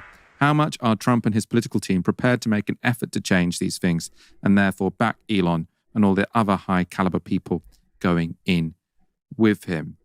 You can tell there that Cummings is basically seeing him and Musk as having sort of had the same role, and both in his mind had the capacity, had what it takes to revolutionize government. The merit but and Dominic competence. Cummings, in his mind, was thwarted by his elected boss, Boris Johnson, not being up to the job. And he says that's the risk facing Musk now. I do, you know, it is very...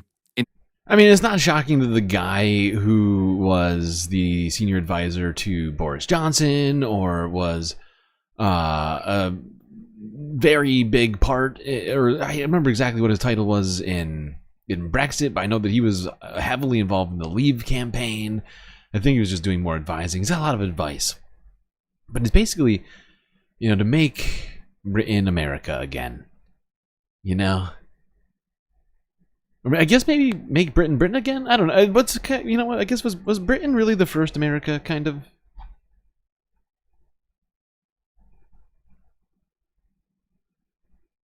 Let's not get bogged down in details.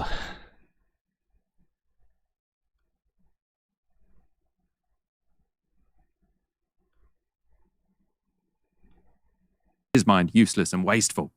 And he then lays out a plan for changing all this. So he says, summary, shove out Kemi, so Kemi Badenoch, ASAP, take over Tories, get Trump Elon to facilitate a merger with Reform, tip in a third force of elite talent and mass energy, so voters see an essentially new political force whose essence is a decisive break with 1992 to 2024. Remember, voters keep voting for change, but the old parties keep refusing. Break the coalition supporting Starmer, take over number 10, do regime change, immediate action, vote Reform in all local elections and help start the avalanche to remove Kemi Badenoch. Avalanche. Push what's falling. So he wants people to support Reform to try and put pressure on the Conservatives. And then he goes on to say this. Not good enough. A significant fraction of talented people in Britain have to get involved in order to turn around our appalling politics. This will probably only happen by 2029 if those two parties, so that's Tories and Reform, combine and a significant third force from the country joins and improves them, then persuades people to defect from Labour. The public can only force the radical change of direction they want by a combination of A, a subset of SW1 elites defecting from the old system, B, a subset of non-SW1 elites deciding to get involved in politics, and C, the energy and legitimacy of a large fraction of the masses. The critical element here is B. Their actions can motivate and change A and C. So B there being non-Westminster sort of elites or talented people deciding to get involved in politics. And he says, this usually happens historically in times of crisis. I wonder who Dominic has in mind. You know? Maybe Andrew Tate. Maybe he can give a shot, right? Or what's his name? God, can't think of that other asshole. Oh God, it's like Johnny or some other Tommy Robinson. Yeah. C. DOGE. Does he count as an Musk's elite? Department of Government Efficiency, or that's what he suggests it will be creating any government efficiency. Many people are suggesting that it is creating government collapse in certain very important areas like education. Aaron, does Britain need a Muskian revolution, possibly masterminded by Dominic Cummings? Talk about main character syndrome. There's that great line from the 1848 revolution about, I think, Louis Philippe, when they said, there go my people, I must follow them. And I kind of feel like that with Cummings and Reform. Reform have finished first in 2 consecutive YouGov polls. Reform have more than 200,000 members. They will probably overtake Labour in terms of being the largest party by membership in this country this year. Labour are losing a member every 10 minutes, down to 309,000 members, Reform at 205,000. They will overtake them probably within 3 months at the present rate. That may not happen, but that seems likely at the moment. They have momentum. And then you've got, of course, these local elections. So I feel like Cummings talking about the startup party, the party has started. It has 5 MPs. It has more than 200,000 members. I do feel like it's a guy that just wants... Yeah, he just wants the spotlight shined on him.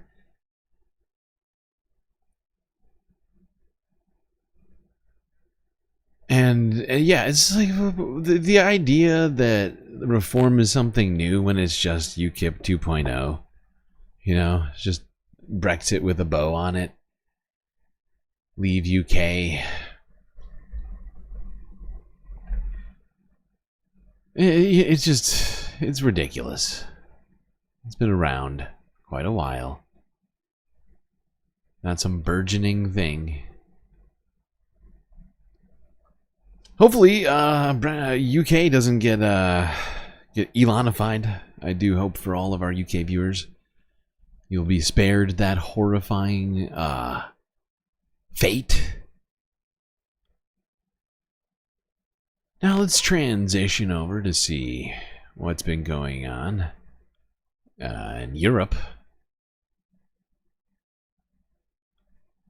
And on our way into this, I figured we would do this. Look at this. I can't remember if we looked at this or not. I'm sure some people here probably missed this. This was from earlier in the week. I think it was like Tuesday, Monday or Tuesday, where JD Vance spoke by Zoom call, I think it was. Or was it Zoom call? Maybe not. Maybe he was there in person. I can't remember. But he was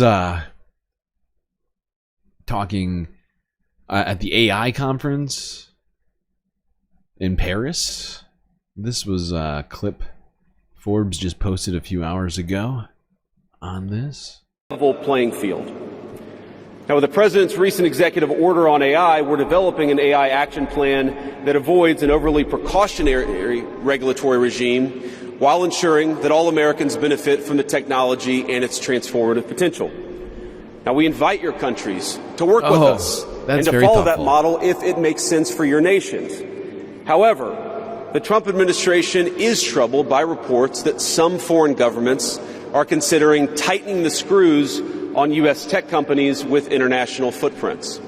Now, America cannot and will not accept that, and we think it's a terrible mistake, not just for the United States of America, but for your own countries. The U.S. innovators of all sizes already know what it's like to deal with onerous international rules. Many of our most productive tech companies are forced to deal with the EU's Digital Services Act and the massive regulations it created about taking down content and policing so-called misinformation. And of course, we want to ensure the internet is a safe place, but it is one thing to prevent a predator from preying on a child on the internet, and it is something quite different to prevent a grown man or woman from accessing an opinion that the government thinks is misinformation. Meanwhile, for smaller firms, navigating the GDPR means paying endless legal compliance costs or otherwise risking massive fines. Now, for some, the easiest way to avoid the dilemma has been to simply block EU users in the first place. Is this really the future that we want? Ladies and gentlemen, I think the answer for all of us should be no. Now, there's no issue where we worry about more than regulation when it comes to energy. And again, I appreciated the comments of so many at the conference because they recognize that we stand now at the frontier of an AI industry that is hungry for reliable power and high-quality semiconductors. Yet too many of our friends are deindustrializing on the one hand and chasing reliable power out of their nations and off their grids with the other. The AI future is not going to be won by hand-wringing about safety. It will be won by building, from reliable power plants to the manufacturing facilities that can produce the chips of the future. Oh my God. So JD basically, during this speech of his, basically saying that deregulation is the only way to go. Right, all of these regulations that Europe has put in place to protect consumers of social media and other internet related things, whatever it might be, data collection or whatever else, it's just too much. That's too much, man. It's just being, we're being repressed. American companies will leave you behind. The first thing that we care about is America. You're all second, and we'll think about you, but only if you do the things that we want, like deregulating all these industries, stop repressing our right-wing extremists and your right-wing extremists. Help! Help! I'm being repressed! So stop protecting consumers, allow Nazis back on the platform, and what was it again? Right, deregulate everything. Energy, all this green energy, it's ruining Europe. All right, that was basically the vibes. Everywhere, including here at the Munich security event a couple days ago, where leaders met.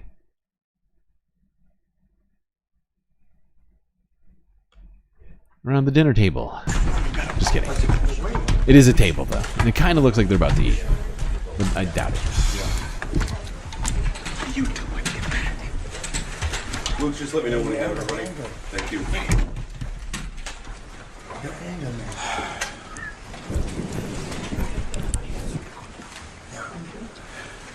Okay. Well, good afternoon, everybody. We're, of course, happy to welcome the Ukrainian delegation led by President Zelensky.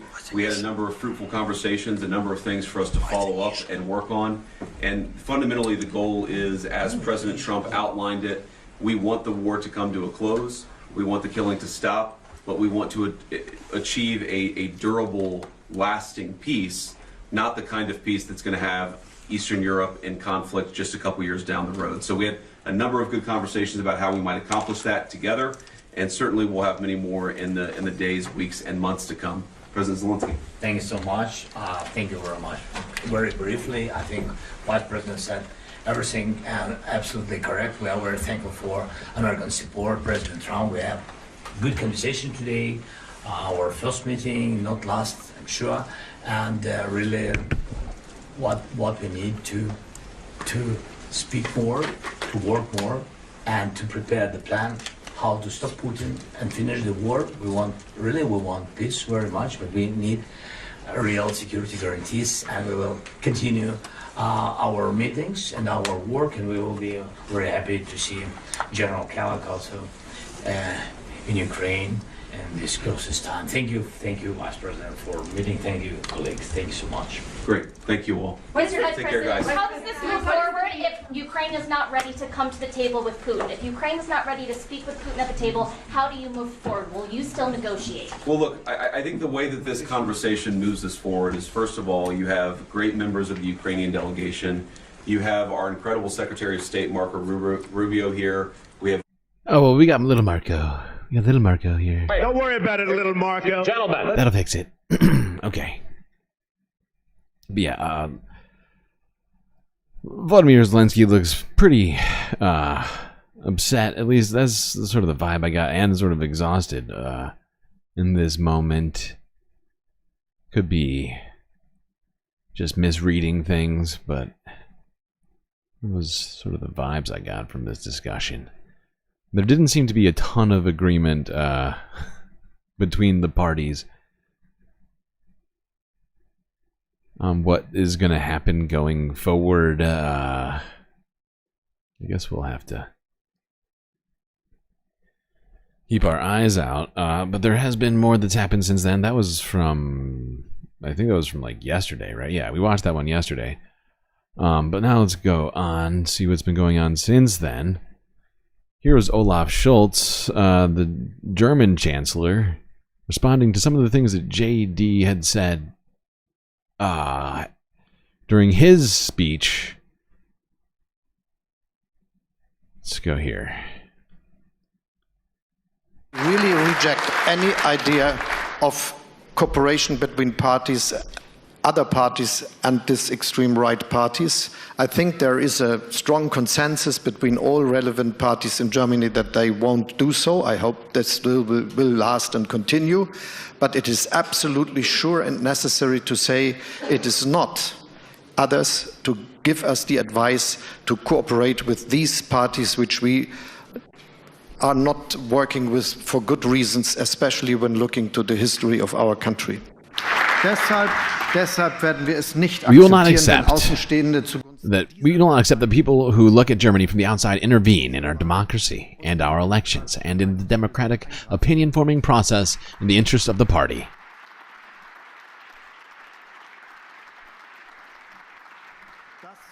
That's just not done. Certainly not amongst friends and allies. We absolutely reject this. Where our democracy goes from here is for us to decide.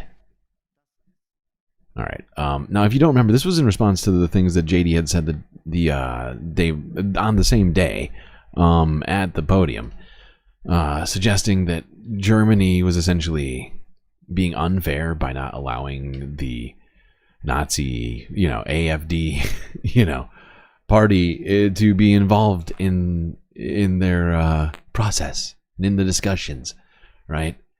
But of course, Germany has a strong history of, saying no to genocide, denial, Holocaust, Jesus Christ, Holocaust denial, Nazi shit in general. You do it, you're in trouble, right?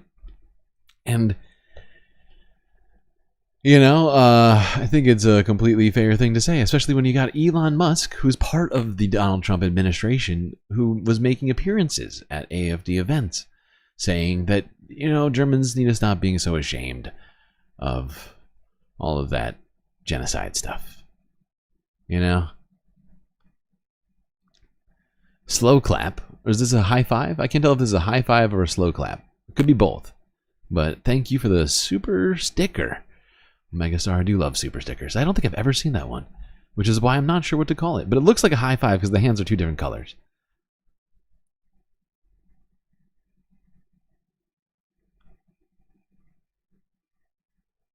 Either way, I appreciate you and your generosity. I feel like I see a new super sticker like every other day. And I'm just fascinated where they all come from. Who is making these things? Now, since then, in the last, I don't know, 12 or so hours, like maybe a little bit back. I haven't refreshed this in another second, but it was at least 12 hours before we started the stream. Zelensky came out with a very strong message about the direction he thinks Europe needs to go in. That being a European army, devoid of the US.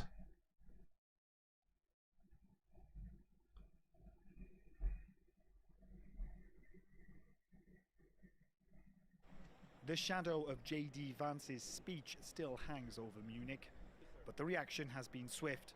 For Ukraine's president, it was a wake-up call for the European continent. Let's be honest, now we can't rule out the possibility that America might say no to Europe on issues that threaten it. Many leaders have talked about Europe that needs its own military. An army of Europe. As for Europe's political and military elite, they're still struggling to make sense of the US Vice President's ideological assault, in which he urged curbs on migration and questioned whether Europe and the US still had shared values. The backlash has been fierce in Germany, where elections in just over a week could give the far-right AfD party their best result yet. That is why we will not accept outsiders intervening in our democracy, in our elections, in the democratic formation of opinion in favor of this party. That's just not done, certainly not amongst friends and allies. France's Foreign Minister Jean-Noël Barrot also reacted to Vance's tirade. He posted on social media that freedom of speech was guaranteed in Europe and that no one could impose their model on the continent. For some, Vance's speech was designed for his domestic. Oh no, the stream just froze. What is going on? And the volume's low. Well, maybe that's good. Volume's low, stream's stuck. No. Oh, is it back? It looks like it's stuck. I can't tell.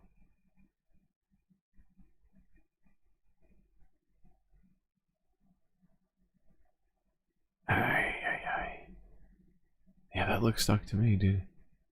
Come on. Come on! Why are we doing this? I don't understand.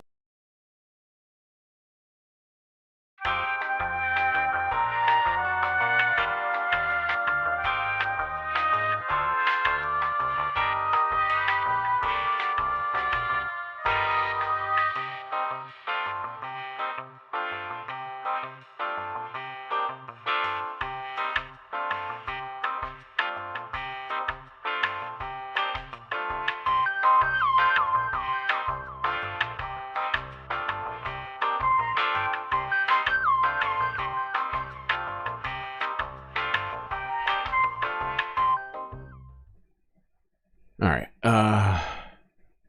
Honestly, that didn't cover anything new that we didn't already know too much, aside from that one part. But we're going to talk more about that. Let's just go here. Forbes breaking news with this statement from Zelensky, if I'm not mistaken.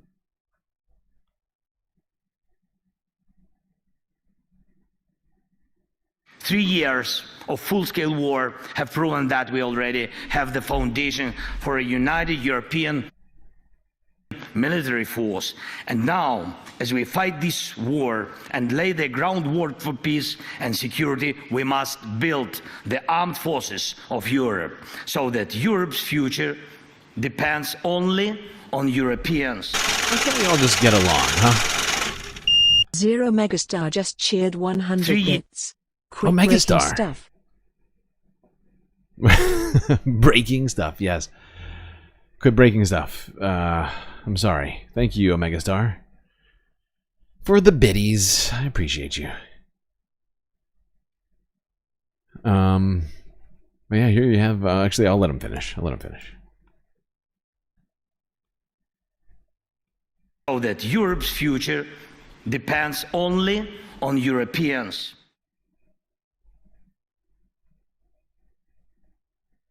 Three years of full-scale war have proven that we already have the foundation for a united European military force. And now, as we fight this war and lay the groundwork for peace and security, we must build the armed forces of Europe so that Europe's future depends only on Europeans.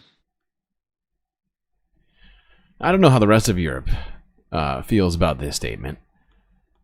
I can understand why Zelensky is saying this in this moment, as the support of Americans and of previous diplomatic efforts with the Americans have suddenly, vanished from beneath him.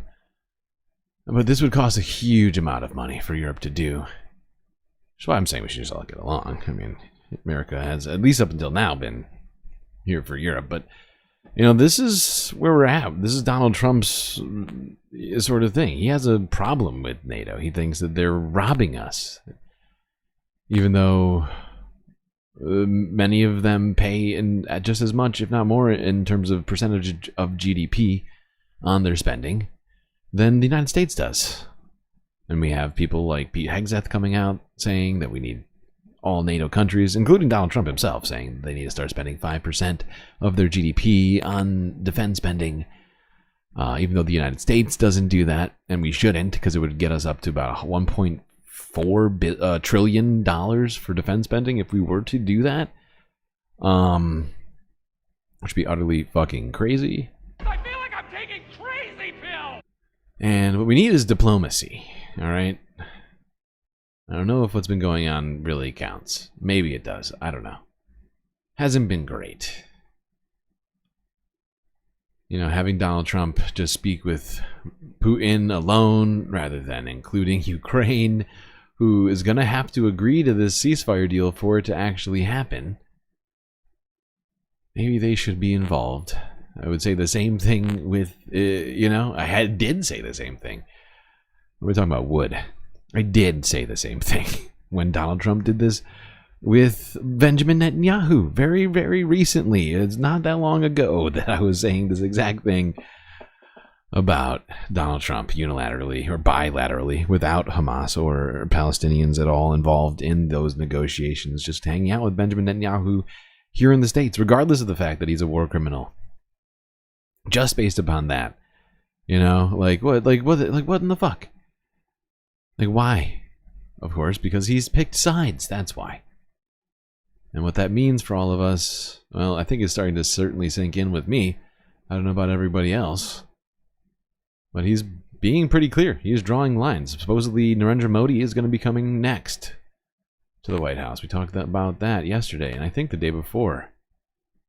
Not going to talk about that more right now or at all today. Can't remember. Was this? Did I mean to take this one out here? No. Actually, no. Let's do this. Actually, I forgot about this story. Well, let's go here first.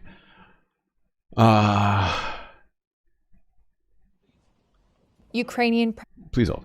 All right. We were talking earlier about how Zelensky had offered up minerals from the Donbass to Donald Trump. The details of which were unclear. Unclear for multiple reasons, not just the fact that Ukraine doesn't happen to control the Donbass at this time, even though there are Ukrainian citizens, civilians, still living there. Many have, of course, fled, but there's still some portion that have not. So the territory is still let's just say disputed for the time being. But apparently Donald Trump counter-offered something, it would seem, and related to all this. Let's see what Reuters has to say on this. Ukrainian President Volodymyr Zelensky said on Saturday a draft minerals deal with Washington did not contain the security provisions that Kyiv needed. 3 sources said the United States had proposed taking ownership of 50% of Ukraine's critical minerals. It's not in our interest today. Gotta have rare earths. Not in interest of sovereign Ukraine. Zelensky is looking. Gotta have them. Elon told me the rare earths is what we need to make all the cars. And I said, that's great. We'll get all the rare earths we can. Unfortunately, apparently the counteroffer here seems like it didn't quite meet Zelensky's 50% of Ukraine's critical minerals. desires. It's not in our interest today. Not in interest of sovereign Ukraine. Zelensky is looking to secure post-war security guarantees as U.S. President Donald Trump pushes to end the war with Russia. Kyiv has placed high importance on the need for Ukraine to receive guarantees from the U.S. that would deter Russia from launching a new invasion once a peace deal is reached. Senior officials from Trump's administration will start peace talks with Russian and Ukrainian negotiators in Saudi Arabia in the coming days. That's according to U.S. Representative Michael McCaul, who spoke to Reuters at the Munich Security Conference on Saturday. It was confirmed by a source with knowledge of the plans. The officials include Secretary of State Marco Rubio, who held a phone call on Saturday with his Russian counterpart, Sergei Lavrov. They discussed the conflict in Ukraine, both parties said. They also agreed on regular contacts to prepare for a meeting between Russian President Vladimir Putin and Trump, Russia's foreign ministry said. McCaul, who is chairman of the House Foreign Affairs Committee, said it was his understanding that Zelensky had been invited to participate in the Saudi talks. McCaul said the talks were aimed at arranging a meeting with Trump, Putin, and Zelensky, quote, to finally bring peace and end this conflict. Zelensky was asked by reporters in Munich about the planned meeting between U.S. and Russian officials in Saudi Arabia. Maybe there is something at the table, but not on our table. So I didn't see any invitations, envoys, and etc. from Ukraine to meet with some other envoys. And it's something strange for me to speak in this case and this format if before we don't have any negotiation between us and our strategic partners. As I remember. Yeah, he seems really pissed off. You can tell. He feels betrayed, and he feels like this is, about to go really downhill for Ukraine. And, I don't have anything to assuage any of those concerns right now. It seems like that's gonna be the case. Donald Trump seems to have picked a side. He's doing, he's been talking to Putin since day one. If you recall, reporters asked him on day one if he had spoken to Vladimir Putin. He's like, he started with a yes, and then he's like, I don't want to say, but you know what he means when he does that. He's just fucked up on saying something that he realized halfway through that he shouldn't have said. And so I think it's pretty clear where this table's set. Donald Trump returning this offer from him on minerals with, we'll take the minerals, not the security.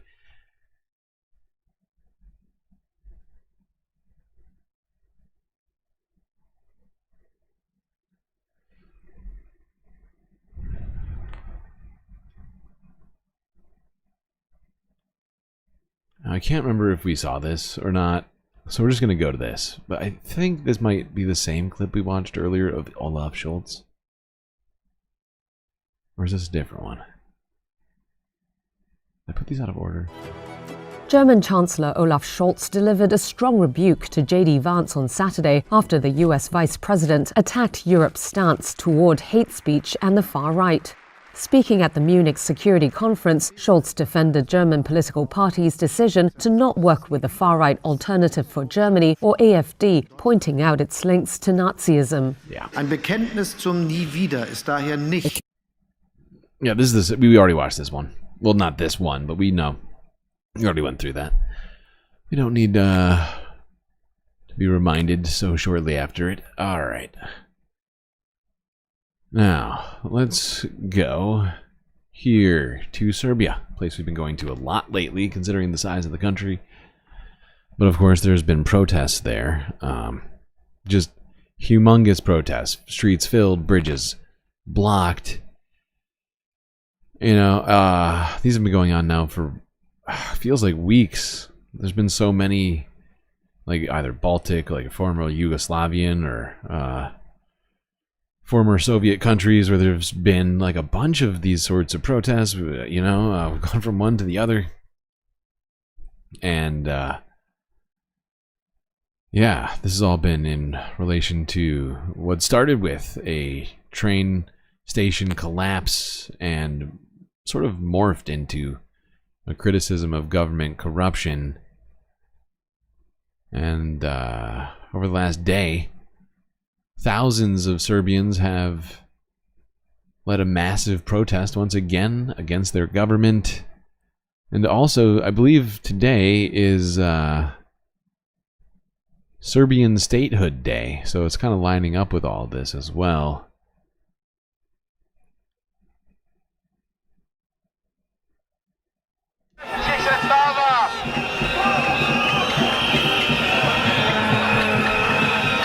Thousands of Serbians gathered in Kragujevac in one of the biggest anti-government demonstrations. Sorry. Was it? Protest and biggest anti-government demonstrations.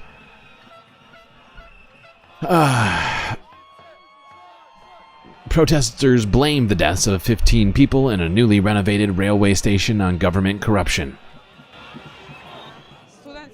The student's story is a real story, a story of truth, and a story for change. We want a country where we will stay safe. We don't want to leave this country, and that is why we are doing all of this. The goal of this is to make our institutions work, so that we stay in Serbia. For some kind of harmony to be made, or for people to simply live with love in the country, and the demands are completely rational. They must be fulfilled. It is logical that we get something like that. I love how she's giving out bread. We will keep pushing until the requirements are fulfilled. Bread and dip, though. Right? Did you see it? Bread and dip. Where did the bread and dip go? I gotta see it again. Where's the bread and dip? Yeah. Bread and dip. Heck yeah. Bread and dip. Heck yeah. That's the way to do it. Why are you being a butt? Don't be a butt.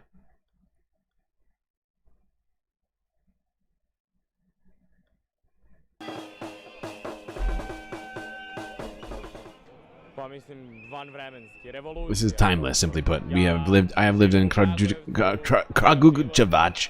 I am struggling with that one. Kragujevac my whole life, and I believe that this city deserves something like this.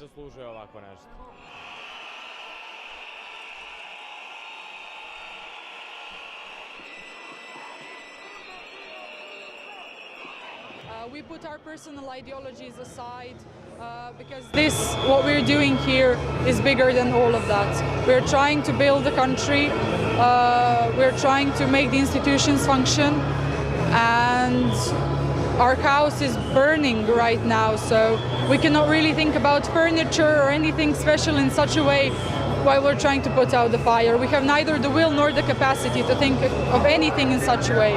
So I think that in that sense, it made me more tolerant to everyone.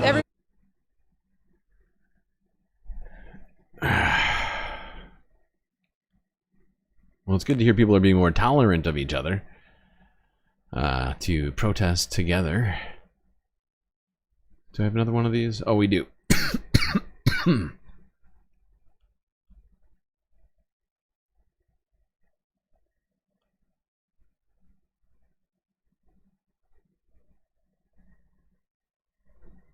Although I have said it before, I'm worried that somebody will use this energy for something bad. Like, fighting against corruption is great, but it wasn't so long ago when there was, you know, some genociding and stuff that was going on around here. And this is a lot of people, and I just worry, especially when I don't have a full... Like, I've heard what they have to say, but my understanding of internal, like, current internal Serbian politics is still not good enough, in my opinion, to be able to, like, weigh what's going on. And maybe I should probably be doing more research into it, but I just want to make sure, what's the word? I just want to be not worried about this being turned into something bad. Because there's been some, you know, tumultuousness happening in Kosovo as well. And I don't know.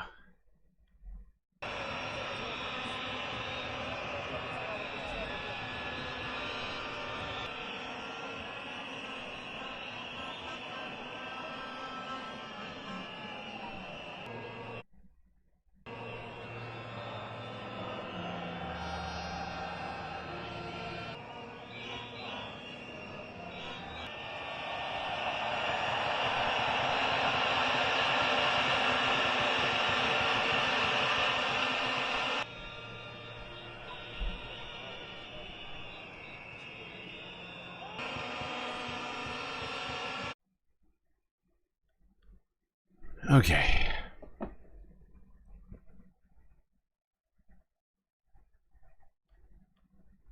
This is actually our last. I forgot I added one in later because this one dropped like 30 minutes ago. That's right, I just threw it in here. Serbia's statehood day wasn't a time for celebration for the thousands that gathered in the city of Kragujevac, but rather the 106th day of demonstrations against corruption. Some students travelled from Belgrade to block one of the city's main boulevards. The goal is decentralization, to show that it's not just Belgrade that's important, but all these cities that support our demands, and that we support them. That's the message. I wanted to come here to show that I care.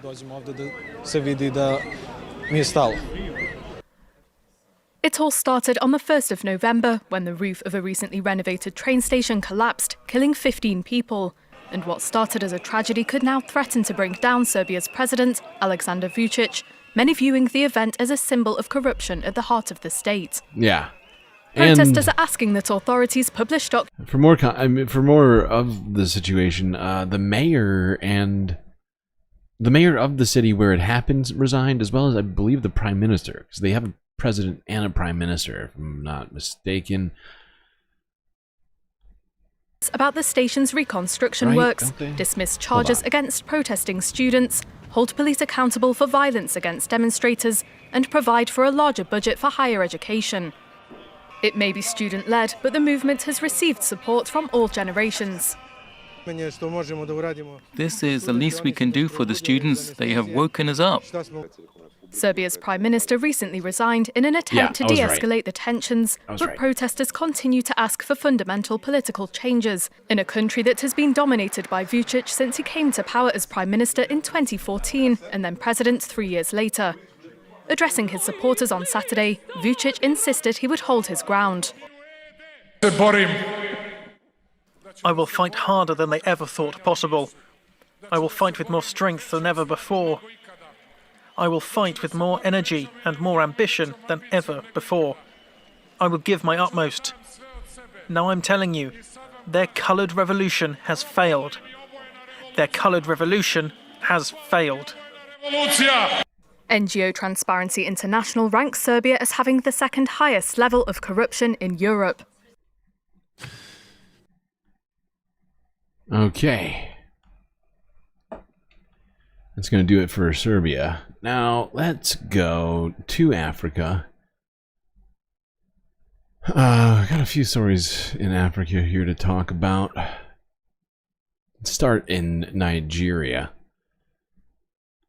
As Nigeria has been a beneficiary of USAID, Nigerian lawmakers are attempting to shore up the shortfall, which is apparently in the hundreds of millions of dollars.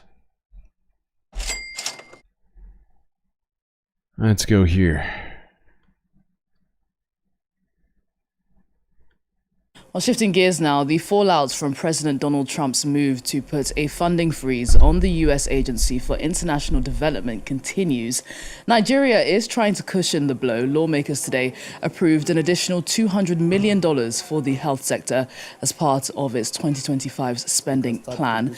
The most populous country in Africa was among the top 10 recipients of aid from the U.S. Well, France 24's Mark Perelman has been speaking to Winnie Banyima, the Executive Director of UN AIDS, about the wider impact of the shutdown of USAID.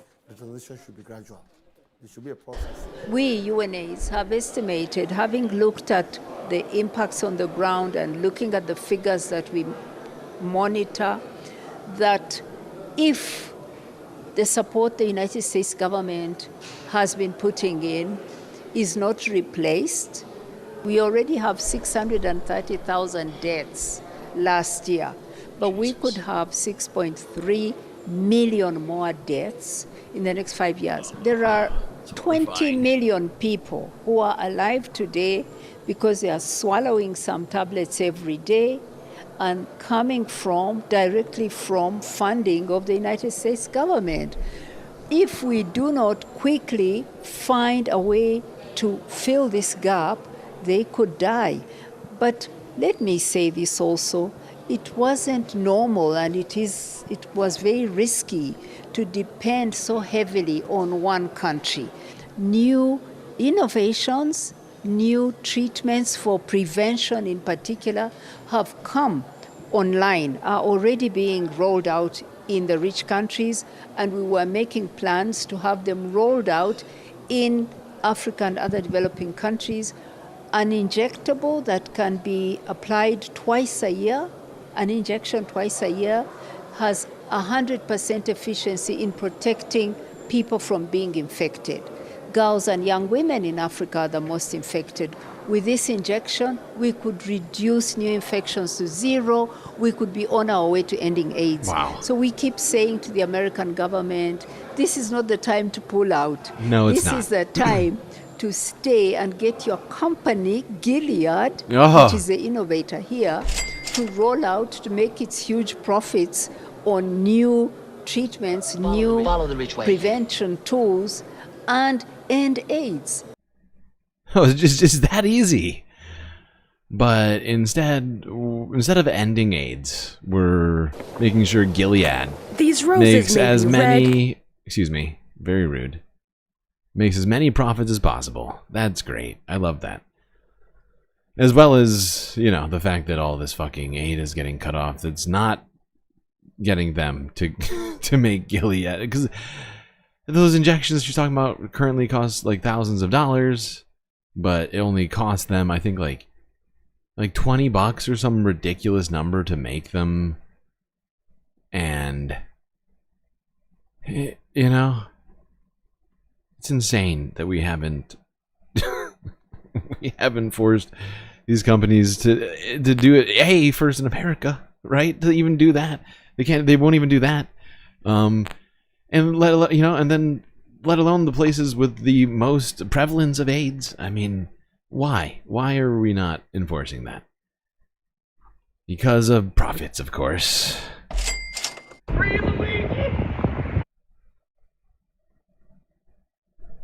All right, let's go to Kenya. A little bit east here. It was Valentine's Day yesterday, so I figured this story is never going to be more relevant than now. This came out after the stream yesterday, though, so didn't have a chance to watch it then. But let's do it. Let's go here. France 24. Once again, 2 France 24 videos in a row. And you know what? I feel like we get a ton of our news from Africa from France 24. It probably has something to do with the Afro franc or whatever it's called, the French African currency that they control, and the fact that they're still kind of hanging out, even though they supposedly divested of their colonies in most of the places. Yeah, I'm just noticing that now. I'm like rambling to myself now. My bad, chat. Yeah, let's talk about this. Valentine's Day. Invasive bugs and toxic pesticides hurt Kenya's rose exports.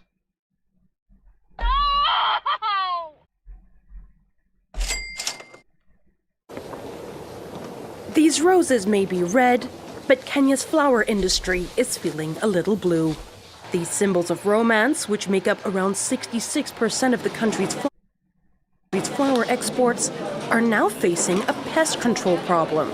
Inside the rosebuds, a tiny larva can be found, laid by the false codling moth, an insect which doesn't just feed on the iconic flowers, but also ravages crops. As a result, the European Union is intensifying measures to prevent its spread across Europe, which Kenyan producers say are having a negative impact on their businesses. They are too strict, and most of the time our shipments to EU are quarantined. We have to meet the demand for the customers in time. So we are looking for alternative markets where these measures are not too strict, because we end up losing our 30% of revenue.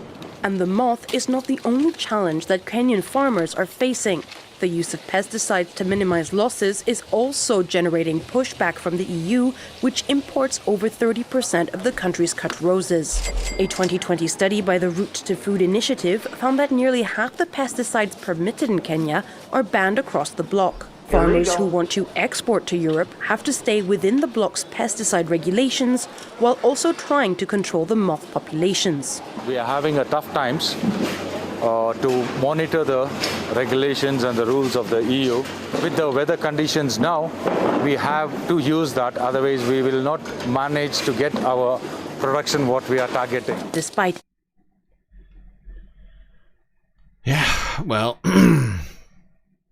You know, I'm fairly certain that that's partially due to the fact that these roses are imported from other places, and then you know, that's the plants themselves and then grown. And so, you know, they're not prepared to deal with the native moths in Kenya with like natural deterrents. But of course, you don't want to be smelling pesticide-covered flowers either. It's a fine dance.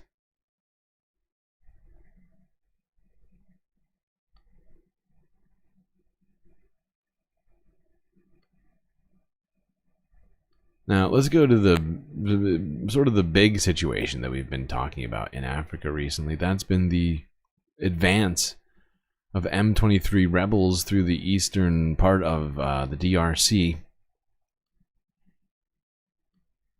I guess we'll start it off here. Channel 4. Wait, how are we doing on time?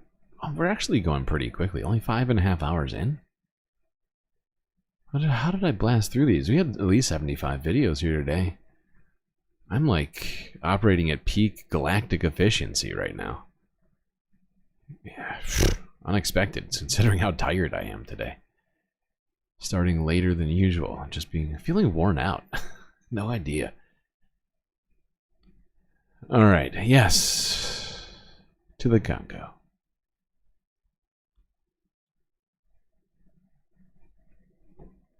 This is M23, an armed rebel group gaining ground in the Democratic Republic of Congo. The rebel militia has captured the largest city in the east and is the major player in a coalition that wants to topple the government. The group says it's fighting to defend the right of the Tutsi ethnic group. The Congolese government says they're the puppet army of its neighbour and enemy, Rwanda, sent to plunder the country's wealth.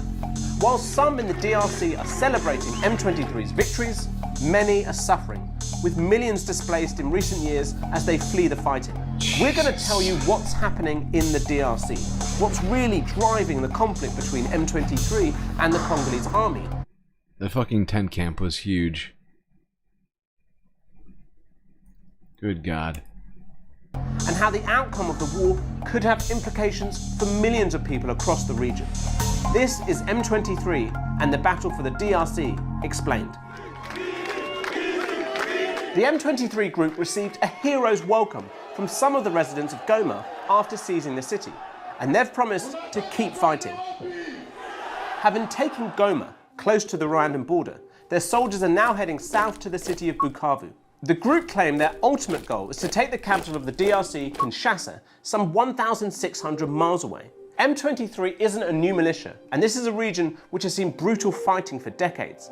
In fact, the scenes in Goma today are reminiscent of 13 years ago, when shortly after M23 were formed, they first took control of the city, forcing tens of thousands to flee. Back then, they only held Goma for 10 days before the Congolese army forced them out. But since 2022, they've been taking more and more land in the eastern DRC, gradually isolating the city before making their move to seize it last month. That military success came despite the fact their fighting force is only estimated to be a few thousand. This small rebel group not only took the largest eastern city in the DRC, but it's continuing to make ground. But how? Well, although they officially deny it, the government of Rwanda is reportedly providing M23 with money, weapons and training. And according to the United Nations, thousands of Rwandan troops are fighting alongside the rebels. Why would Rwanda help a rebel militia? Because their government and M23 are formed by people from the Tutsi ethnic group. In order to understand the fighting in the DRC today, we have to talk about the Tutsis and another group, the Hutus. And we need to talk about this map of Africa, which roughly shows the historic distribution of ethnic groups across the continent. Compare that to this, a map of how the continent had been carved up by European imperial powers by 1914. At that point, around 90% of Africa was under European control. Today, the DRC is surrounded by 9 other countries, and ethnic communities still live on both sides of the borders. Since gaining independence from Belgium in 1960, this massive country, home to more than 250 ethnic groups, has struggled to build itself into a strong, cohesive state. It's seen leaders murdered, deposed, and has been scarred by numerous conflicts. Which brings us back to the Tutsis and the Hutus, 2 ethnic communities that have been in conflict for decades. The Tutsi ethnic community was slaughtered by a Hutu militia during the Rwandan genocide of 1994. Around 800,000 were murdered in just 100 days, the vast majority Tutsi.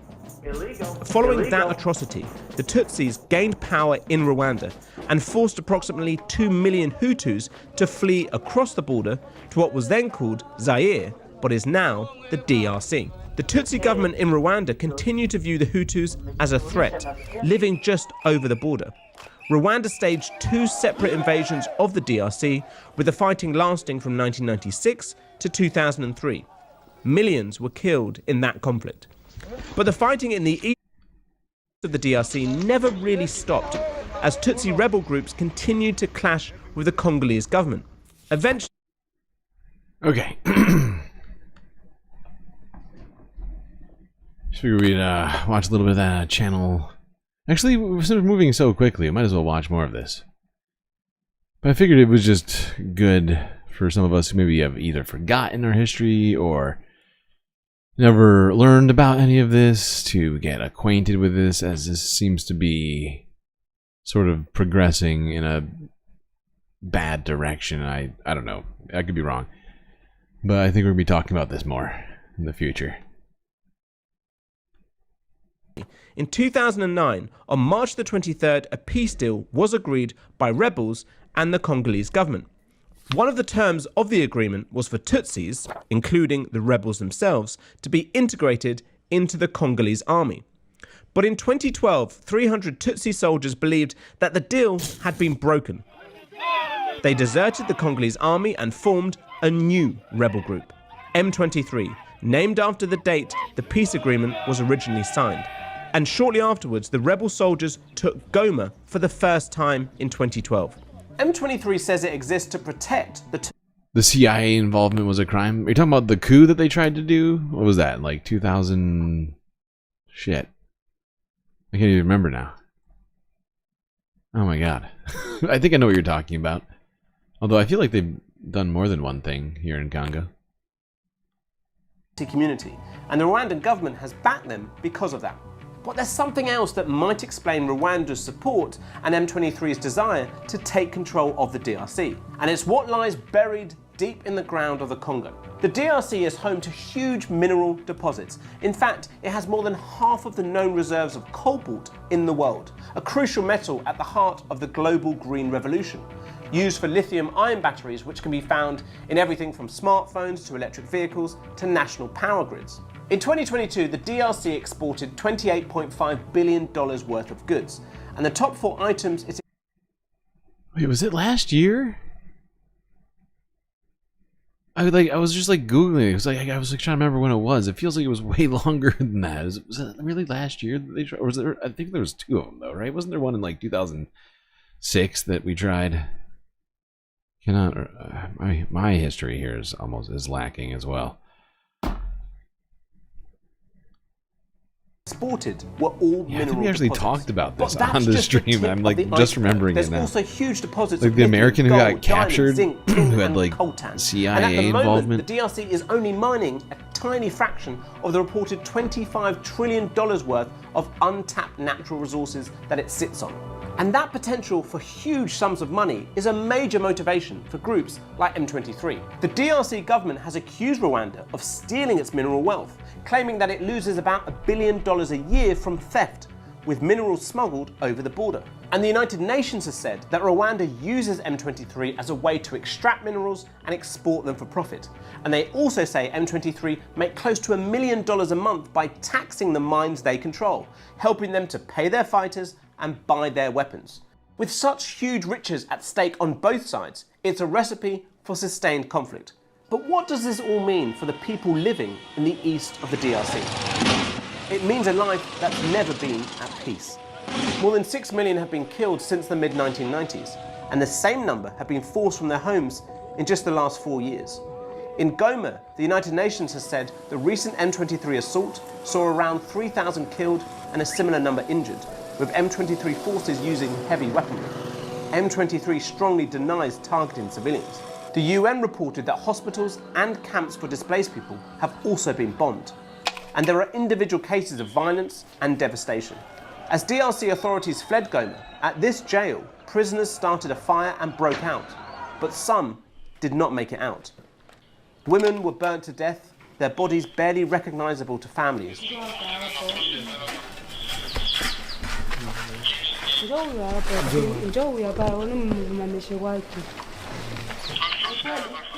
More broadly, sexual violence is a weapon used by both sides in this conflict. The UN has received reports of women being raped by the Congolese army and its allies in the region. And M23 has long been accused of similar human rights violations, with Human Rights Watch stating that the group leaves behind a growing trail of war crimes. Both the Congolese... Yeah, so this situation is pretty bad, right? And we got a lot of elements that are sort of parallel to other things we got going on. Ethnic cleansing, displacement, US involvement, different times. 60s, right. Wasn't it like, what's his name? God damn it.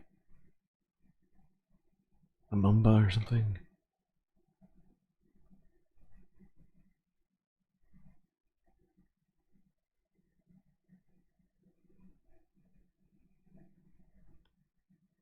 There's a brief recap from Channel 4 to get us a little bit more acquainted with what's going on, what has been going on in the region. Let's go now back to the present reality. This is France 24 from 20 hours ago, where M23 is claiming control of an airport in Bukavu. Welcome to the program. We're going to start with the latest on the conflict in eastern DRC. M23 rebels backed by Rwanda are continuing their march in South Kivu province after capturing Goma. While adding to their gains, local sources say the group has seized a strategic airport. Meanwhile, the UN is continuing to sound the alarm over the deteriorating humanitarian situation in Eastern Congo. Fighting there has left 350,000 internally displaced people without shelter. Emmett Livingstone reports now from Kinshasa. Rwanda-backed M23 rebels on Friday claimed control of the strategic airport of Kavumu, according to local as well as security sources. The armed group's spokesperson also said as much on the social media platform X. A senior Congolese military official gave a slightly different account, saying that there was fighting near the airport, without confirming that it had fallen. It's bad news in any case for Congolese forces. Kavumu is an important military airport, and it's where the shattered remains of the country's forces had assembled after the rebels captured the city of Goma some 3 weeks ago. Kavumu is also considered the very last bastion of defense before the city of Bukavu, which is the second largest in eastern Congo. It's about 20 kilometers from the city. There are very real fears that the rebels will march imminently on Bukavu. City residents saw soldiers retreating towards Bukavu on Friday. South Kivu's governor, for his part, has convened an urgent security meeting, and residents are taking cover indoors. Leaders from... Yeah, let's hope we don't repeat the... atrocities of the past. Everybody, we do not need to see more genocidal actions taking place on this fucking planet. We've had way too much of that. That's too much, man! Way too much. Since we were talking about it, I figured we'd go here. I just added this in while we were talking. Let's talk about this guy who was a leader in the DRC before it even came the DRC. Malcolm X called him the greatest black man who ever walked the African continent, while Belgium and the US plotted his assassination. His name was Patrice Lumumba, the first Prime Minister of the Democratic Republic of Congo. He is considered by many a martyred hero, a symbol of anti-imperialism and Pan-African unity. This is the story of how Lumumba came to power, dreaming of a better future for the Congo and Africa, and how that dream quickly turned into a nightmare as he was arrested and murdered in January of 1961, less than 7 months after independence. La République du Congo a été proclamée. The Congolese Republic has been declared. Our land now belongs to its rightful children. We will institute justice, social justice, and ensure that our soil truly benefits its children. Your Majesty, Excellencies, ladies and gentlemen, fellow countrymen, my brothers in combat, my black brothers, that is what I wanted to say. Long live independence and African unity. Long live the independent Congo. Lumumba was born in 1925 in the village of Onalua in Kasai province in the Congo. At the time, his country, the DRC, was a Belgian colony, the Belgian Congo. He was a member of the small Batata ethnic group. Young Lumumba attended a Protestant mission school. After that, he went on to work in the city of Kindu-Porempa, where he began to write essays and poems for Congolese journals. Lumumba at the time actually applied for and received Belgian citizenship, after which he moved to the capital Leopoldville, now known as Kinshasa. He started working as a postal clerk and went on to become an accountant in the post office in Stanleyville, now known as Kinsigami. During this time, he was still actively contributing to the Congolese press. His entry into politics started at the grassroots level. In 1955, Lumumba became regional president of a Congolese trade union of government employees, as well as an active member of the Belgian Liberal Party in the Congo. The trade union he was running was not affiliated to the two main Belgian federations, much to the irony of Belgium's colonial administrators. In 1956, he was invited by the Ministry of Colonies to a study tour in Belgium, which he attended only to be arrested upon his arrival back to the Congo, with charges of embezzling money from the post office. He served a 12-month sentence, and once free, Lumumba launched the Congolese National Movement, or the MNC, the first nationwide political party in the Congo. In 1958, the same year he launched this party, Lumumba attended the first All-African People's Conference in Accra, Ghana. His vision and Pan-African vocabulary impressed the gatherer and turned eyes across the continent.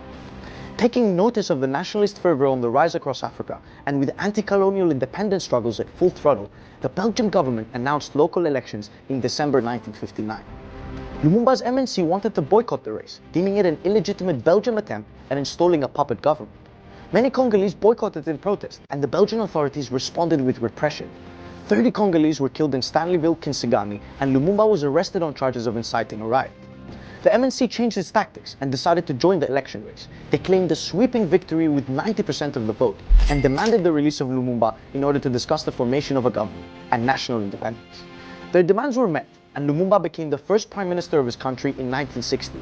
On Independence Day, while the King of Belgium was attending and the world was watching, Lumumba delivered a powerful speech that would live on as a benchmark for the anti-imperial struggle in Africa and the world.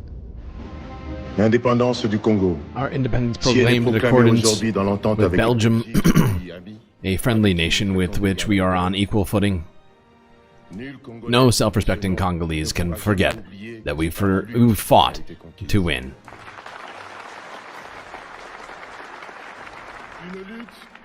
The combat during which we did not spare one effort, not one privation, not one drop of blood.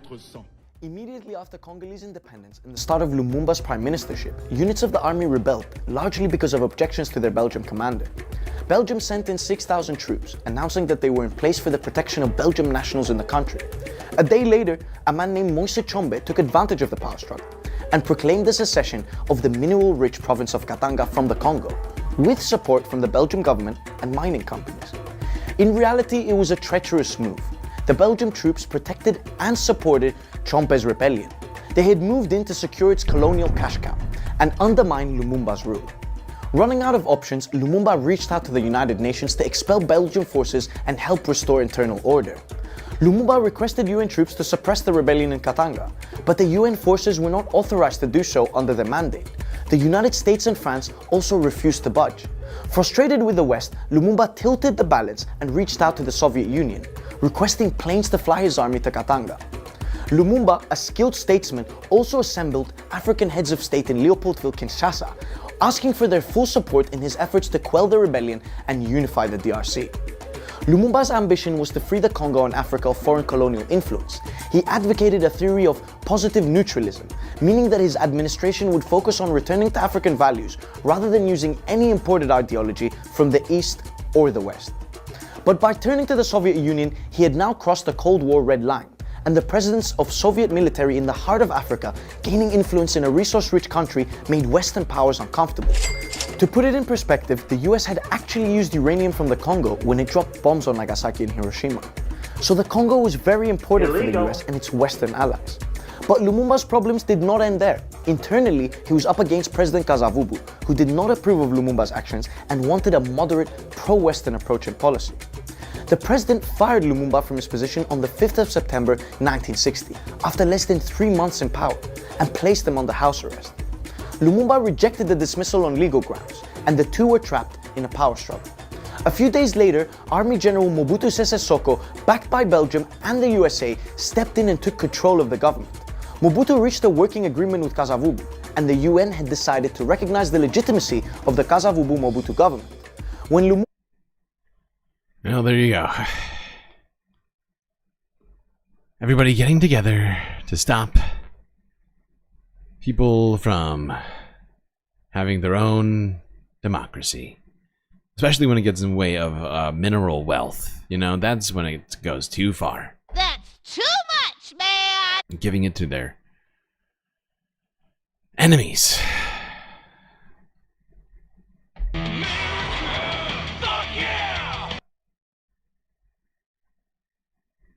Not just America, though. Not everybody. A bunch of people seem to be involved in that one. Making that coup happen. Democratically elected leader, Patrice Lumumba.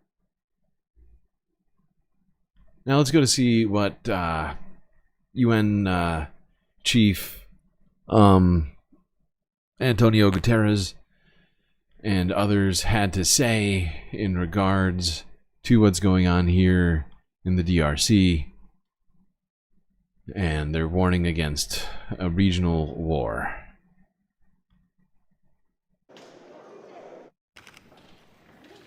DRC was at the heart of the African Union talks. The violence in the east of the Democratic Republic of Congo changed the summit's agenda, with the UN Secretary General calling for urgent talks between M23 rebels and the Congolese government.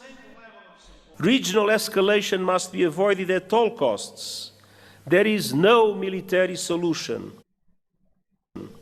The deadlock must end, the dialogue must begin, and the sovereignty and territorial integrity of the DRC must be respected. Since late January, M23 rebels have taken... Okay, we're gonna go here, because I have, they gave a press briefing, which was re-uploaded. Who was it? ANN. At the outset, I would like to express my honor to deliver the statement as chairperson of the Arab group this month in New York. Oh wait, and I would like to thank esteemed I just realized this ambassadors is among us today from... I just realized that, I just completely blanked. I forgot what this was. Oh my god. Mistakes were made. I made a huge tiny mistake. What am I talking about? I'm losing my mind. This is all my fault. This is all my fault. I'm a big dummy. I just misread this as being the same as the one before it. Very stupid. A big dummy. Now this is the story I wanted. So we're still in Africa. Thank you. My god. That's what happens when it gets very late. I start losing my goddamn mind. I feel like I'm taking crazy pills! Okay. I fixed it. That's my bad. Back to Africa. To Djibouti.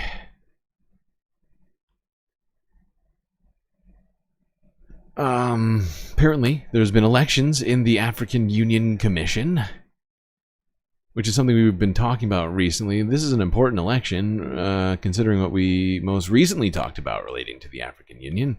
Let's go here first, France 24. DRC was at the heart of the African Union talks. The violence in the east of the Democratic Republic of Congo changed the summit's agenda, with the UN Secretary General calling for urgent talks between M23 rebels and the Congolese government. Regional escalation must be avoided at all costs. There is no military solution. The deadlock must end, the dialogue must begin. Wait, this is the same one. And What territorial did I integrity do? Oh my god, I clicked past it. Wow, I'm a failure. Mahmoud Ali Yusuf is one of Africa's longest-serving diplomats. Now he's the chairman of the African Union Commission, getting the 33 votes he needed to win the election. Yusuf has been Djibouti's foreign minister since 2005 and previously served as ambassador to Egypt. He says his priority is tackling what he deems is a governance problem in some African nations. It is very important for the new Commission to focus on these issues of peace and security as a matter of priority, because to move towards economic integration, the development of social sectors, and to implement the components of a continental free trade area, you have to start with peace and security. I know a guy from Somalia who's going to look exactly like this dude when he grows up. I don't know why I'm thinking about it right now. Just really look alike. Yusuf has his work cut out for him. African leaders opened the summit in Ethiopia by calling for progress on securing reparations for historic abuses by colonial powers. The demand for reparations is not about charity or financial aid. It is a call for justice.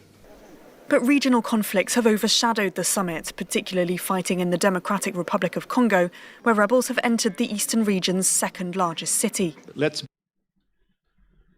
Now, of course, it doesn't all ride on him. It's going to also rely on, colonialist powers paying up for what they've done in Africa as well, accepting responsibility for their all of the crimes that they have committed on people in Africa.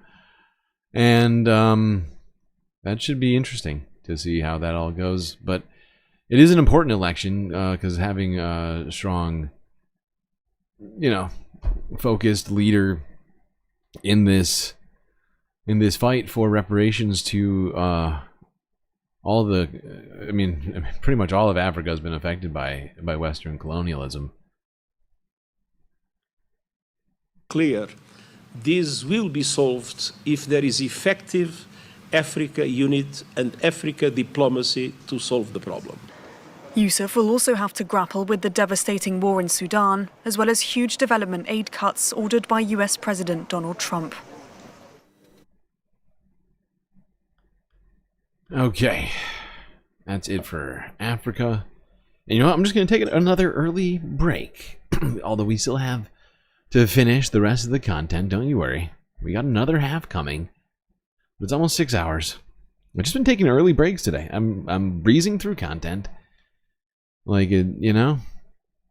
I don't know if I'm killing it or if I'm doing terrible. I never have any real assessment of that, usually, while I'm, like, actively streaming. But I am getting through stuff pretty quickly. So we're going to take our final break before we finish it up. Whoops. There we go. Alright, everyone. I hope you've been enjoying the stream so far. If you haven't hit the like button, do that while you're also hitting subscribe. Well, not at the same time. I don't think you can do them at the same time. But like one, then the other. Both very important. Likes get us up in the algorithm. The subscriber numbers get us closer to being fully monetized. We're only 187 subs away. It's like an eighth or a ninth of what we have right now, which is awesome. We're getting so close, so close. So, tell your friends, people you think might be interested, get the word out. While you're doing all that, do consider also contributing to the Galactic News Network in one of the many ways we have available to you. YouTube, Twitch, Cash App, PayPal, and of course Patreon. You know the deal. Go on the website, not the Apple app. You can use Android, that's fine, but Apple's monopolistic practices are causing us galactic problems. For only $3 a month, become a patron of this show. So many benefits. Avatar, shout out, so much. I just recommend you go on the website and check it out. Do your own research, that's what I say. Figure out what's best for you. Alright, chat. Enjoy this short space intermission. Grab yourselves a drink. Maybe dance around a little bit. You know, use the bathroom. Grab yourselves a snack. And I'll be right back.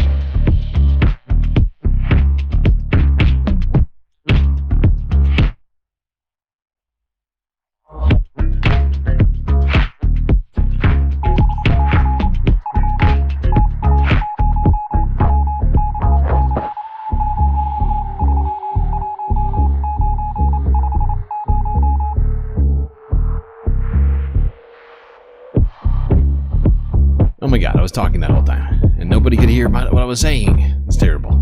We're getting to the final half of the show. Okay.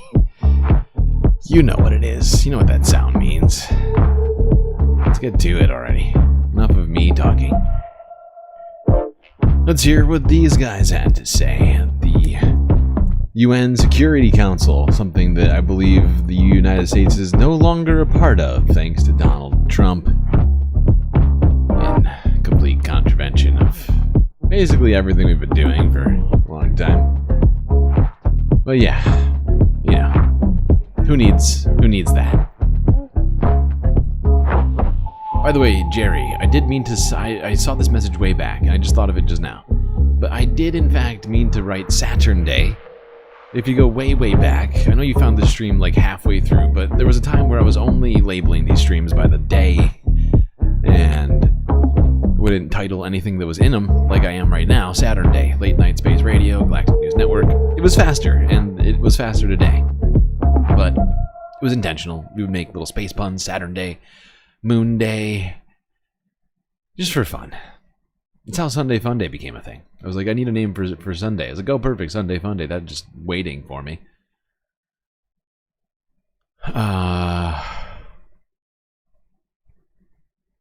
Completely intentional. All right.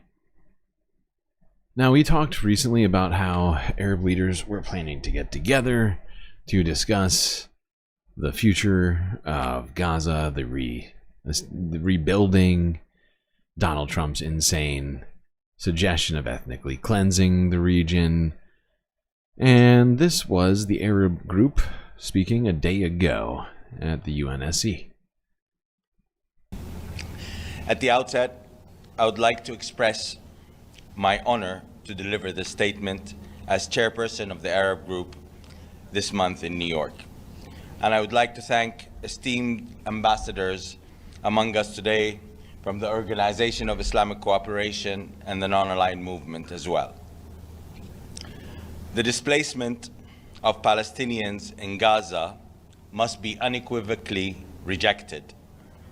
The Arab group categorically rejects such displacement, which constitutes a clear violation of Article 49 of the Fourth Geneva Convention of 1949, prohibiting the forcible transfer of protected populations from occupied territories, irrespective of motive.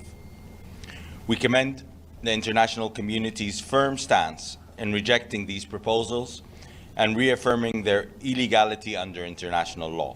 Illegal. A united and unequivocal rejection by member states is imperative. This is not acceptable whether it is against the people of Palestine or any other state. Space sneezes. We would also like to shed light on the ongoing, alarming Israeli expanded aggression in the West Bank. These actions are a clear violation of international law and must stop immediately. Immediately, Colleagues, if not sooner. This very institution was founded on the fundamental pillar of upholding and respecting international law in order to maintain peace and security worldwide. And what we have been witnessing for the past 15 months is jeopardizing our multilateral system. The adoption by the Security Council of Resolution 2735 was a glimmer of hope towards the end of the Israeli aggression on Gaza, and we urge the Security Council to uphold and enforce the principles of the resolutions, which calls for an immediate and full and complete ceasefire, the return of Palestinian civilians to their homes and neighborhoods in all areas of Gaza, the safe and effective distribution of humanitarian assistance at scale, and rejection of any attempt at demographic or territorial change in the Gaza Strip, including any action that reduce the territory of Gaza. And finally, the unwavering commitment to the two-state solution consistent with international law and relevant UN resolutions. In addition, we commend Qatar and Egypt, as well as the United States, for the utmost dedication in working around all the obstacles that are jeopardizing the ceasefire deal. The entire world supports a ceasefire in Gaza, and we all want to see its full implementation to lead to a sustainable and lasting ceasefire and to peace to the region and the world. Finally, we, the Arab countries, want to see a Riviera, a Palestinian Gazan Riviera, in the independent and internationally recognized state. I wonder how this will be received by Donald Trump. It is the weekend, after all. I bet we'll be hearing about this immediately, if not sooner. Immediately, if not sooner. Like by Monday. I could be wrong. Maybe he'll ignore it entirely. But this is completely contravening everything Donald Trump wants, him and his allies. This is, you know, he wants it to America. He's just gonna have it. We're gonna have Palestine. There was nothing to buy. Of Palestine. With this, I give the floor to my esteemed brother, Dr. Riyadh Mansour, Ambassador of the State of Palestine. Thank you, Brother Tariq. Shukran jazilan. And allow me at the beginning to express our gratitude for this massive representation of all of the Arab ambassadors and ambassadors from all regions of the globe, including NAM, OIC, the Committee on the Exercise of the Inalienable Rights of the Palestinian People from the African countries, from Asia, from Latin America, and this assembly of all ambassadors is to endorse the content of what was read by my brother Tariq, and we are strongly united behind the ceasefire to make it permanent, to spread to not only the Gaza Strip but also in the West Bank against the aggression there,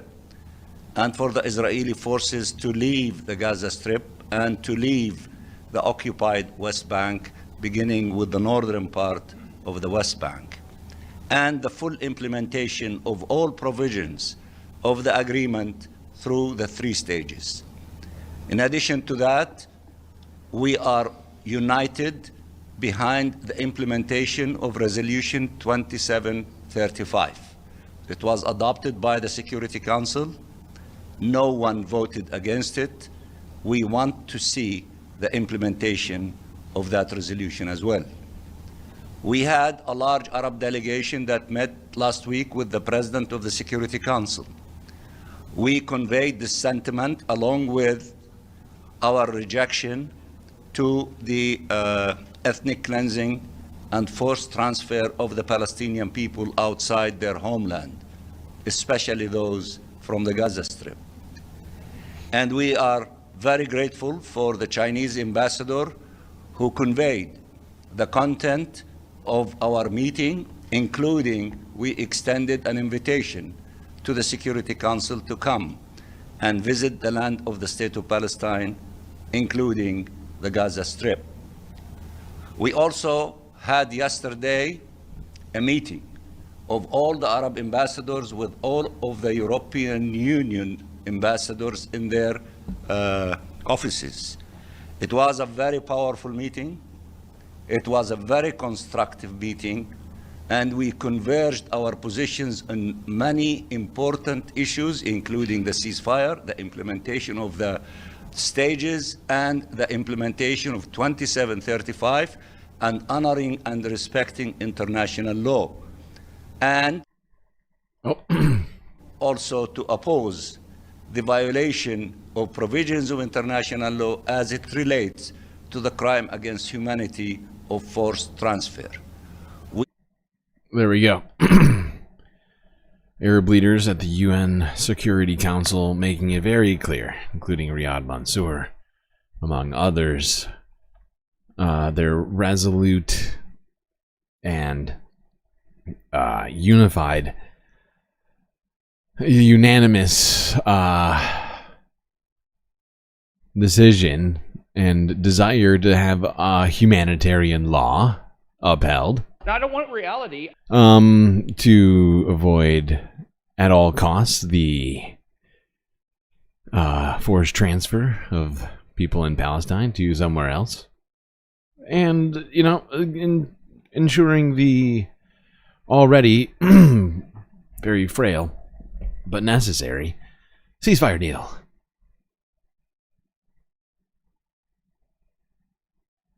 Whether that will all come to fruition, let's just say yes. Let's say we're gonna stay optimistic for a little bit, just for a skosh.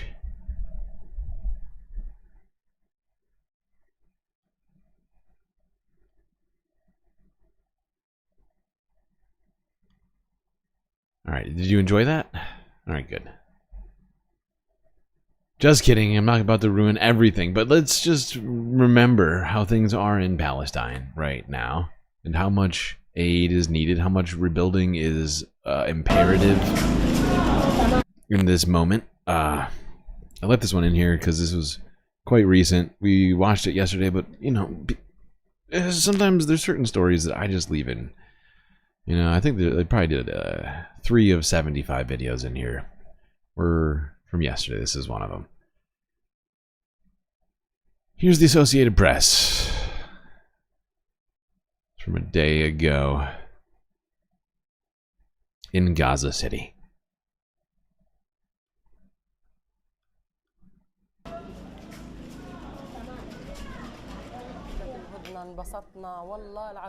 The ceasefire came and we were happy. I swear that from the first day of the ceasefire, when they said we could return, we came back. We ran back with our bags. We said as we fled, we will return. We fled with a bag, and we would return with a bag. But we were shocked by the state of the house when we returned. Thank God. Anyway, I reclaimed one room from it. Me, my husband, and my children settled in it, and my sisters are all with me.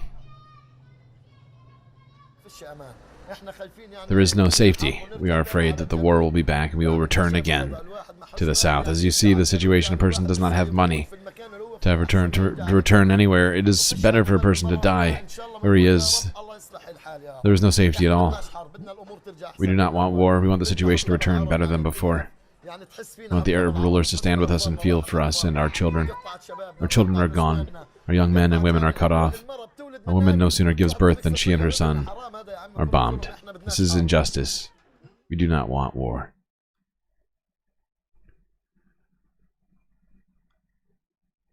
This guy who's returned to the north, to Gaza City, which is really, I mean, sort of central north Gaza. You know, saying, you know, why, how and why would we even leave? You know, to go to the south, don't have the money, the energy, the, you know, reason to leave. Better to stay here where the house, whatever's left of it, is with the family. I can't imagine these sorts of horrifying choices. The fact that these are being made in the 21st century, these sorts of insane choices, stuff that could have been prevented in, you know, so long ago at this point. The United States could have put actual pressure on Israel, and now we're replaced with a guy who wants to help flatten the Gaza Strip and make it part of Israel, I guess. Give away the West Bank. Somehow worse than Joe Biden. It's insane. I'm staying in the race. Shut up, okay? Just shut up. But, oh my God. You know, Donald Trump released the largest of the bombs that were being held back, even though Israel didn't even need them anymore. But in just a perverse move, he's like, you know what? Have them. Might need them. You know? I can't believe we're here.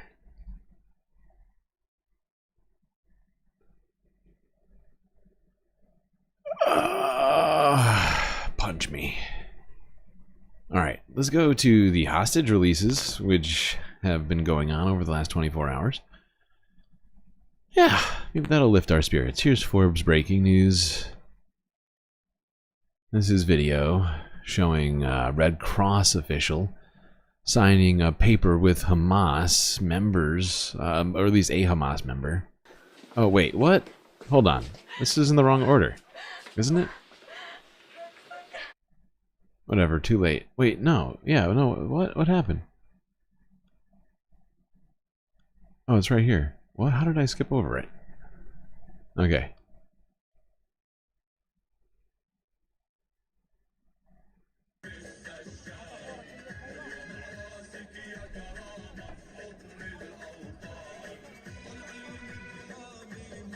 Oh, God.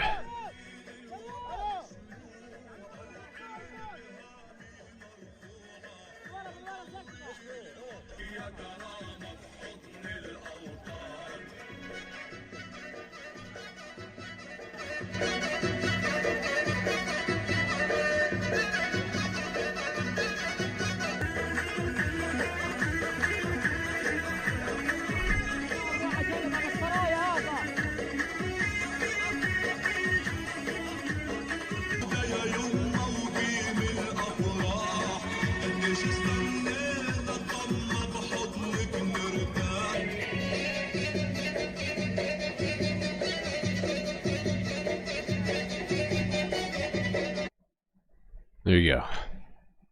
That was a Red Cross official signing for the release of 3 hostages in Gaza before taking them away in that van.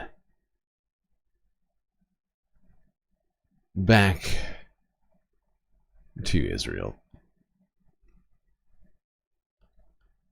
This is a video that Forbes also posted of one of the hostages that have been released recently, reuniting with his family.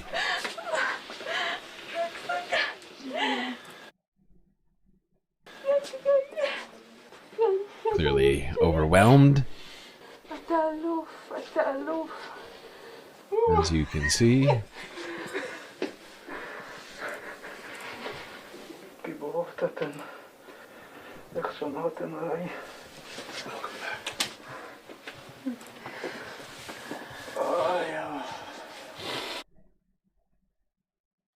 Everyone getting emotional here, finally seeing their family reunited again. And here's a video from inside of Palestine showing hostages being released there. Arriving in buses, or a bus, I think. Maybe multiple. I can't remember how many were released on this one. Probably multiple buses.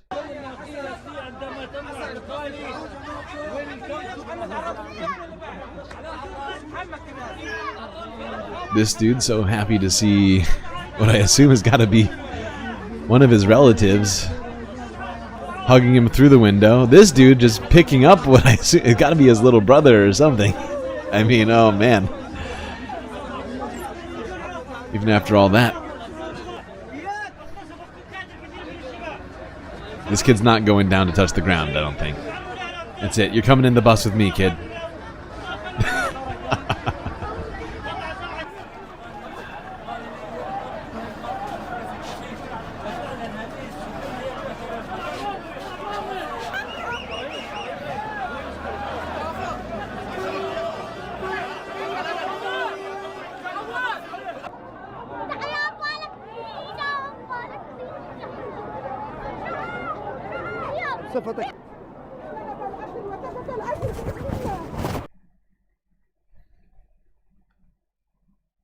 Okay. Now let's go here to Channel 4 News to talk about this deal that happened.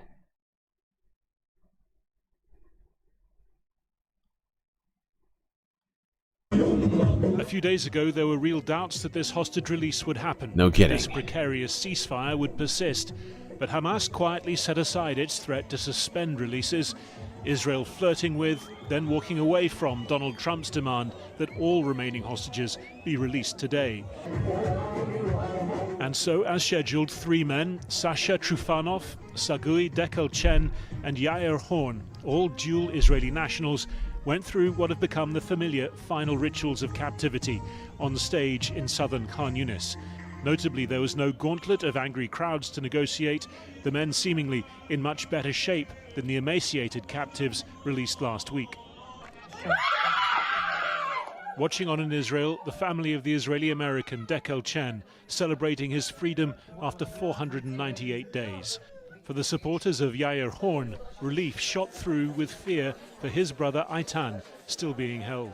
And I know that it's all bittersweet, and I know that Eitan is not home yet, and maybe Yair has news about him, we don't know, but we just, I'm shaking, and I'm really, really happy for them. For Sagui Dekel Chen, a reunion with his wife and parents. And the news that his daughter, born during his captivity, has the middle name Mazel, Hebrew for dawn and luck. In turn, Israel released 369 Palestinians from its prisons, this time trading propaganda stunts with Hostages. Hamas, dressing them in tops bearing the Star of David and the phrase in Arabic, "We won't forgive or forget." 36 of those released were serving life sentences, some for multiple murders of Israelis, 25 being deported to Gaza or overseas. For many Palestinians, these men have long been symbols of resistance, 11 of them coming home to their families in the occupied West Bank and East Jerusalem. It's a mix of pain and joy. I left my 2 brothers behind, and I left others behind in prison. God willing, the joy will be complete with the release of all the prisoners. Back in Gaza, the 333 other Palestinians released today, all of them detained by Israeli troops during the war. Reunions even before the buses had been unloaded.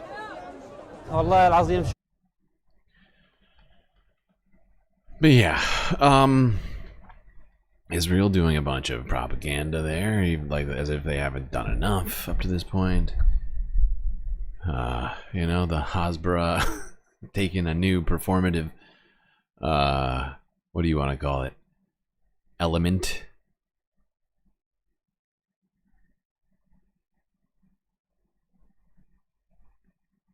With sweatshirts and all. I lost my place. Oh yeah, okay, let's go here.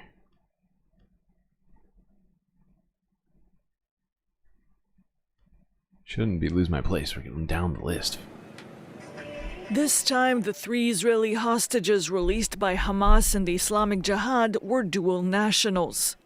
Sasha Trufanov is also Russian, Sagi Dekel Chen has U.S. citizenship, and Yair Horn is from Argentina. All 3 were abducted from the same kibbutz bordering Gaza, Nir Oz, one of the hardest hit on October 7th. The hostages appeared in better physical shape than the ones exchanged the previous week, and Hamas released them with a series of messages. One poster said that the only place Gazans plan to migrate to is Jerusalem, a response to Donald Trump's threats to force Palestinians to leave Gaza. Another message was printed on a picture of a hostage and his mother, who had been battling for the release of all hostages. It says, quote, "Time is running out." In Israel, families and supporters cheered after the hostages' release.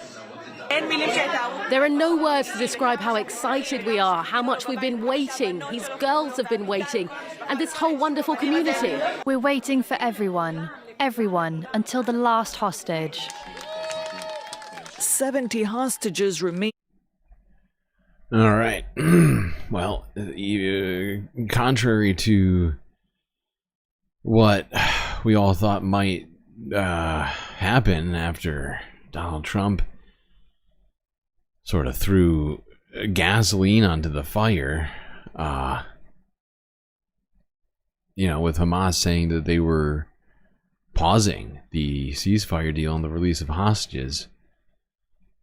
Just like 2 days before this, really put things on knife's edge, but deciding to, after apparently speaking to both Qatar and Egypt, to stick stringently to the plan.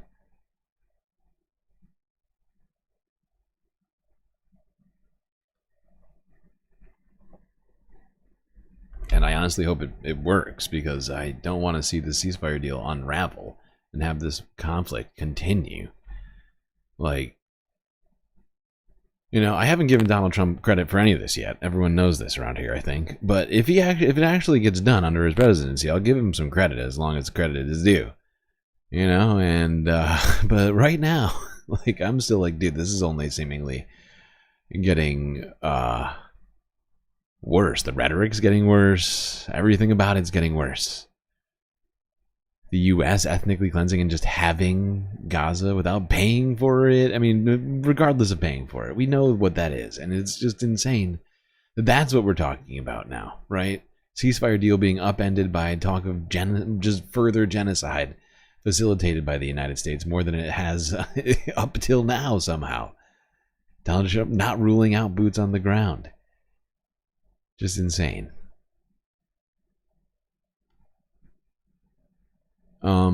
And hopefully we don't come to that place.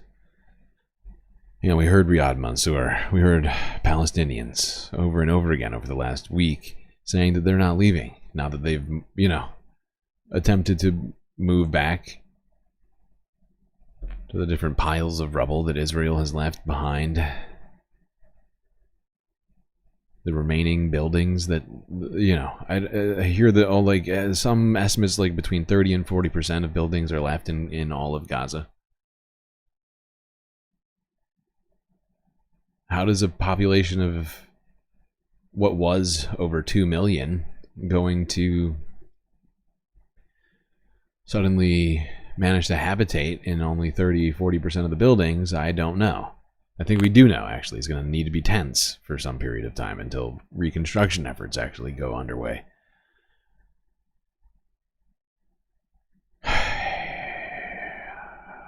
Okay, let's go to Middle East Eye for some discussion on mental health regarding all of this.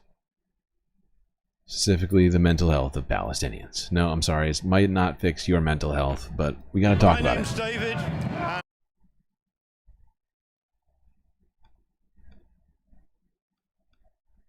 Go Web, go. My name's David, and I'm part of the UK Palestine Mental Health Network. And what do you do, your network? Well, we try to support the mental health workers inside Gaza and parts of the West Bank as well. So we've got a kind of network which stretches across the world in many ways to try and coordinate efforts to support those people under their terrible circumstances. And what kinds of things do you hear coming out of the West Bank and Gaza from these mental health professionals? Continual ongoing trauma. People talk about PTSD, but there's nothing post-traumatic about it. It is ongoing trauma. And so what we're trying to do is to make sure we have sustained efforts to foster resilience, not just amongst mental health workers, but in the population as a whole. And is this, how widespread is this trauma? Is it a big issue, or? Well, in Gaza, it's everywhere. Everybody has experienced the same trauma. They respond to it, they react to it in different ways, but everybody basically is traumatized. And that is why a lot of the activities are group activities in order to try to get the maximum amount of range in the treatment. And a lot of people have described this war as a war on children. How has this affected children's mental health? Would you agree with that description? Well, that is so extensive, it has yet to be properly assessed. What we do know is that every child has experienced death in a number of ways. What I mean by that is the smell of death, the death of their parents, the death of friends and family, and so they have had to acclimatize themselves to situations which are beyond our imagination. And that is one factor which motivates mental health workers, particularly in Gaza, to try to bring a kind of childhood experience or experience of childlike activities. Because you think they haven't had that child? Because they haven't had that. They've been forced to become adults and to take on responsibilities no child should ever have. this is irrespective of their injuries and of their internal pain because of their psychological suffering. And what kind of support do you think is needed for these children? What kind of support do you think is needed for these children? Massive support. Initially, they have got to have the support which provides them with security and food and water and those basic essentials. Without that, we can't do anything. But after that, there's got to be a reconstruction of community life, of family life in some form. And if there was one thing you'd want people to know to raise awareness about your work, about what you do, about its importance, what would you say? I think there are many things. It's difficult to know where to begin. I just think it's important that we're all actively in solidarity. They mustn't feel alone, and often that they do. And having a demonstration like this is just one thing that you can do to show solidarity.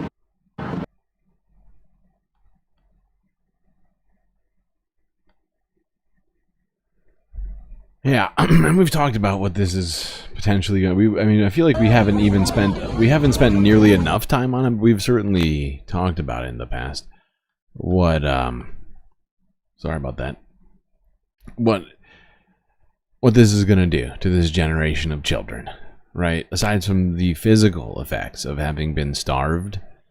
I mean, if you know anything about the Holocaust and survivors of the Holocaust, their children and their children's children, as in some cases that was passed on, some, different sort of effects of it, metabolic things due to being starved, right? Being malnourished for such a long period of time and having a child under extreme stress and in those conditions, right? And then going on and moving away from that physical element, and then actually trying to assess what this does to somebody's psyche and what to do about that. So much to unpack. We're not going to do it all right now, so we definitely have time since this thing isn't even fucking over. But it should be already happening, and really isn't. There's no way for it to happen until the trauma itself is over. You can't heal while also experiencing the same trauma. Just not.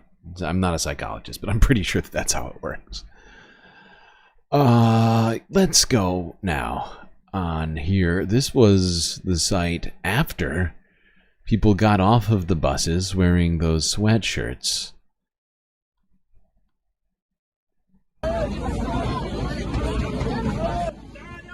You can see they decided the best thing to do with the sweatshirts is to burn them.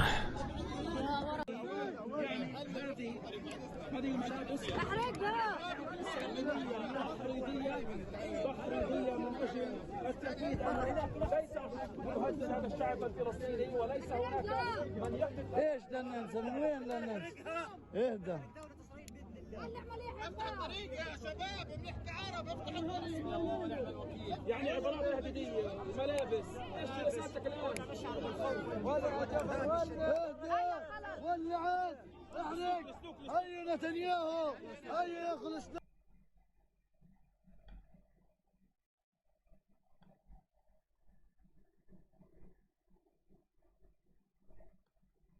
Yeah, I mean, I don't understand why Israel had to do that. It was completely unnecessary, but, gotta rub it in, right?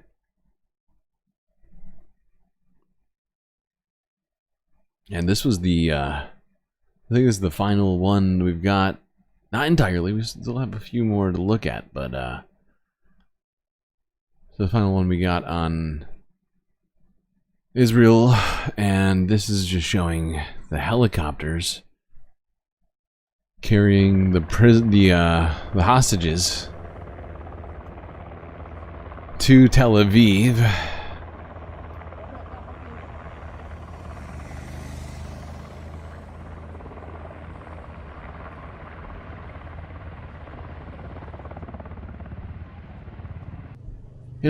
This all needs to come to an end. And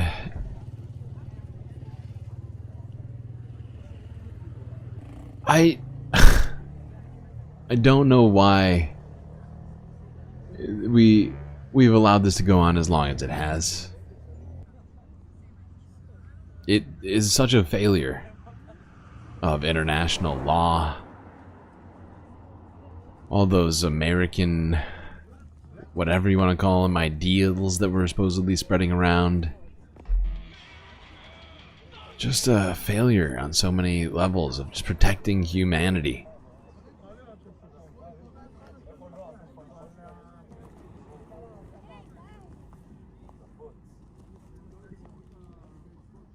And history didn't start on October 7th. It started before it, and we were involved then too.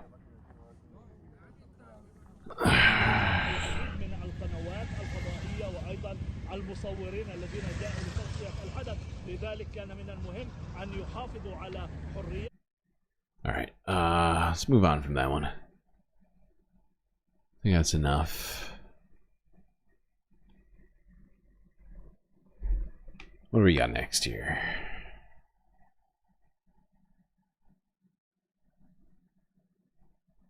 Alright, yeah, let's go to Asia. See what's going on there.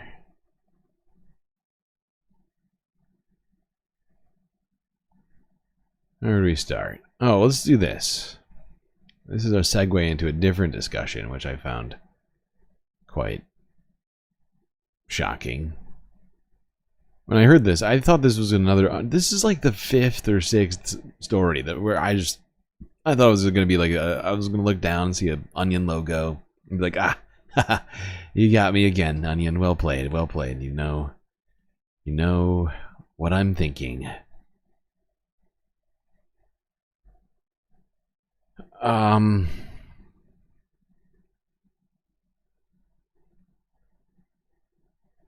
But let's do this first. Before we get to the Onion story, which is not an Onion story, it's a real story. Let's go first to talk about this one we looked at real quick yesterday. It's a short clip discussing something Donald Trump has espoused wanting to happen. Here he is, the man himself. Immediately, if not sooner.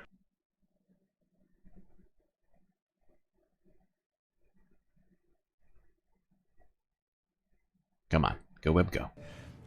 At some point, when things settle down, I'm going to meet with China, and I'm going to meet with Russia in particular. China! And I'm going to say there's no reason for us to be spending almost $1 trillion on military. There's no reason for you to be spending $400 billion. China's going to be at $400 billion. We're not going to be friends. friends. We're going to be at close to $1 trillion. And I'm going to say we can settle this on, we can spend this on other things. We don't have to spend this on military, and I'm going to be meeting with China. You know, we were trying to de-escalate nuclear, and I was in a position where Russia had agreed and China had agreed we were going to start, and then we had a rigged election, so that never took place. As soon as things settle down, I'm going to have that conference, primarily with China and Russia, because those are the two that really are out there. And we're going to have them spend a lot less money, and we're going to spend a lot less money. And I know they're going to do it. They agreed to it. We were talking about denuclearizing. We're going to denuke it. President Putin and I agreed that we were going to do it in a very big way. There's no reason for us to be building brand new nuclear weapons. We already have so many. You could destroy the world 50 times over, 100 times over. And here we are building new nuclear weapons, and they're building nuclear weapons, and China's building new nuclear weapons. Hopefully there'll never be a time when we need those weapons. If there's ever a time when we need nuclear weapons, like the kind of weapons that we're building and that Russia has and that China has to a lesser extent but will have, that's going to be a very sad day. That's going to be probably oblivion. Very bad. People tell me, sir, if we ever need them, that's it. We're all done. Immediately, if not sooner.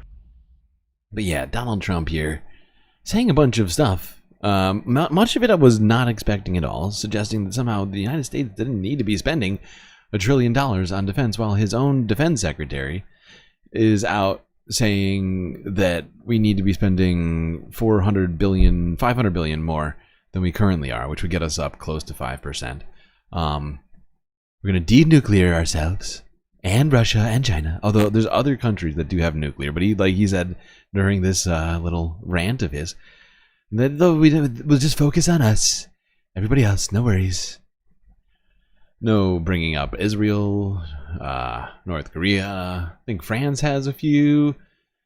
I don't think, does Poland have? I'm trying to remember. I don't have the list. I don't have the list memorized, honestly. But I think, we should have everybody do it at the same time. Just gonna say it, if we're gonna do it at all. But having Donald Trump being the one to be negotiating it really makes me worried. I don't know. I know he's the art of the deal, but as we all know, the art of the fake deal, if anything.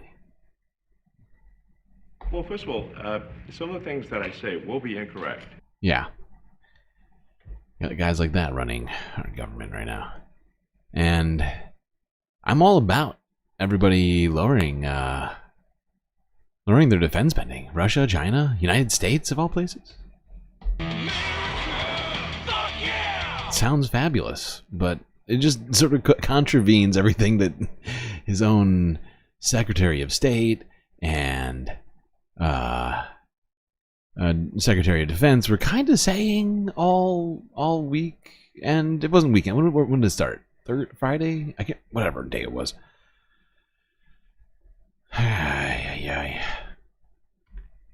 Wild. It's just wild. It's all a joke. I mean, that's absolutely what I feel like. It's certainly at least a circus. And at the very least, it's a goddamn circus. Alright, now let's go on to this, because this is the level of scrutiny I expect these negotiations are gonna have. Okay. Here's CNN. This is from 21 hours ago. According to this, Trump officials didn't realize that their mass firings had included nuclear stockpile staff. Help! Help! I'm being repressed! What? What you talking about? Oh, you know what I'm talking about, Willis. I'm talking about competence and merit. That's what I'm talking about. Of course.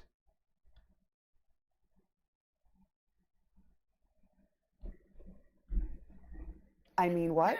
I mean, it tells us more and more about DOGE task itself with government efficiency, but doesn't know the inner workings of government.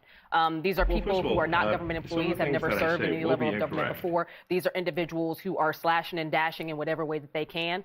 This particular story affects me on a personal level because my cousin received one of those letters. He works there. And what did it say? How did they phrase it? Essentially the same way that they did the ones that we heard about 2 weeks ago. It didn't necessarily say exactly when these people would get paid or if they would get paid. It was, today is basically your last day. And to not report back. Extremely short, maybe 3 sentences. And this is insane. This is what I thought was an Onion story when I saw that title. I was like, get out, Onion. Don't. And I was like, wait, CNN? That's not a joke news agency. Maybe not the best. Maybe not my favorite. But certainly not The Onion. I think they take their jobs a little more seriously than The Onion. And I'm just like, well, what are we doing? What's happening right now? What is this? And to not report back. Extremely. Like, can you imagine? Like, I'm stuck on this right now. I want to let her go, but I'm like, dude, can you imagine you work at a fucking nuclear silo housing nuclear weapons? And you get a letter like that saying, you know what, actually don't show up to work. DEI. Come on! And this happening across, and then suddenly just, maybe you're one of the lucky few who was meritorious enough to keep your job or whatever. And you show up to work and the whole silo's empty. And you're like, I don't think I can do this job without more people.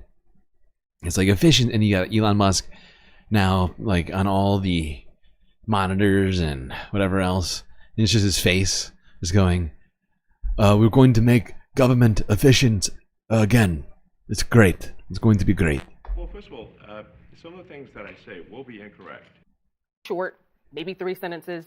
And for someone, in my cousin's case, who's worked there for well over a decade, almost 2 decades, actually, 16 years, at this point, it was a very tragic situation. Wow.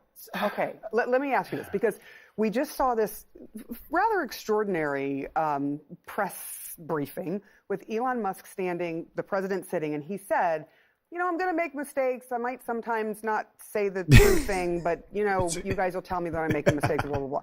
Is this?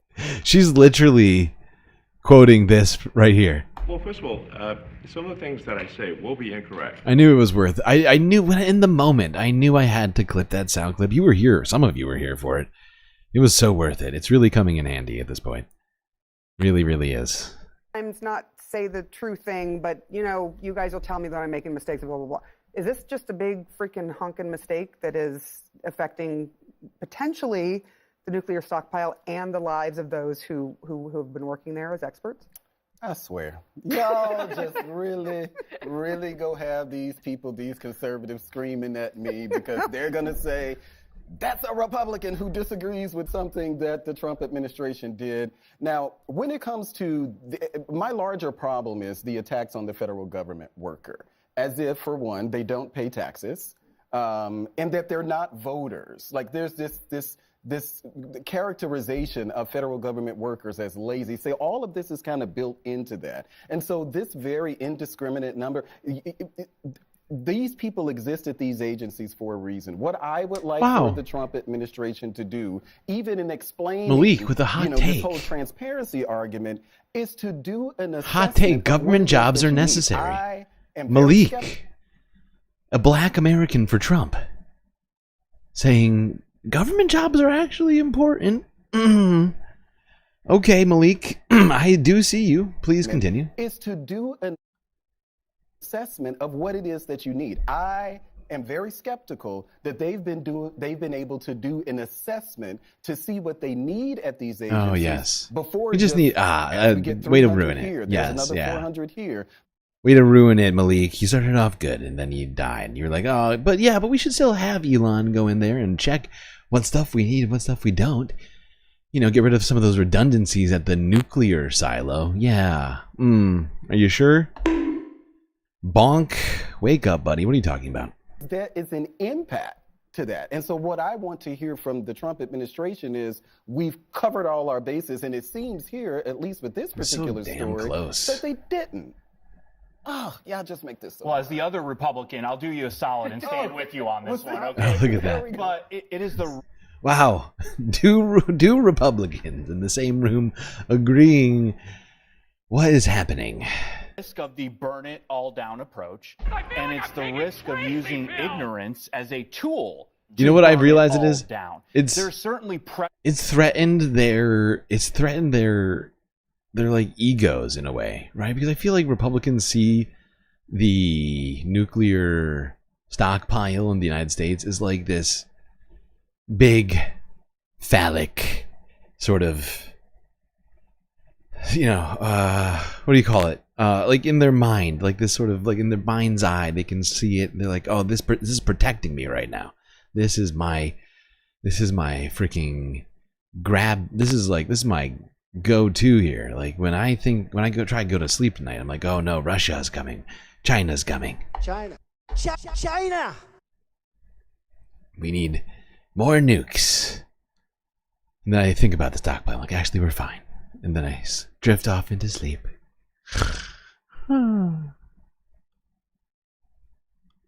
From those who voted for this, who want things to happen fast. And so DOGE, the Trump administration, is moving quickly, but it comes at the expense of making mistakes. I will say this, though.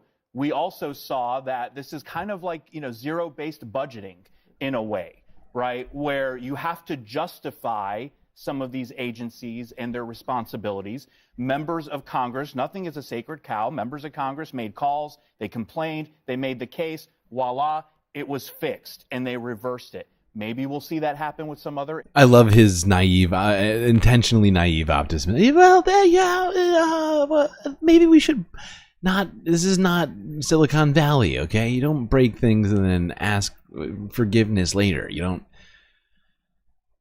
What's it called? Move fast, break things. That was Facebook's motto. TechCrunch or whatever it was. And it's like no, that's not what government's for. It's not for these insane experiments you have with randomly slashing agencies and seeing if it breaks anything. It's irresponsible. Tool and utility is actually in the name. So it doesn't even take that much for them to kind of figure out what they do. I think that in the whole burn it all down approach, they're recognizing that people on the ground have a lot of distrust and disinterest in government, and quite frankly are upset with systems in general. So they're using that to fuel the fire to eradicate things that put America at risk.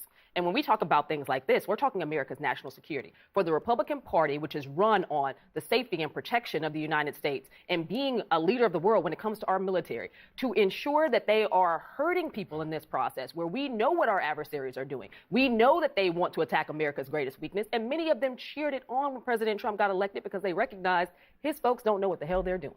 Well, go ahead. I was going to say, I think you're exactly right. And look, Democrats. Oh, I'm good on hearing from her. I think Larry gets in here at the end. What does he say? I can't remember. Hold on. This is taking too long. Oh, wait.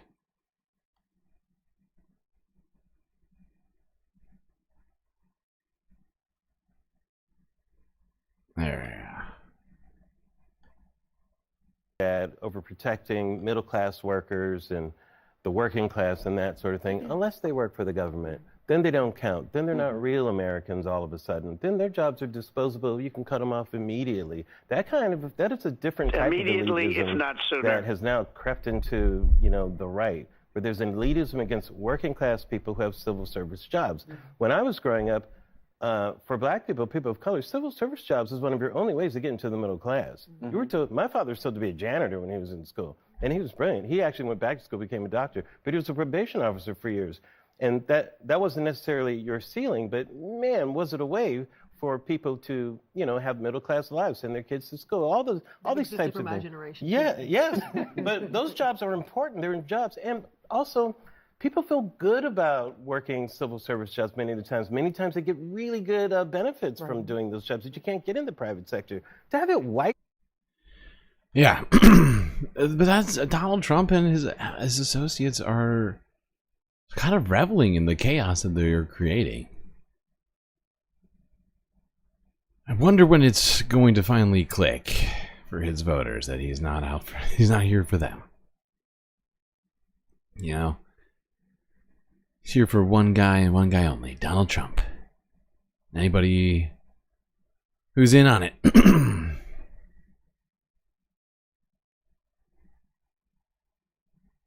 But the thing about this for me, it shows the level of incompetence and lack of merit that this administration is genuinely bringing, right? They said, we're going to get rid of DEI and then we'll have merit. They've gotten rid of DEI and now all we have is incompetence and the psychotic racists running around doing all sorts of insane things. I gotta say, this feels like another one of those Pete Hegseth responsibilities. I'm not blaming him still, but this is a lot of stuff we're talking about. Military jets, blowing up midair and falling into the ocean off of California. Before that, we had, a military helicopter run into a civilian plane and kill dozens of people. And now we got the nuclear arsenal unmanned. Now, I think this one's probably Elon, more so than I would opine it being Pete.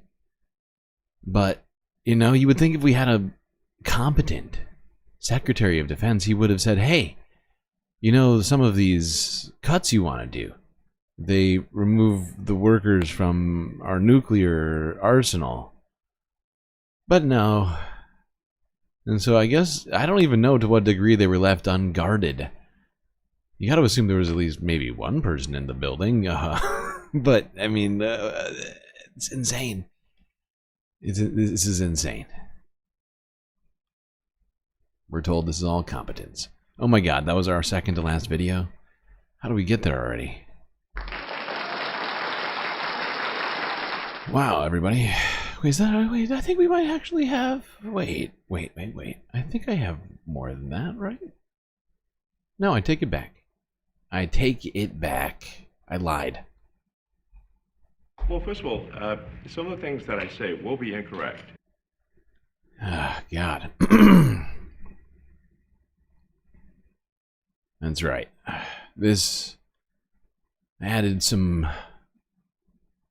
I just added one bonus in here that is I thought would be fun. Even though it's not Lantern Festival, it's like 3 days after the fact. Figured we'd watch this one first while we were talking China. Well, tangentially. And take a look at this. This was footage from before the Lantern Festival. AP Archive talking about some traditions, if you will.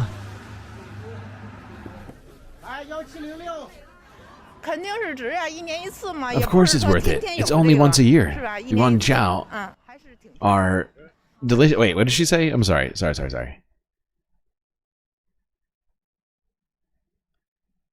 She's going fast. The Yuan Chao are not available every day. It's only an annual thing, so it's worthwhile. The elderly in my family like eating Yuan Chao. It's also good to send Yuan Chao to friends. Jinfang is famous for its... Oh my god, they're talking so goddamn fast. For its Beijing snacks, that's what I thought she said.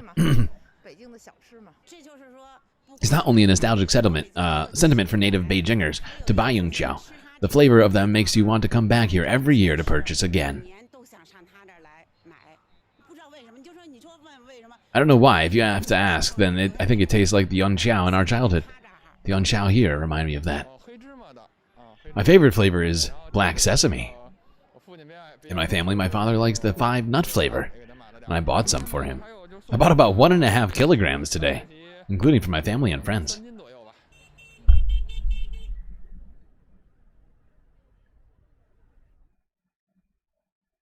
There you go. Little discussion of Chinese Lantern Festival snacks.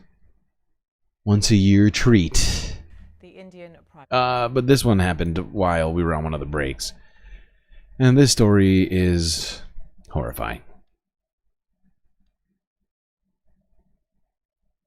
You know, we've talked about a story like this not that long ago at the Kumbh Mela, or what's it called? That's not right. That's not what it's called. It's only half of it. The Maha Kumbh Mela festival in India, where a huge crowd, something that occurred there, wind up causing people to die, to be crushed by a crowd. And apparently another one has happened. This time at New Delhi Station, where at least 18 people have died. Here's BBC from 19 minutes ago. Well, I don't think it was 9. I think it was a little bit further behind, but it's like an hour ago or something like that. The Indian Prime Minister has expressed his distress over the deaths of at least 15 people in a crash at the main railway station in the capital, Delhi. The crash took place on Saturday evening as pilgrims surged to get on trains to Prayagraj in Uttar Pradesh, where the Kumbh Mela Hindu festival is taking place. A police spokesman said platforms became overcrowded following delays to train departures. Let's get more on this with our South Asia regional editor Ambarasan Etharajan, who's with me now. Good to see you. What more do we know about what's happened here? Now, the government is now releasing more details about what possibly happened on the platforms in the New Delhi railway station, which is, the capital's main and also one of the busiest railway stations. And initially, there were conflicting information about whether trains were cancelled or whether there was an announcement about platform change. Now, the railway authorities say it was simply because of overcrowding. As you may know, one of the biggest religious festivals, Hindu religious festival, Kumbh Mela, is going on at the moment in Prayagraj in Uttar Pradesh state. So millions of people have been attending this festival. So people are either going there or returning from the festival to go back to their homes. And we also know more about the victims. And one man from Bihar state said he came with the family and he saw his wife dying in front of him on the platform when they were about to board a train. And he could not do anything to save her because there were so many people pushing and trampling over each other. It was impossible for individuals to take care of their loved ones. And some of them are in critical condition, so the numbers could be higher in the next few hours or late days. But it has also thrown a lot of questions, especially the opposition is questioning the government about why there was no management, and criticizing the government for not providing enough security. And also there was giving conflicting information. Initially they were denying that there was any crash, and later on they said it was a stampede-like situation, a crash-like situation. But later on, and according to hospital sources, then the world came to know about the casualty figures. Yeah. There's an unfortunate story. Oh my god. I just realized the volume was super low because I was doing translations on the last video. Here, I'll go back a little bit. That's my bad. You probably couldn't hear very much of that at all, could you? Fuck it. It was not very long anyways. Thanks for reminding me, Jerry. I can always count on you. Many of you chatters are often helpful to me, reminding me of volume and other things that I'm doing wrong. Really appreciate you keeping me honest. Distress over the deaths of at least 15 people in a crash at the main railway station in the capital, Delhi. The crash took place on Saturday evening as pilgrims surged to get on trains to Prayagraj in Uttar Pradesh, where the Kumbh Mela Hindu festival is taking place. A police spokesman said platforms became overcrowded following delays to train departures. Let's get more on this with our South Asia regional editor, Ambarasan Ethirajan, who's with me now. Good to see you. What more do we know about what's happened here? Now, the government is now releasing more details about what possibly happened on the platforms in the New Delhi railway station, which is the capital's main and also one of the busiest railway stations. And initially there were conflicting information about whether trains were cancelled or whether there was an announcement about platform change. Now the railway authorities say it was simply because of overcrowding. As you may know, one of the biggest religious festivals, Hindu religious festival, Kumbh Mela, is going on at the moment in Prayagraj in Uttar Pradesh state. So millions of people have been attending this festival. So people are either going there or returning from the festival to go back to their homes. And we also know more about the victims. And one man from Bihar state said he came with the family and he saw his wife dying in front of him on the platform when they were about to board a train, and he could not do anything to save her because there were so many people pushing and trampling over each other. It was impossible for individuals to take care of their loved ones. Okay, yeah, we're gonna leave it there. But yeah, like they said, 15. I think they either misspoke here or they edited the title to be current, because the title says at least 18 people now believed to be dead in this New Delhi station crash. There's been a lot of accusations at the current government, at Modi, for not doing enough.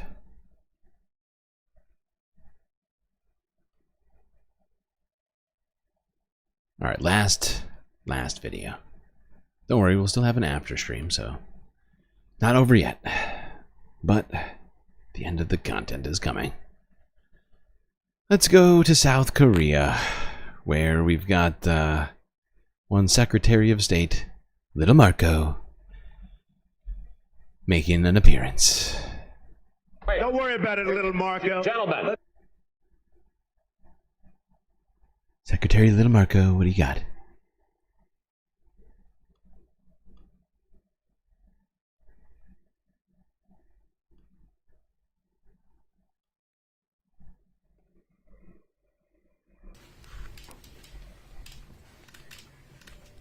Alright, so this isn't technically in South Korea. It's just a meeting between South Korean officials and Marco Rubio and friends.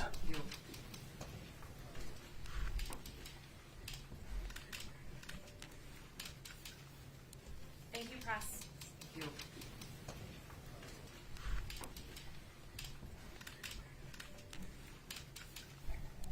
So you're just gonna sit there, Marco? Not gonna say anything? Don't worry about it, little Marco. Gentlemen. Cat cut your tongue, buddy. Come on. Thank you, press. What are we doing here? Okay, pose for pictures. Good job. Good job, Marco. Great diplomacy. You did it. You did it. Alright, that's it. Apparently, Marco Rubio was making all of the rounds while in Munich. At the Munich Security Conference. Spreading America all over the place.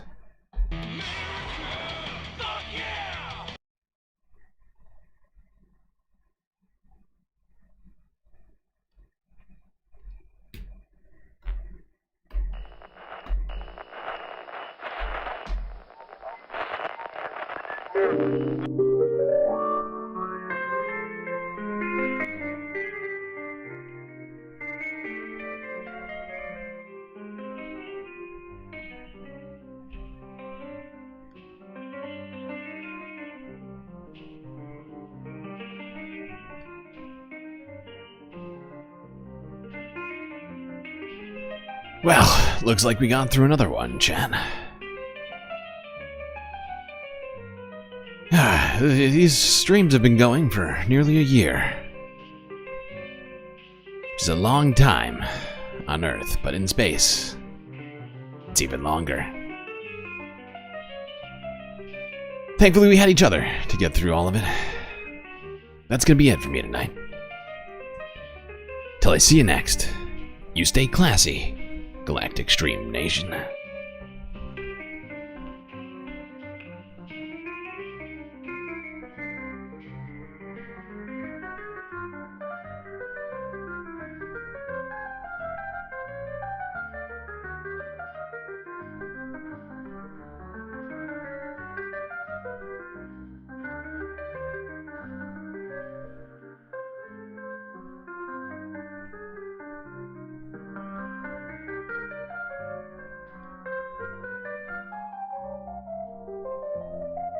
You didn't think I'd forget this, did you?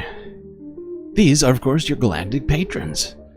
Gabby, Goth Dogs, Aaron W., Schmegley, PB, Medi, Afroponics, Narwhal by Nature, Interplanet Janet, Godcat, Robot Cat, Disco Wolf, Galley Braiding, Decipher, Geodragon, The Anti-Corporatist, Obsessive Audio, Moanoip, Skelts, Tracy Eva, Nadia, Choki, Mrs. Jen, Omegastar, Sasha G, Pitchforks Dragon, Vincent Morales, and Donald James X. That's right, all these people here have helped produce the show with your eyes and ears. Just got done enjoying. You can too for just a few US dollars a month over on Patreon.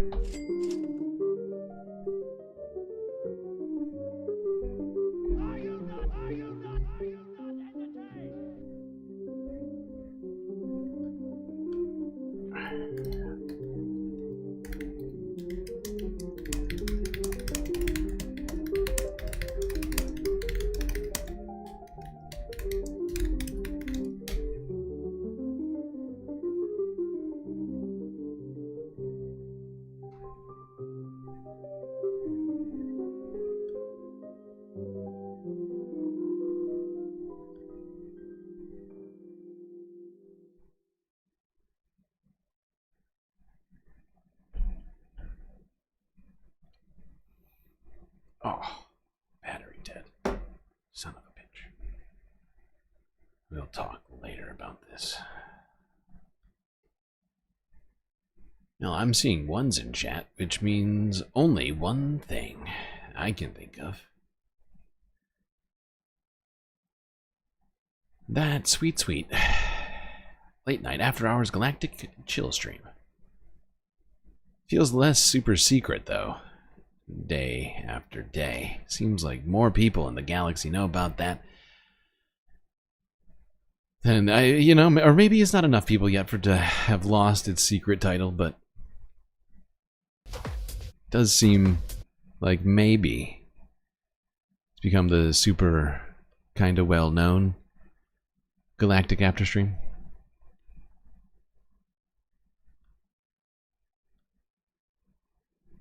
Among a select group of individuals. So we're going to call it super secret still. I'm fine with it. It'll always be super secret in my heart. One of the main pillars in the thriving techno scene in Palestine. Give it up to Sama. Woo!